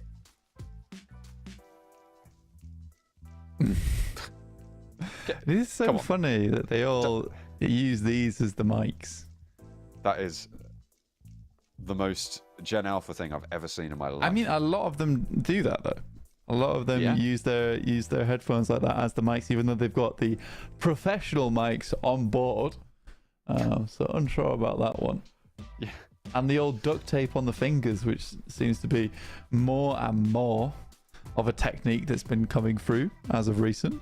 I mean, it kind of makes sense, right? Because you've got your hand held in the same position and you're using a lot of muscle power to keep that grip, right? So if you can have some assistance there to essentially become like a bionic stand of your own making, that's potentially advantageous. Seems like some players' favorite. Yeah. Probably terrible for your skin though. Yeah, I'd imagine having duct tape 24/7. Not good. Not great.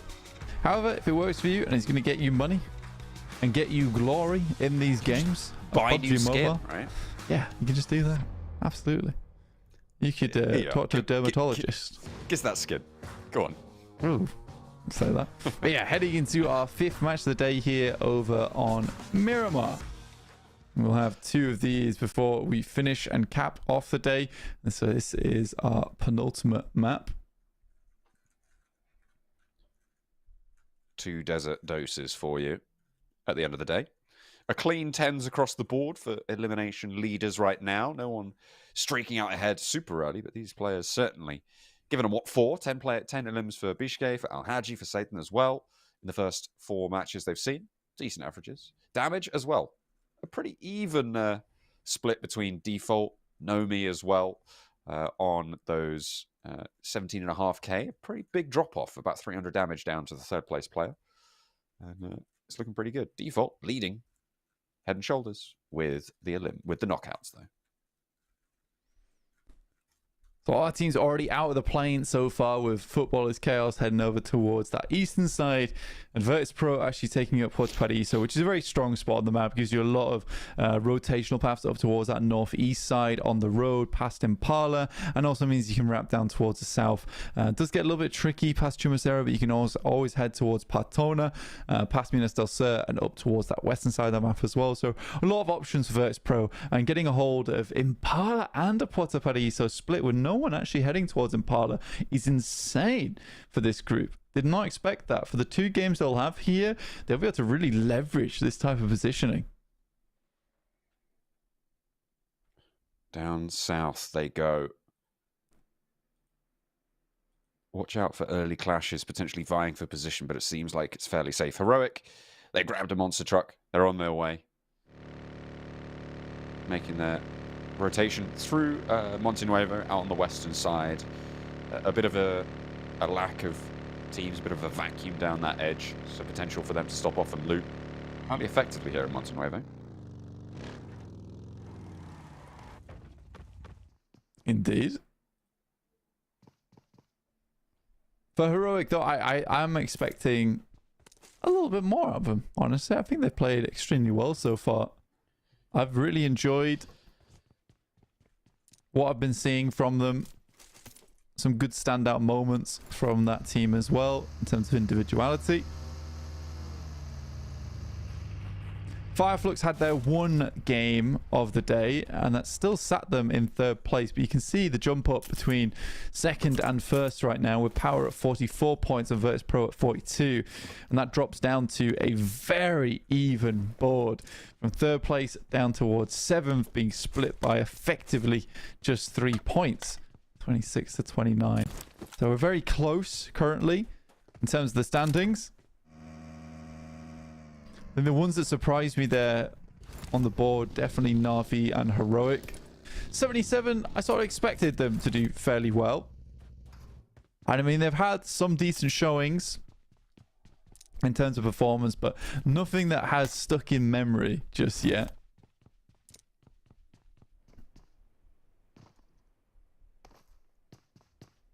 Still yet to lay the seeds of a brand in Blank's brain.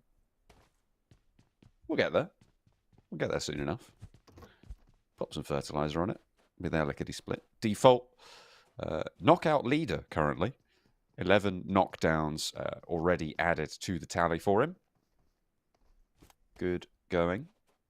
Up on the northern side. Guild, they've been slow out of the gates. It has not been a great start for this roster. We'll see if they can pick up their feet as well. Or if Miramar may be a specialty for them. Twisted Minds lumbering over the rolling hills here on Miramar.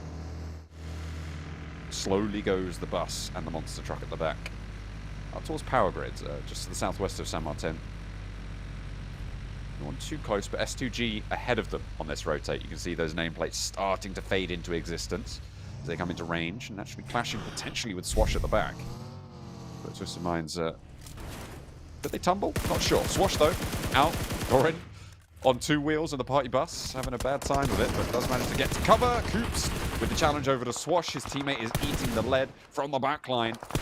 And it will be a nice little trade, a damage for a life. And he'll take that any day of the week. Twisted Mind's happy to get away with it. But how much longer will that go on? Because Hamzy is continuing suppressive fire. Yeah, I mean, realistically, it's just to get up close and personal, but a massive, heavy hit over towards Twisted Minds. They just make their way up towards this ridge side.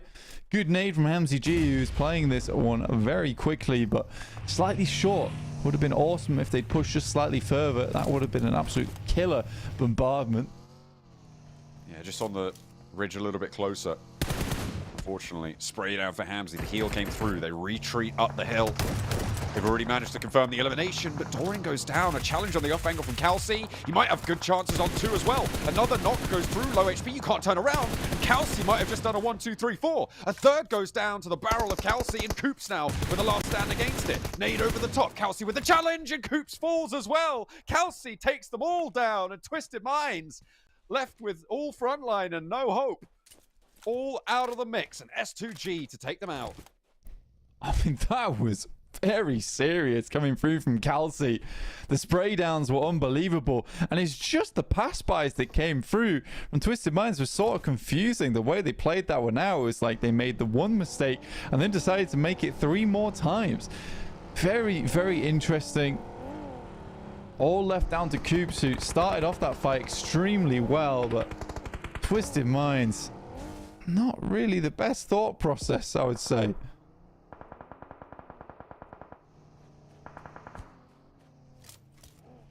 Quite questionable of a rotate. Good on Kelsey for winning out that challenge, especially against Coops as well. One of the strongest toe-to-toe players I think we've got in this lobby, it's fair to say. Based on his record anyway. Not off the performance he's had today, unfortunately. Black Esports moving up to try and take down Swain, who's been pretty effective in that hold, but just too many players around him. And eventually will have to go down. This is in the midst of a 4v4 scrap between Black Esports and Fireflux, who are moving on in on this east side. Yeah, Fireflux going to get some more damage done in this lobby. 29 points, falling behind. The top 2 are just a little bit. With an opening for other teams to catch them up. Good shots though over towards Toshpik. This football is chaos here, trying to share the eliminations between the 2 of them. Guild just about making it into the circle alongside with Na'Vi, coming at 2 separate angles of northeast and northwest currently. A lot of teams confirming up towards that central region between Picado and Los Leones. It's a replay. Kelsey 1 onto Doran. You can see a lot of damage done by his teammates, which allowed this to transpire. Finds the next player rolling up. Coops couldn't stop and hop out, go for the challenge directly because he was so low. So a lot of that was due to the fact that damage was laid on in early into the engagement. It allowed Kelsey to do what he did there. Excellent backup from the rest of the team, but brilliant from Kelsey to convert. Yeah, I mean, from Kelsey to be able to do that in such short order, there was an opportunity there for Coops to actually step up and take the shots, but I think he thought he was looking at it. But in fact, he was taking a spray over towards the smoke side, and in that moment, he realizes actually he's not there at all. Makes that 180 flick, which was very impressive from Kelsey. Northeast shift, hard shift, in fact, up towards La Bandita. Difficult crater position to play in. I'll sort of cut things off from the heavy eastern side of the map towards the west, which is more open zone than anything. So not a lot of teams can congregate in this area. Heroic, Nigma Galaxy, and Team Spirit sort of locked out here. They're going to struggle to get into the circle. Might have to make some wide wraps to even attempt to get in. Trover 2030. Moving on this side of the crater. They've got themselves a bit of a ditch, but Marcelo currently...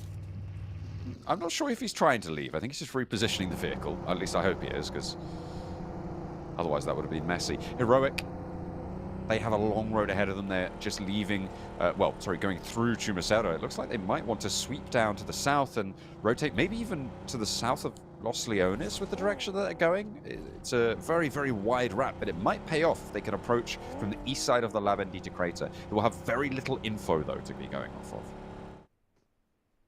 Yeah, and I mean, realistically, in these sorts of situations, you just have to sometimes send it.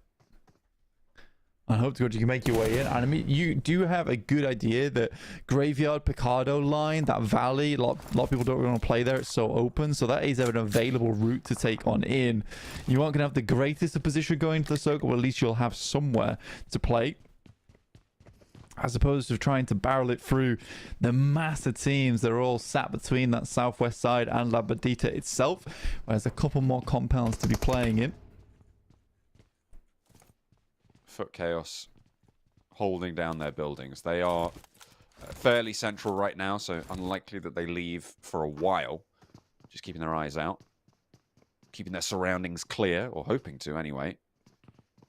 You've got Guild and Na'Vi potentially clashing on this northern side. You can see Na'Vi gearing for a fight, angling for it, but Guild giving ground, allowing them to come on in. You can see danger across the way on the other end of that cable car. They're just establishing their angles. They're picking their fight, and this is Na'Vi establishing their situation. They're probably fairly confident that nobody's going to be up to their north side, and so they can sort of go for these really long-range angles, maybe look for a pick, and then descend when the time is right. Yeah, so many teams still figuring out where to get in.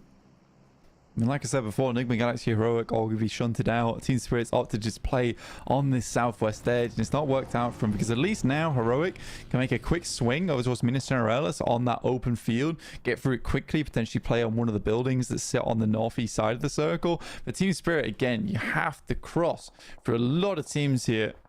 So they played more of the safe gambit, but that gambit's not paid off. Heroic, yeah, they have gone all the way through Los Leones. They're looking to move up this east side. S2G and Power with a fight of their own. Power winning that one out. S2G lose their outpost again. It looks like the res can come through fairly safely. They are in the circle as well. 77 potentially looking to third party this on the southeast side as Kakali with the challenge finds easy with a cheeky 1-2-3 punch from the UMP. And actually gets flushed away. Shifu picks up that elimination, steals it away. So into 77's pocket that point goes. Black Esports denied their just desserts.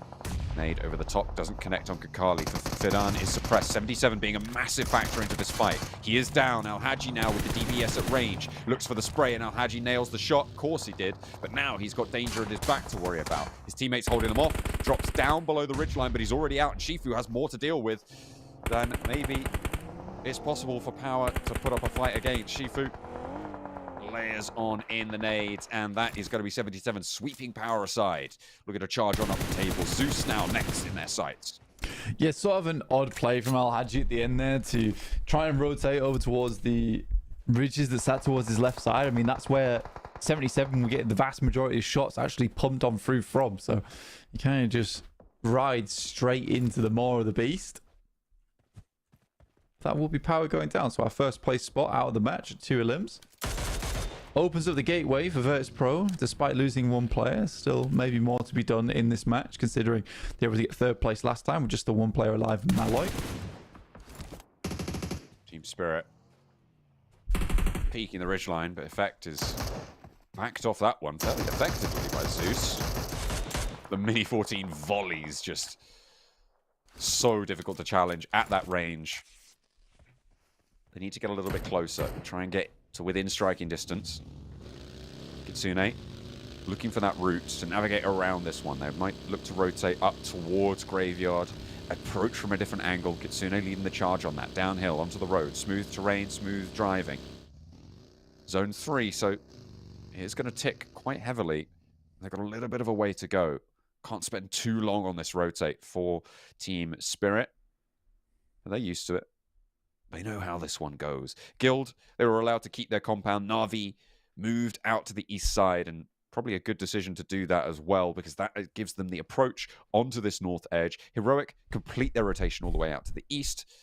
But, no, but. I thought they were down to 3, but no, they still have all 4 of their players alive. Yeah, it's the exact compound that I assumed they'd go to. And now you can like actually move further in over towards the longhouses that are on just the west of them. It is a bit of a mad dash across, but luckily, because there were not a lot of teams over towards this northeast side in the first place, I don't think they'll get shot out by too many teams other than really Na'Vi. And it's quite at the distance. And because it's quite flat, you can make that rotate fairly quickly. Zadira finds another in Narvalo from Enigma Galaxy. This is quite a long run out from Zadira as well. I mean, he's playing far on the edge of his team towards the east side, but if you can cut down some of the players from Enigma Galaxy, fair enough. It's going to make his life a lot easier. Every point's a point. John Allen, 2024. You are correct. Quote me on that. Heroic looking to find some of those points here against Virtus Pro, current tournament leaders. 3 players alive, though, so they are down a little bit. The off angle is there for Virtus Pro, so moving out on the right-hand side as we look at it of that compound for Heroic might be difficult, and it is the one, the only, inimitable Malloy. We saw what he could do on his own. Now he's got backup of 2. Heroic actually divert from this fight. They're looking for an off angle of their own. They know that this cover towards the crater is going to be valuable. Bishkate moving forwards. Nade in through 2 windows. Tries to pop out the other edge and back over the hill. Heroic, I mean, they're choosing their fight well here. I mean, it looks really quite controlled. Kevin wants to put the nade in, but falls down and will be sprayed down by Bishkay. Is there an answering volley? Nearly takes Bishkay down. Malloy falls. Jafar wins out that trade. Virtus Pro now losing another player down to 2. Can they get Volt back to his feet? But in comes the north side Na'Vi. They flow over the top. Volt is down. He's toast right now. Virtus Pro maybe looking to hold off that ridgeline against Na'Vi because they haven't fully committed down south just yet. There's an electrifying rotate over towards Volt from Na'Vi. Nade goes to the top. It does a massive amount of damage. Takes down Kevin. Will knock him, and Jafar maybe next on the block for another nade. Has to hit the first aid here. Which leaves him dry and high. In the meantime, Heroic just makes a desperate dash towards Virtus Pro, which is shut down by Bishkay. That looked so clean, so controlled until Na'Vi rocked up into the fight, and now they take up the mantle of that. Already a slowed and bedraggled Virtus Pro now to their south. Nick McGalaxy as well on that southwest side. They're playing a little bit diminished as well, playing on as 3. Means that Virtus Pro have a really tough time of it, but maybe not quite as tough as Heroic. I liked the principles of their fight, but they didn't have that northern side clear. They didn't have that safety to go for it, so... the principles of the engagement, sure. Maybe not the timing of the fight, though. Yeah, again, I think for Heroic, it wasn't bad for them. I'm surprised Na'Vi made such a long rotate down this way. Again, I think you sort of need to have a backstop up towards Labadita, which is what Heroic tried to go for if it wasn't for the fact that Icy takes that shot over towards Volt, but then Volt sticks the spray. And I think at that moment, that's where they lose the fight. Because realistically, Volt shouldn't be thinking about taking that spray with Virtus Pro. Should be thinking about getting over towards Labandita Fields and getting set up for a backstab that might come through there. Because they had Virtus Pro technically dead to rights in terms of their run out. They just need to make sure they watch their backside. And Na'Vi completely takes advantage of it, which is fair enough. Shifu knows there's a snake. High with the nade. Doesn't connect. Gonna have to fall it back.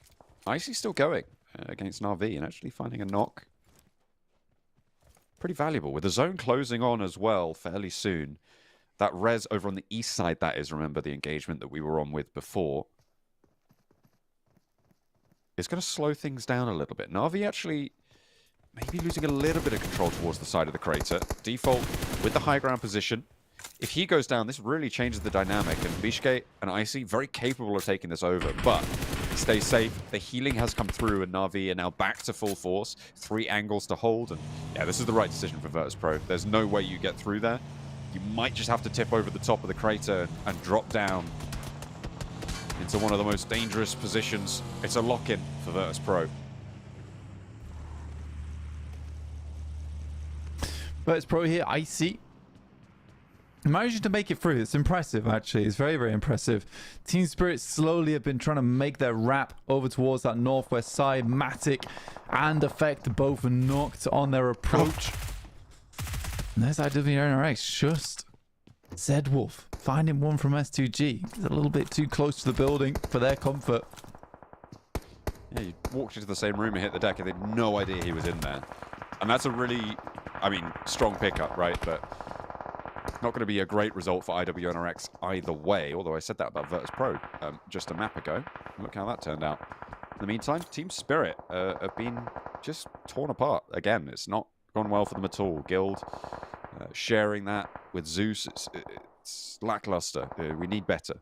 Zedwolf, previous MVP from the tournament, IWNRX, with a strong representative there. Kelsey, last player alive. Did wonders against the roll-up. Can he do it again? Yeah, for Zedwolf, Decent start for him.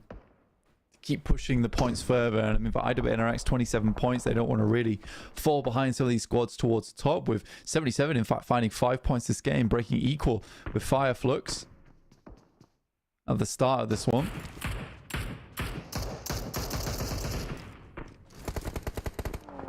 Foot Chaos, I mean, I think they've been here for quite a while now.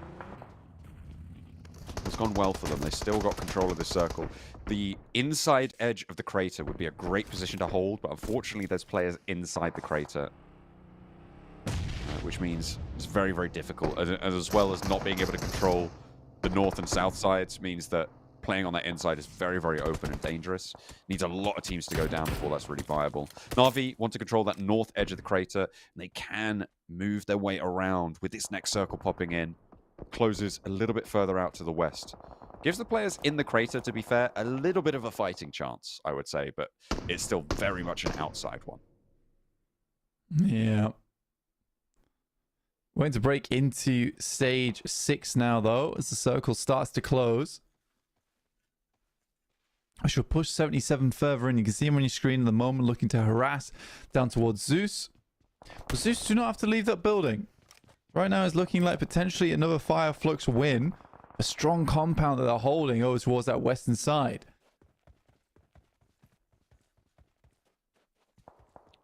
.77. Looking to try and find an opening here. Zeus not willing to give it to them, but will they have a choice is the question. Zedwall still lying in wait. Limbo boom, not just boom. Boom. As much as that might be more fun to say. Up the top of the hill there. Playing on for 77. Guild, they are a little bit curtailed there. They've lost Zero, they've lost Jakey. So they're playing as 2. And they have to move in from the north side. Not in this next circle. And with Na'Vi's position, I don't think they're going to be able to make this maneuver. Look at the open ground that they have to cover. That hillside is a death trap for them. Yeah, I think for Na'Vi, they kind of just have to play it cool for the time being. Take some pot shots here and there, but you don't want to waste and expend a lot of your first aid kits at this stage. Sort of understandable over towards Guild. You want to hold them in before they make this move so you can get a good couple of tap sprays off. There's a smart rotate around to the side, but with the truck burning this horribly, like that thing's going to get blown up. Nice shots from Docker Machine. Will take down one out of the vehicle. And I think for Guild, that might just be over for them with Zeus picking up Dexo too. Yeah, that's down and out for Guild. Will be eliminated. 2 points on the match. 9 teams now remain. Na'Vi on the northern side of this crater, I think, have probably got the best chance of winning this here. For my money, that's where I would put my prediction. At this stage, I think it's going to be very difficult for all these teams clustered on the south side to fight through and not come out of it looking battered and bruised and into the waiting arms of an RV. Yeah, I think the only caveat to that is that there's so many compounds down towards the south side for particularly Trovo 2030 and Fireflux to be playing in, that they don't really have to make too many extra moves. Oh, nades coming out over towards Zeus. 77 realizing they need to move at some point. The preemptive nades to potentially catch them as they open the doors to come outside. A surprise likely not to work again against Zeus though. Down underneath.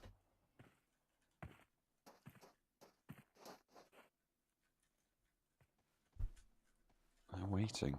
They're biding their time. Shifu. Controlling this plateau, I mean, it's been very valuable for them so far, but they have to descend now. The zone closes 30 seconds from now. And the crunch is on. 2 teams looking to move in parallel. Foot Chaos have to make a dash across the open. You can see they're establishing their smoke to allow them to gather speed, to get out of this compound faster before they start taking sprays. They've got the vehicles stocked up. Lemon, first watcher on the west flank for Na'Vi. Not going to have his metal tested just yet, but out they go. into the open ground, trying to use every little sliver of terrain they can. The storm is being lit up right now. Yekta, the first to fall of this rotation. But Chaos do lose one, lose a second as well. The third goes out of the window. Only one has made it up and into the fight with Na'Vi, and there was just no way they were making that unscathed. One player remains. What can Dokuma do? Lemon goes past the nade, the P90 in hand, and it is curtains for Foot Chaos. Yeah, I mean, Dokuma Machine got past, but really sit match to match with the P90. Rita, last left alive. Shifu looking to snap in him half. It's Maniac up to the front though. Big damage. Ooh. And another chance, but not quite able to convert. 4 players alive, but 3 knocked. 2 now knocked and will get flushed away fairly soon. Both of those teams on the south edge getting eliminated, trimmed down to size, and Na'Vi can start to establish their line. Shifu is there. He wants this res. If he can get them up to 3, they've got a chance, but they have to move, and they have to move now. Yeah, getting down this hillside as well. I mean, so many players going to be looking this way very shortly. It is super tough to deal with. Fireflux have themselves a strong spot in the circle off towards that western side inside those buildings, but Scarface steps out for a little bit too long. Actually gets picked up here by Lemon. Na'Vi up to 10 eliminations, John. A huge game for them. Yusuf for Trovo 2030. Suppressed by Na'Vi, who are really starting to close the jaws on this lobby. Default has the nade. This could be big. If it goes on to 2, he gets 2 points right there and then. Exactly how it unfolds. And Default now up to meet the rest of his team on the elimination counts. They're up to 12. It's really evenly distributed. Yusuf, I think they know he's still there. Enigma Galaxy scrabbling around on the inside of the basin here. Another nade in between the walls, and Enigma Galaxy do pick up the point, but Default wants to spray. Backed off the hillside, though. I think this is bold to keep that peak going, but it works out, and there's a nade in from the off angle. Yeah, spots that he spends his entire mag on the DBS. So just continues to spray him as he attempts to get through the window. One last player there for Enigma Galaxy. We're down to 5 teams remaining. 2 teams on just the 1 player. 77 running with Shifu. IWNRX there with Zedwolf. Big nade placement there onto Berlin. Lemon wants to put another one in. Puts the pin back, though. Doesn't want to expend it. Last nade in the pocket. That is going to be very useful in the late game. I'm not surprised they go for that instead.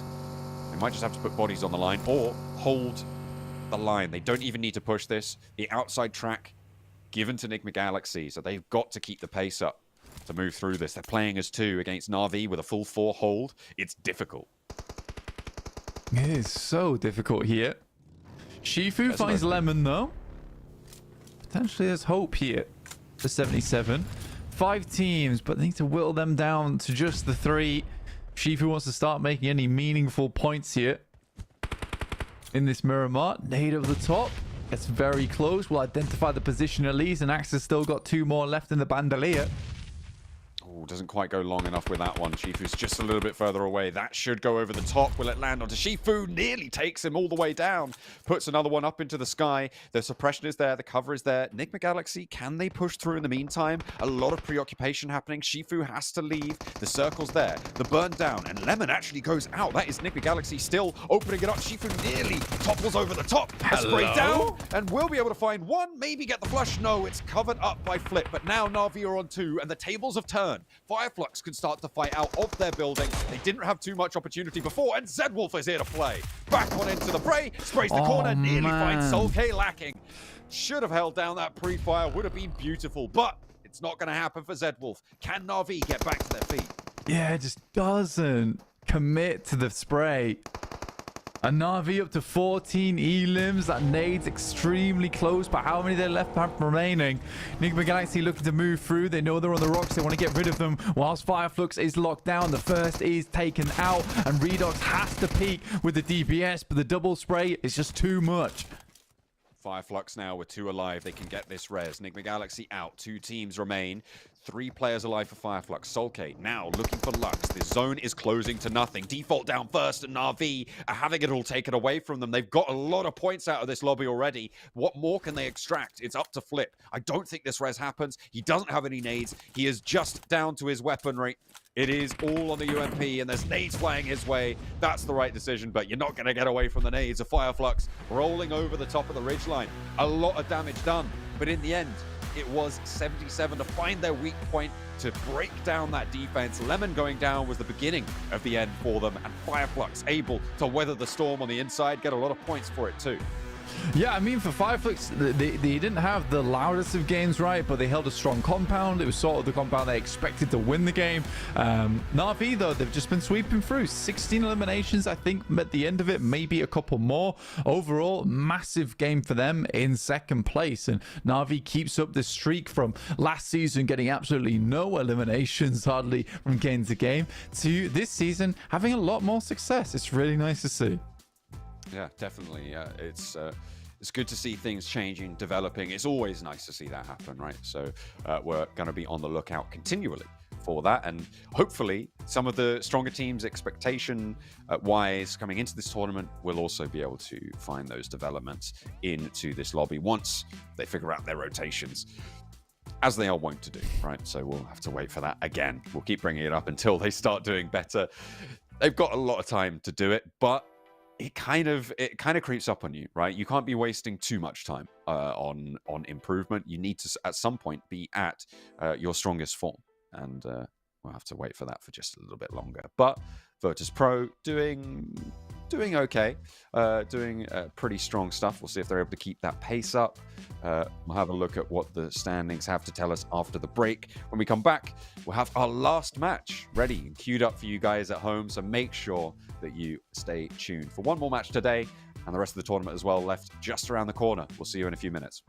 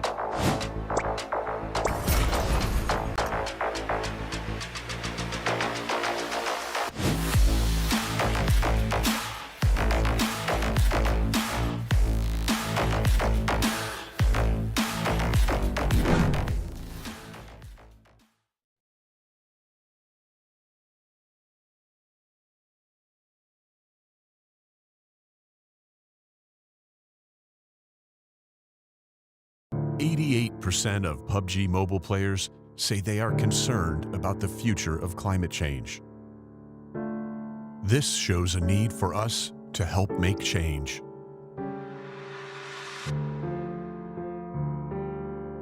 Experts say that climate change is changing the face of our Earth, and that we are already seeing significant repercussions around the world. Superstorms, mega floods, melting of the Antarctic ice sheet, increased wildfires, severe droughts.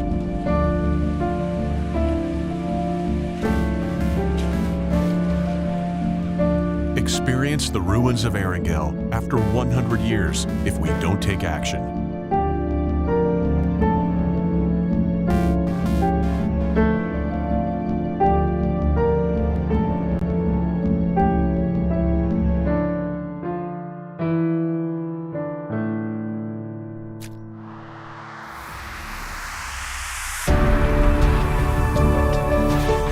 Run for green. We will convert the energy of PUBG Mobile players running in-game into real-life green power. PUBG Mobile will join hands with hundreds of millions of players to implement offline protection plans around the world to help safeguard the future of our planet. Help protect the world today. Every step in PUBG Mobile will support real-world projects. Play for green. Together for Earth.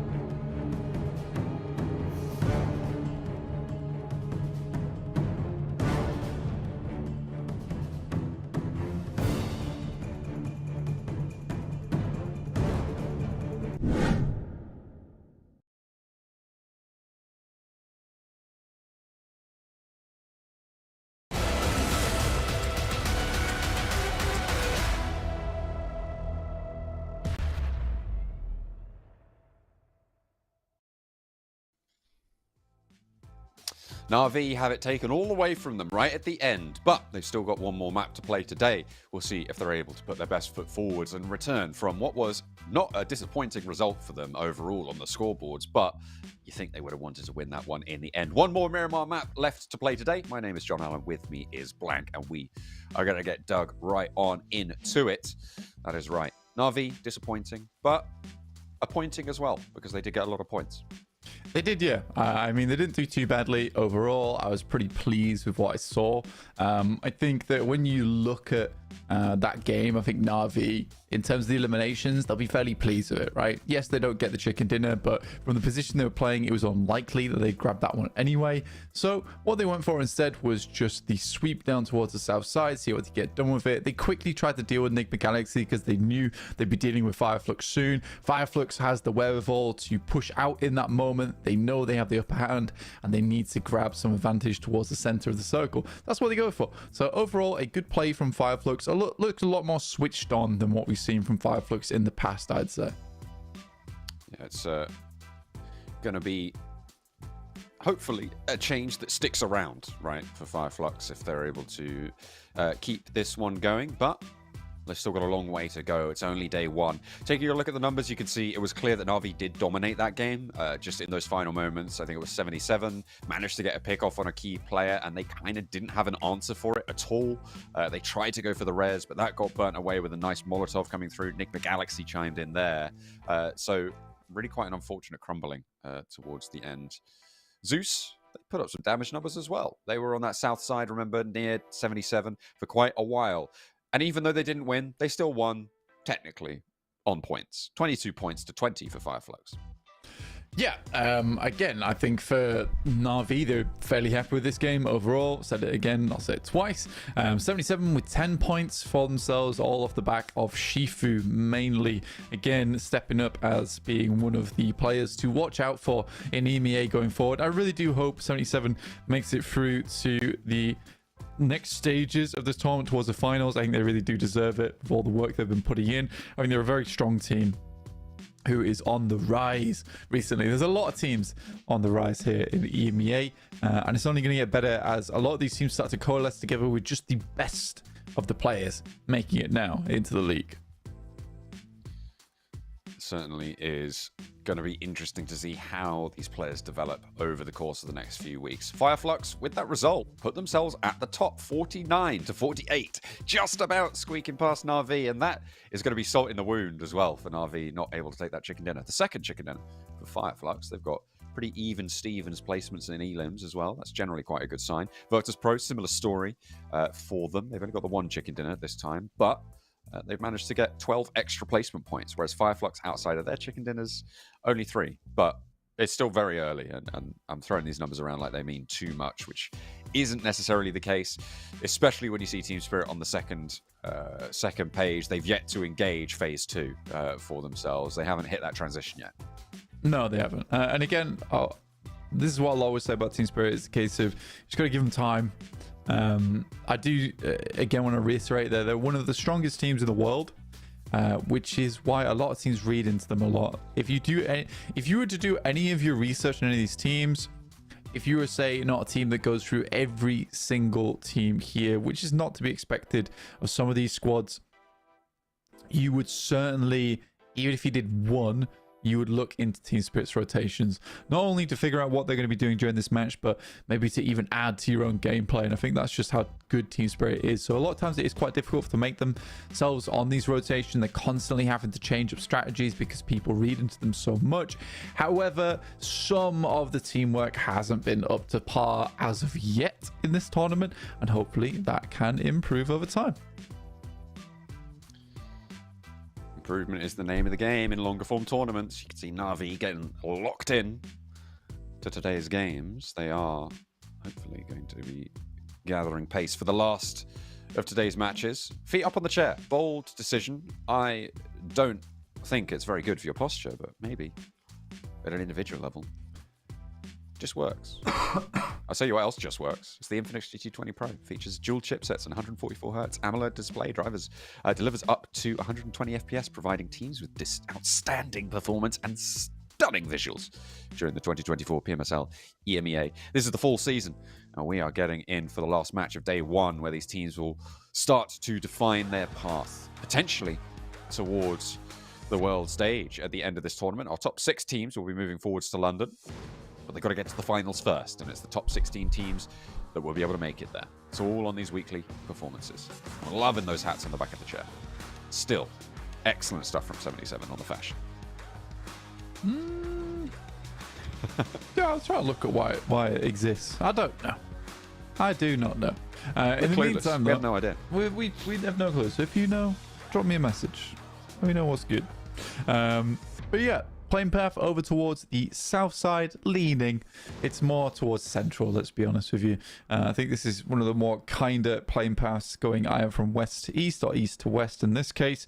For a lot of teams here on Miramar, getting you exactly where you might need to go, be it up towards La Cabrera or all the way down to Minas del Sur. So I think a lot of teams are quite happy here. Again, I will say the fact that Virtus Pro is able to maintain both Impala and the Puerto Paraíso split, I think teams are giving them a lot of space here. I think it's purely because of the grouping, and there'll be likely another team who's fairly strong that's currently taking Impala. But Virtus Pro had the knowledge to just be like, look, that team's not playing in our group this first day, so let's just take up as much space as possible. This way they're getting mega looted, by the way, right in the early game, especially with this plan. That is what you want to see. Touchdown early. Move fast, move accurately as well. That is the second part of it. You can get off the blocks as quick as you like, but if you run straight into a brick wall, it's bad for the health. Ooh, what a circle down to the southeast side, right to Virtus.pro's backyard. Looks like Trovo 2030 and 77 will have a chance to establish sightlines on that south edge as well. It'll be interesting what this wave of teams that have moved north are going to do with this one. That western rotate over Minas del Sur, potentially there for teams like Heroic, maybe even Nigma Galaxy up in Olopotso. Yeah, this is a case of a quick rotate down. A lot of times there's not a huge amount of space to be played on this northern side. A lot of it is just open ground, so it's a couple of the compounds that sit down towards that south side with some of the high ground that you want to be able to play towards. Team Spirit especially will want to get a move on. I mean, they have a good chance from Trimacera to rotate south and get to one of those positions like they usually do. Is likely going to come through in phase 2, but for Virtus.pro, what a good start for them, especially because they hold control over Impala and Port Paris, so they'll have a lot of knowledge to work off the back of and a lot of easy scouting in that early game. Navi. Letting them know. Tell them about it, Axa. What do you got? Miscreants on the road. Goodness me.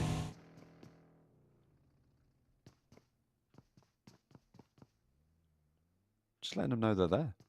Sometimes it's all about the fear, you know? Yeah, it has to be done. Has to be done. Gotta make them sweat. Okay. Who's he shooting at? Is there a fight? I don't know. What's going on over there?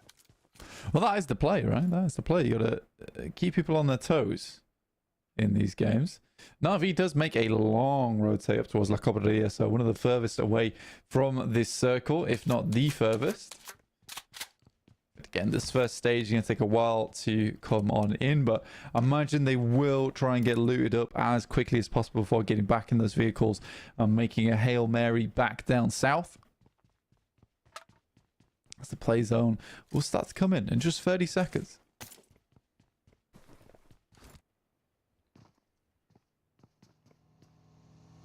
IWNRX over towards El Azahar. They're going to be wanting to move fast as well. They've got priority on this eastern rotation, but only for maybe the next minute.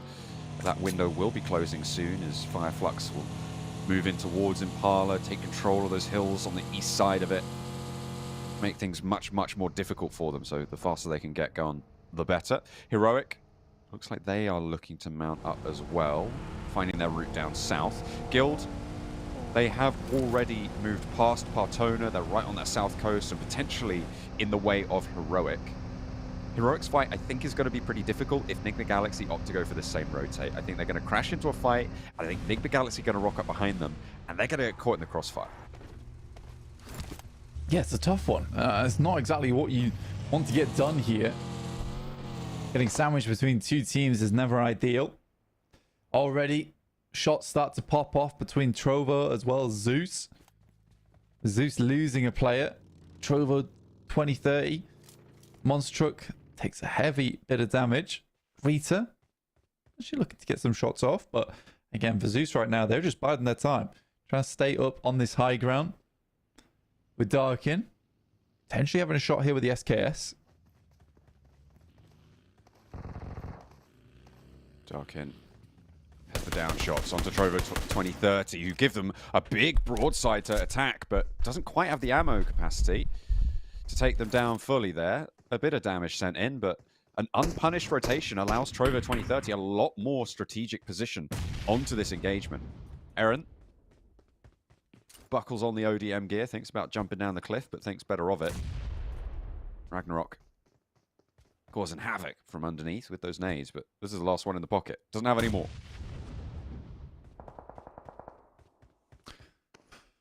Zeus. Yeah, I think they will just sit up here for a little while longer. It's unfortunate they lost a player straight away. And that will prove a little bit disastrous for them. Especially on a position where you want as many angles as possible to play this one out. It could be a nice nade. Drops it down. A little bit far out. I don't know if it ticked for any damage there. I don't think it did. No information found off the back of that either, which is a little bit misleading for Aaron. Potentially. This is a battle right for the middle of the circle. Remember, teams are descending on this location consistently, just constantly starting to push in now.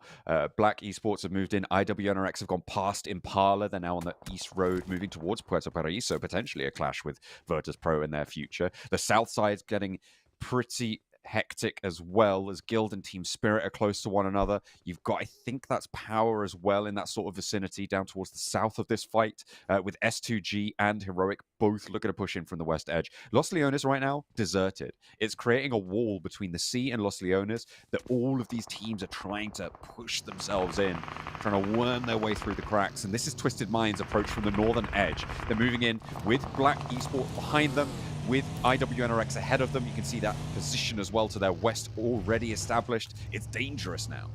Yeah, very awkward as Black Esports moves up on the side. It's Kikadi here with the Mini 14, goes for a dirty little spray there over towards Lord and will pop him out the back of the vehicle, then looks towards Robs, who maybe attempted to get out and drop a little smoke down, and Doran left behind in the dust. Will look for a shot of his own, misses the last few crucial shots over towards Toshpik.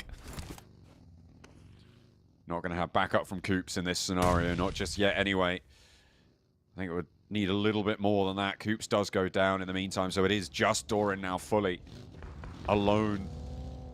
As Twisted Minds once more get dismantled.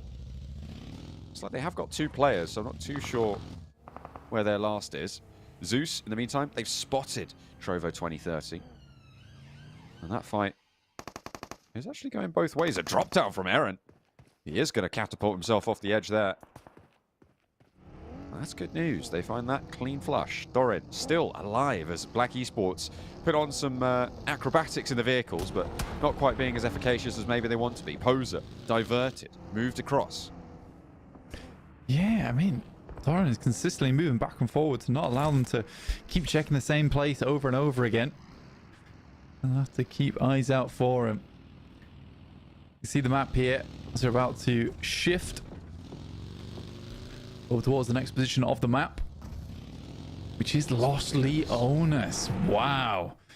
That is a very hard shift towards that northwest side, and it's going to be a clamor to get into Los Leones now and take up residence inside those urban finishes.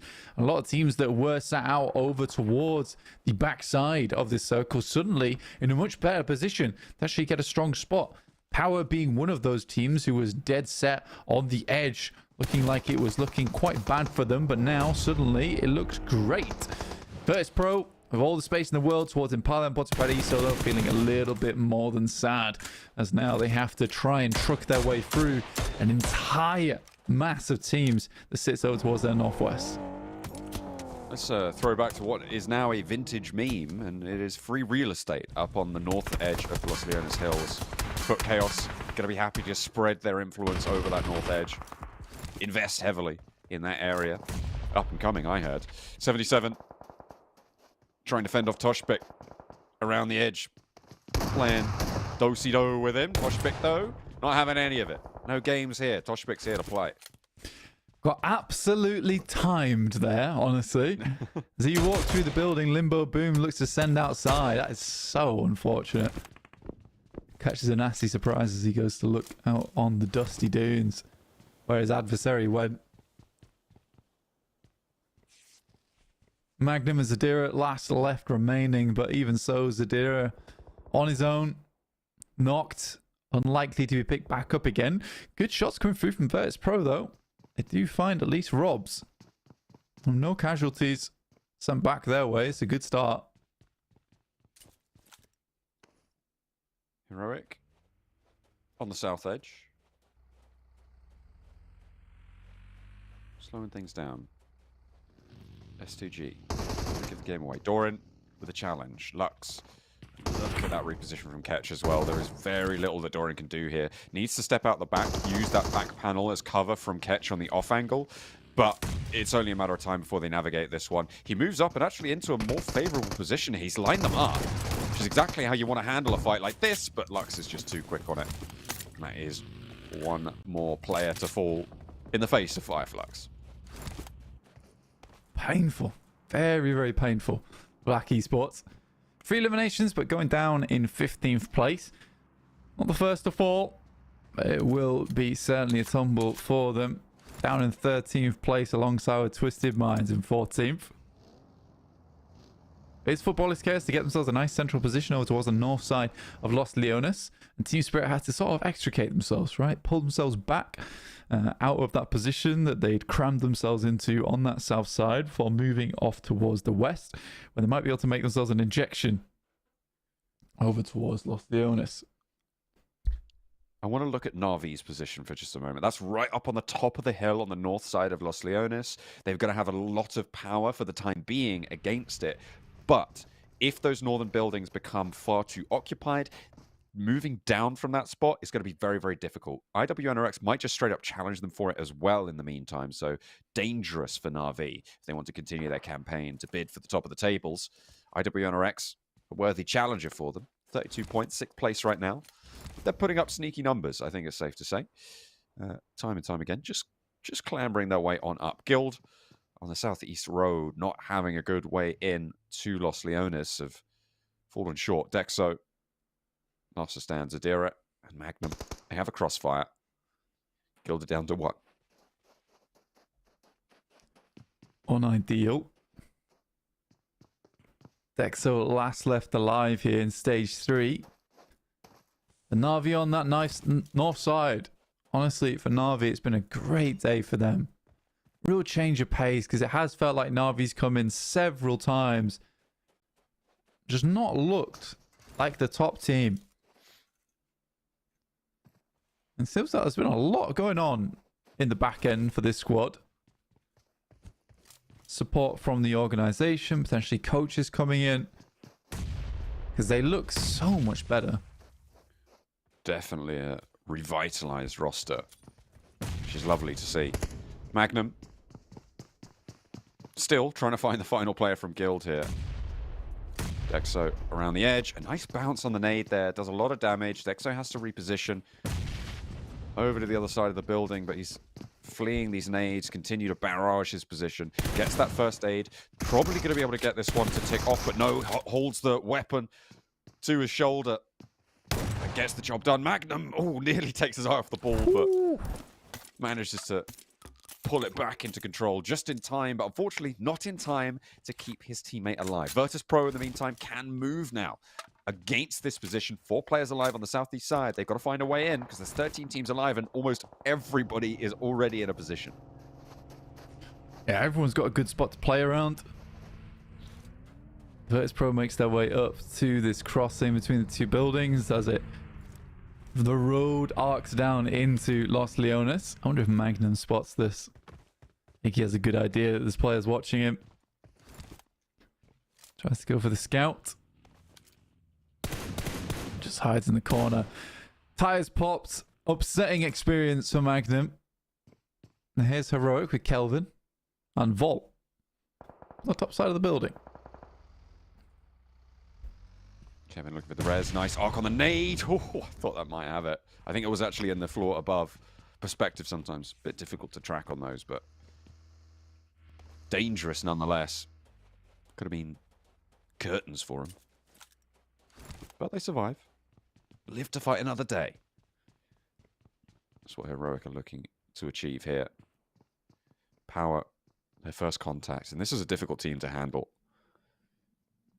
Al-Haji, with a risky high ground position, it's always difficult if a team takes control of the ground underneath you. You are a sitting duck for anybody who sort of looks your way because you can't really have that route down. You don't really have anywhere to go from it.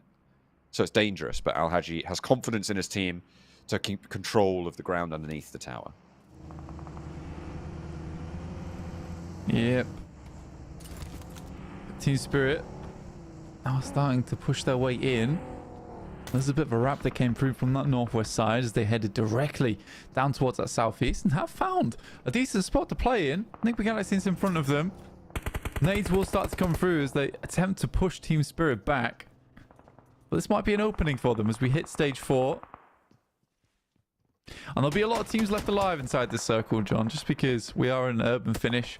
Plenty of places to play and stay within cover. Kitsune taking shots from every which direction. Cannot find a single part in that room that's available to play in. Also up for the fight with Scarface, but there's already a player. He doesn't even know he's in a fight. Goodness me, S2G almost certainly losing a player there. Scarface does need to be careful. He can't get too bold on this staircase. It is a broadside open shot here. If anybody looks his way, he is chasing this, doggedly hounding this elimination down. He might have just had it taken away from him. Marceau getting away with that is absolutely wild. He does not go down, gets down the stairs. Matic with a challenge. Nade onto the floor, finds a refrag on himself, but Matic losing teammates as well. Spray down is there. Team Spirit not having the best of times against Enigma Galaxy here. Berlin very resable. Yeah, I mean, lots of ordnance going down from teammates over there on Enigma Galaxy. Nice nade from Narvalo. Some good predicts. And now just back down to just Nomi from Team Spirit. Very unfortunate crash here for Team Spirit on the northern side of the map. Pushed and pulled that way and this. Nomi again taking shots from all over the place. This is a painful position that both teams to be playing in. Ooh, the drop shot there. Clean for Narvalo. Able to find Nomi, take him down. And Team Spirit once again eliminated. At the end of the day, 21 points. Not the result they were looking for. Pick up the pace. We'll see it tomorrow. Na'Vi on the north side, looking to try and crunch from that high ground. They've been out of this fight for a little bit. That was the off angle that was really putting pressure onto Nomi from Team Spirit, which means that now that he's gone, they can start to move in that west flank, start to try and encapsulate this northern side. I wouldn't be too surprised to see them split 2 and 2 over this north side, try and get some crossfire angles over towards IWNRX and Enigma Galaxy. But then again, the regroup after that, that next move after that would be really, really difficult to find. So could be a bit of a dangerous call for them. We'll see if they're able to make something else work. Virtus Pro in the meantime, pushing in from the south. Heroic, going to allow them to get ahead of them. Yeah, I mean, for Virtus Pro, this is a team that's just been slowly prodding and poking at the edges of the circle, trying to find a position where they can maybe push their way in. Yeah, going up against Power, not easy. Koa now down. Not likely in a spot to be rezzed either. Jafar holding his own. Nades down the stairway. Long pin on him as well. They provide him a bit more time to play around with and actually hold both the players down towards that ball. Oh, no. Walsh! It wasn't a self-nade. Somehow Icy got his... No, it would have been a self-nade, but somehow Icy managed to get one through the window just at the same time. Okay, well, that is pretty crazy stuff. But either way, Heroic only getting swept aside here. But there is an answer from Volt, finding 1 and 2. A 1 versus 2 for Volt, finding a knock, finding 2, finding a flushes as well. That is a little bit of retribution. An even trade then on the combat on the southwest side, and Power are pretty happy about that because both teams have just lost 2 players. Na'Vi have tried to coalesce. 3 players now alive for them. IWNRX, this is their position that they've been holding for a while. 3 players alive. They're pressing up to the top floor there. A nade up, a good bounce, but Frozen finds one in response, and it actually tags on to default this time. Kind also got another one down the stairs, and Swain descends. No way! A team nade comes on through. No, wait, that came in through the window. I've no idea whose nades are going which way, but Frozen on the outside looks to find Flip, the last player for Na'Vi versus the last player for IWNRX now. Tags on through the corner, and there's an off angle to seal the deal. A nice shot comes in. Na'Vi stay alive. Can they get these reses? They're all in the building. The smokes are there to cover. Yeah, I'm not sure how Lowen pulled that off because he dropped a nade as he died, right? Because he was about to throw it down the stairs and they pushed him prematurely. And he drops the nade on the stairs, but it takes down both players. One that was on the stairs going up and one was on the stairs going down. I don't know how it split the damage so evenly between both players that it actually knocked both of them. But yeah, I don't know how Lemon did that. That was one hell of a martyrdom nade, actually. That's pretty skibbity, wouldn't you say? No, I wouldn't say that at all. Oh, okay. Do you know, like, the perk Martyrdom? Yeah. What does that have to do with Skibbity? No, I was just saying other words that are different. Okay. I see. Mine was contextual. Yeah, mine was... I'm just throwing out Zoomer bait. Well, I guess it's Gen Alpha bait now. Okay. I got you. You gotta bait the waters. Get them interested, you know? Otherwise, they'll just scroll past you. Yeah, I'm not. not skippity toileting anytime soon. Think you're fine. Oh, you just did it. I heard you. Clip it. That's a clip. I'm all right. Yeah, Na'Vi on that north side. Wait for that next circle to shift downwards, and it's towards the rough center of Los Leones here. Have a look at the map, trying to figure out. Because honestly, the center of this map is difficult to play. So it's really just going to favor one team once this comes down to it. I think if you're Football is Chaos, you're quite happy because you have a whole spot just to yourself here. Yeah, it's definitely a pretty chilled out situation for the time being. But once these ring fence fights conclude, they'll jump into the ring, and I think that's when Foot Chaos are going to have to worry. And a couple of these teams get trimmed down. This fight between Virtus Pro and Heroic, they've taken 2 players from either side. Bishke is close to the window. This nade looks good on the cook. Kevin repositions away from it, though. Volt is there for the backup. Bishke has more to go. Waiting to pull the pin on this nade. Power have yet to engage onto this fight. They're just holding it out, and I think that's the right call for them. Yeah. I think for Power, because both teams, they know they're weakened. There's no point pushing yourself out of Los Leones. There's no sense to it. And with Bishke being the final player here, 6 eliminations, Power should be able to pick up these as they come through. They hear the fight conclude. Satan moves across. I think Bishke is just going to deny the points. Actually, no, he's not. Before he dropped the Molotov. I think he heard the steps coming forwards and wanted to move out the back to give himself some better angles. So stopping a direct push from where he was running from, I think, is the goal of that Molotov. Either that or just clearing out his inventory faster. Yeah. Without giving a potential utility away to the enemy. Nice nade. Ooh, Bishke with a happy feat there. Repositions away from it. No damage tagged. Yeah, making some smooth moves. It's easy, no? Easy does not know. How does Easy let that happen? And how does Bishke not land a single shot through that door? 2 mess-ups there, but in the end, they even each other out. 2 wrongs do make a right, it turns out. Power Esports happy.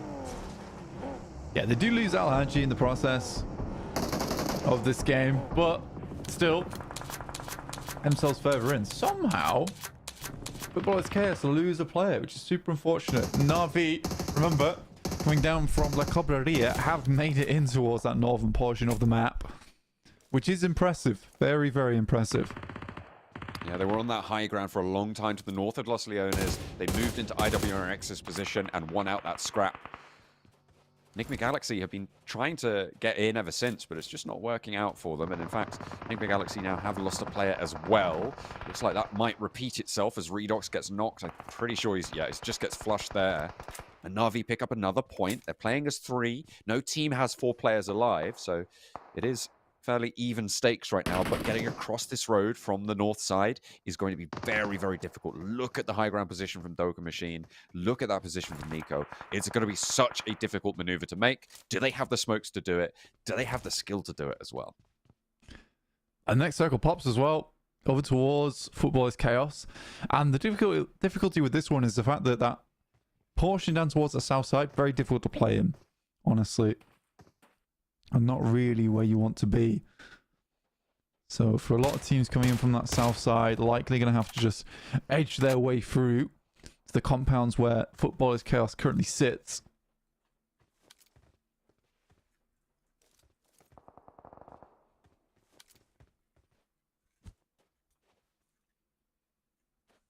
Na'Vi slowly moving forwards. Enigma Galaxy skirting the edges right now.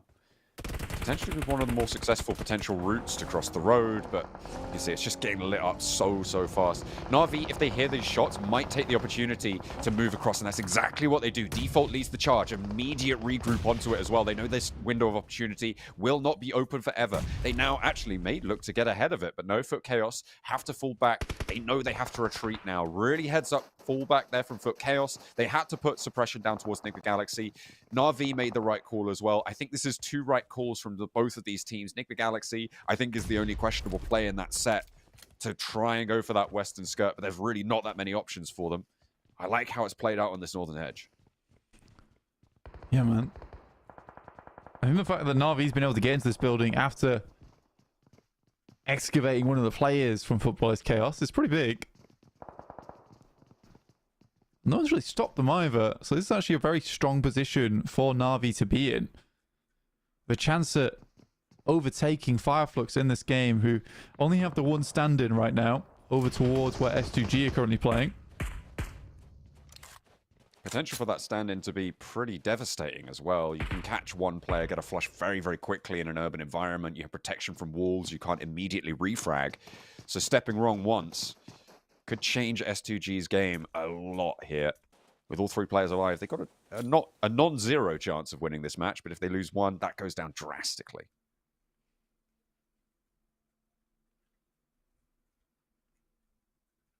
Zeus. Over on the outside. Got Aaron here. Darkin needs to move in. Satan's down. Not likely they'll pick him up. Might just head 30 back. seconds. Yeah. Oh, There's so many angles. oh my god.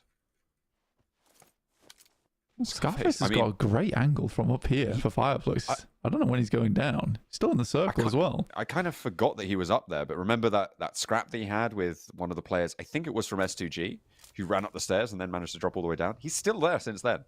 That's a long time to be up on the high ground. Yeah, and they're aware of him.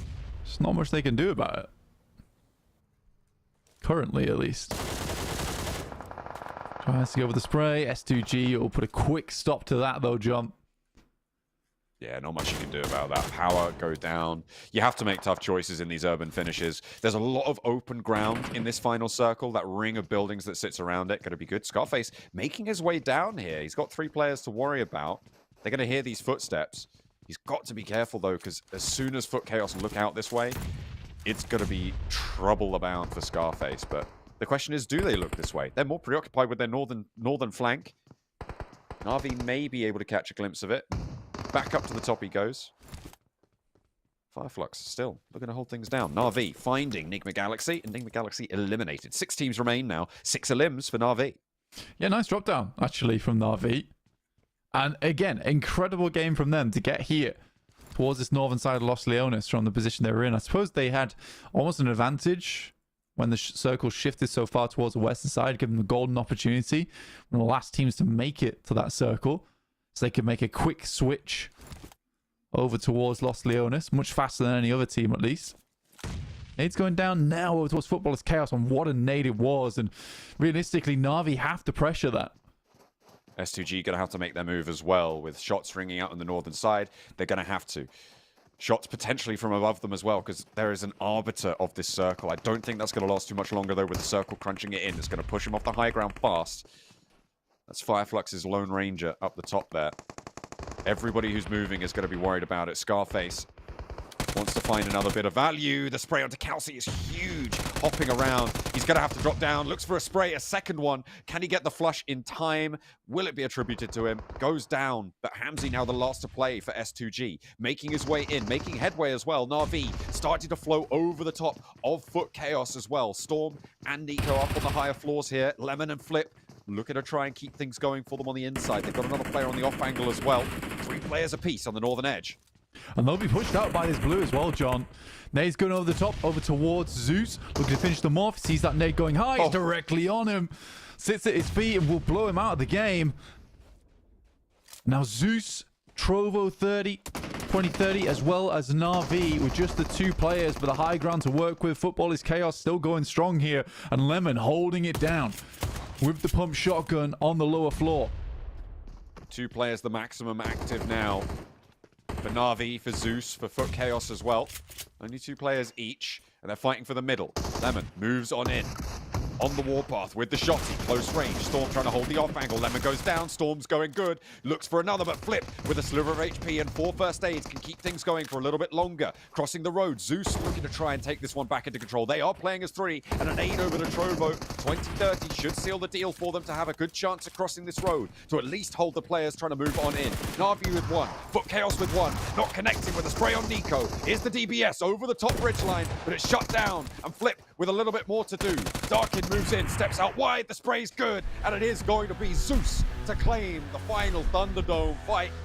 And that is one hell of a way to close it down. Na'Vi nearly all the way, but not quite able to make it that final hurdle. Yeah, very quiet game there from Zeus, but finally bringing it online at the end. But yeah, for Na'Vi, again, another set of great games towards the end here on Miramar will set themselves up far up in the rankings. Really good stuff. A happy performance for a lot of players on this side, certainly for Zeus. See a little bit of relief there, I think it's safe to say, as we take a look at some of the highlights from that last match. Twisted Minds, today, a little bit disappointing. I think you expressed your worries, potential concerns about the strength of this roster at the start of today. All individually fantastic, phenomenal players, names that will be remembered for a long time, I'm sure, but together, is it the right mix? For now, the answer is no, but they've still got plenty of days to prove us wrong. Power, they've been pretty effective. Heroic, they had a good start, but haven't quite been able to do too much more since then. Fireflux, this high ground position for Scarface went very, very well. Able to get a lot of points for it. Staying alive for quite a while.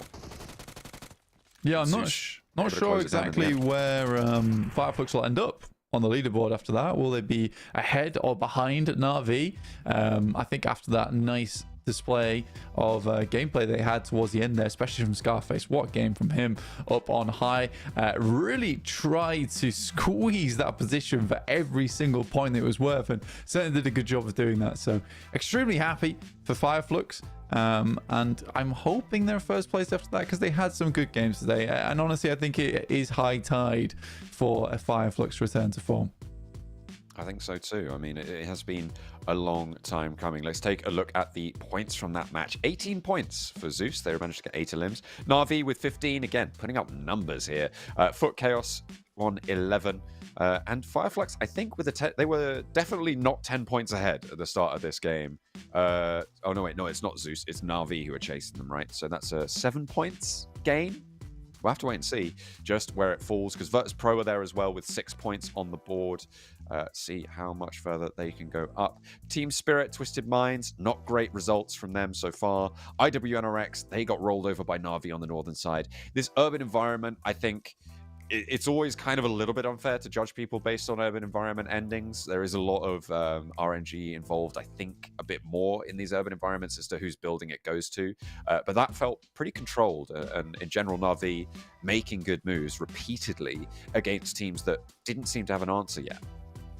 Yeah, again, I genuinely think that today has been a good display just of some of the teams that we know have good players on side, but just haven't been performing quite well for some time now. And again, I think it's that motivation that's kicking in now for a lot of the teams where it's like, guys, we need to get back on the bike now. Honestly, we need to start making some good performances. If that means really improving our gameplay in the back end, so be it. Let's do that. And make it work. I mean, you've got to, right? Those scores going to start to add up, and they will add up over time as we keep on going. Zeus, happy to put that up on the board. 8 limbs, 1,625 damage. That glare of the glasses, blinding everybody in Los Leones. You can see that on the far end. And we'll see if they can keep that pace up, because I think this is a roster that, in general, I don't think we were expecting much of coming into this, and in general today hasn't had that much of an impact, so it's great for that they can close down their final day in strong form, but can they keep things going? That's the big question. Yeah, I think for Zeus it was an odd game to say the least, in terms of being very, very quiet, and it was a weird start to their match as well. And I think that they got a little bit lucky in the sense of, because they were so quiet and didn't get a lot done, a lot of the hard work was done for them by the time they got to that end game. But yeah, I genuinely think that some of the other teams were able to get a lot more out of that match than potentially them, if it wasn't for the fact that they were able to pick up so many eliminations in literally the final moments of the game there. But yeah, overall, very, very impressive day from the likes of Fireflux, Na'Vi, IWNRX, yeah, and Virtus Pro, not to say the least, because I think the Virtus Pro, although a little bit quiet towards the end of the day, had an insane start. Yeah, absolutely. It's going to be interesting to see what they've got for us in the future. Because remember, we're shuffling up the groups for tomorrow. I have to double check exactly which group is sitting out, but I think it might be Fireflux who are sitting out, as well as Foot, Chaos, Heroic, and Power. Because that would be Group D sitting out. But we've had some interesting different groups chosen to sit out on different days before. So have to wait and see which group exactly is going to sit out tomorrow. But for the time being, maybe taking the wind out of the Fireflux sails if you take them out of the roster immediately. But let's hop on over to the MVP of today, Default. Brought to you by EWC. 3k damage over the 6 matches they played today. That's 500 average. Very, very solid stuff there coming on through. A little bit over 500, but we ran down.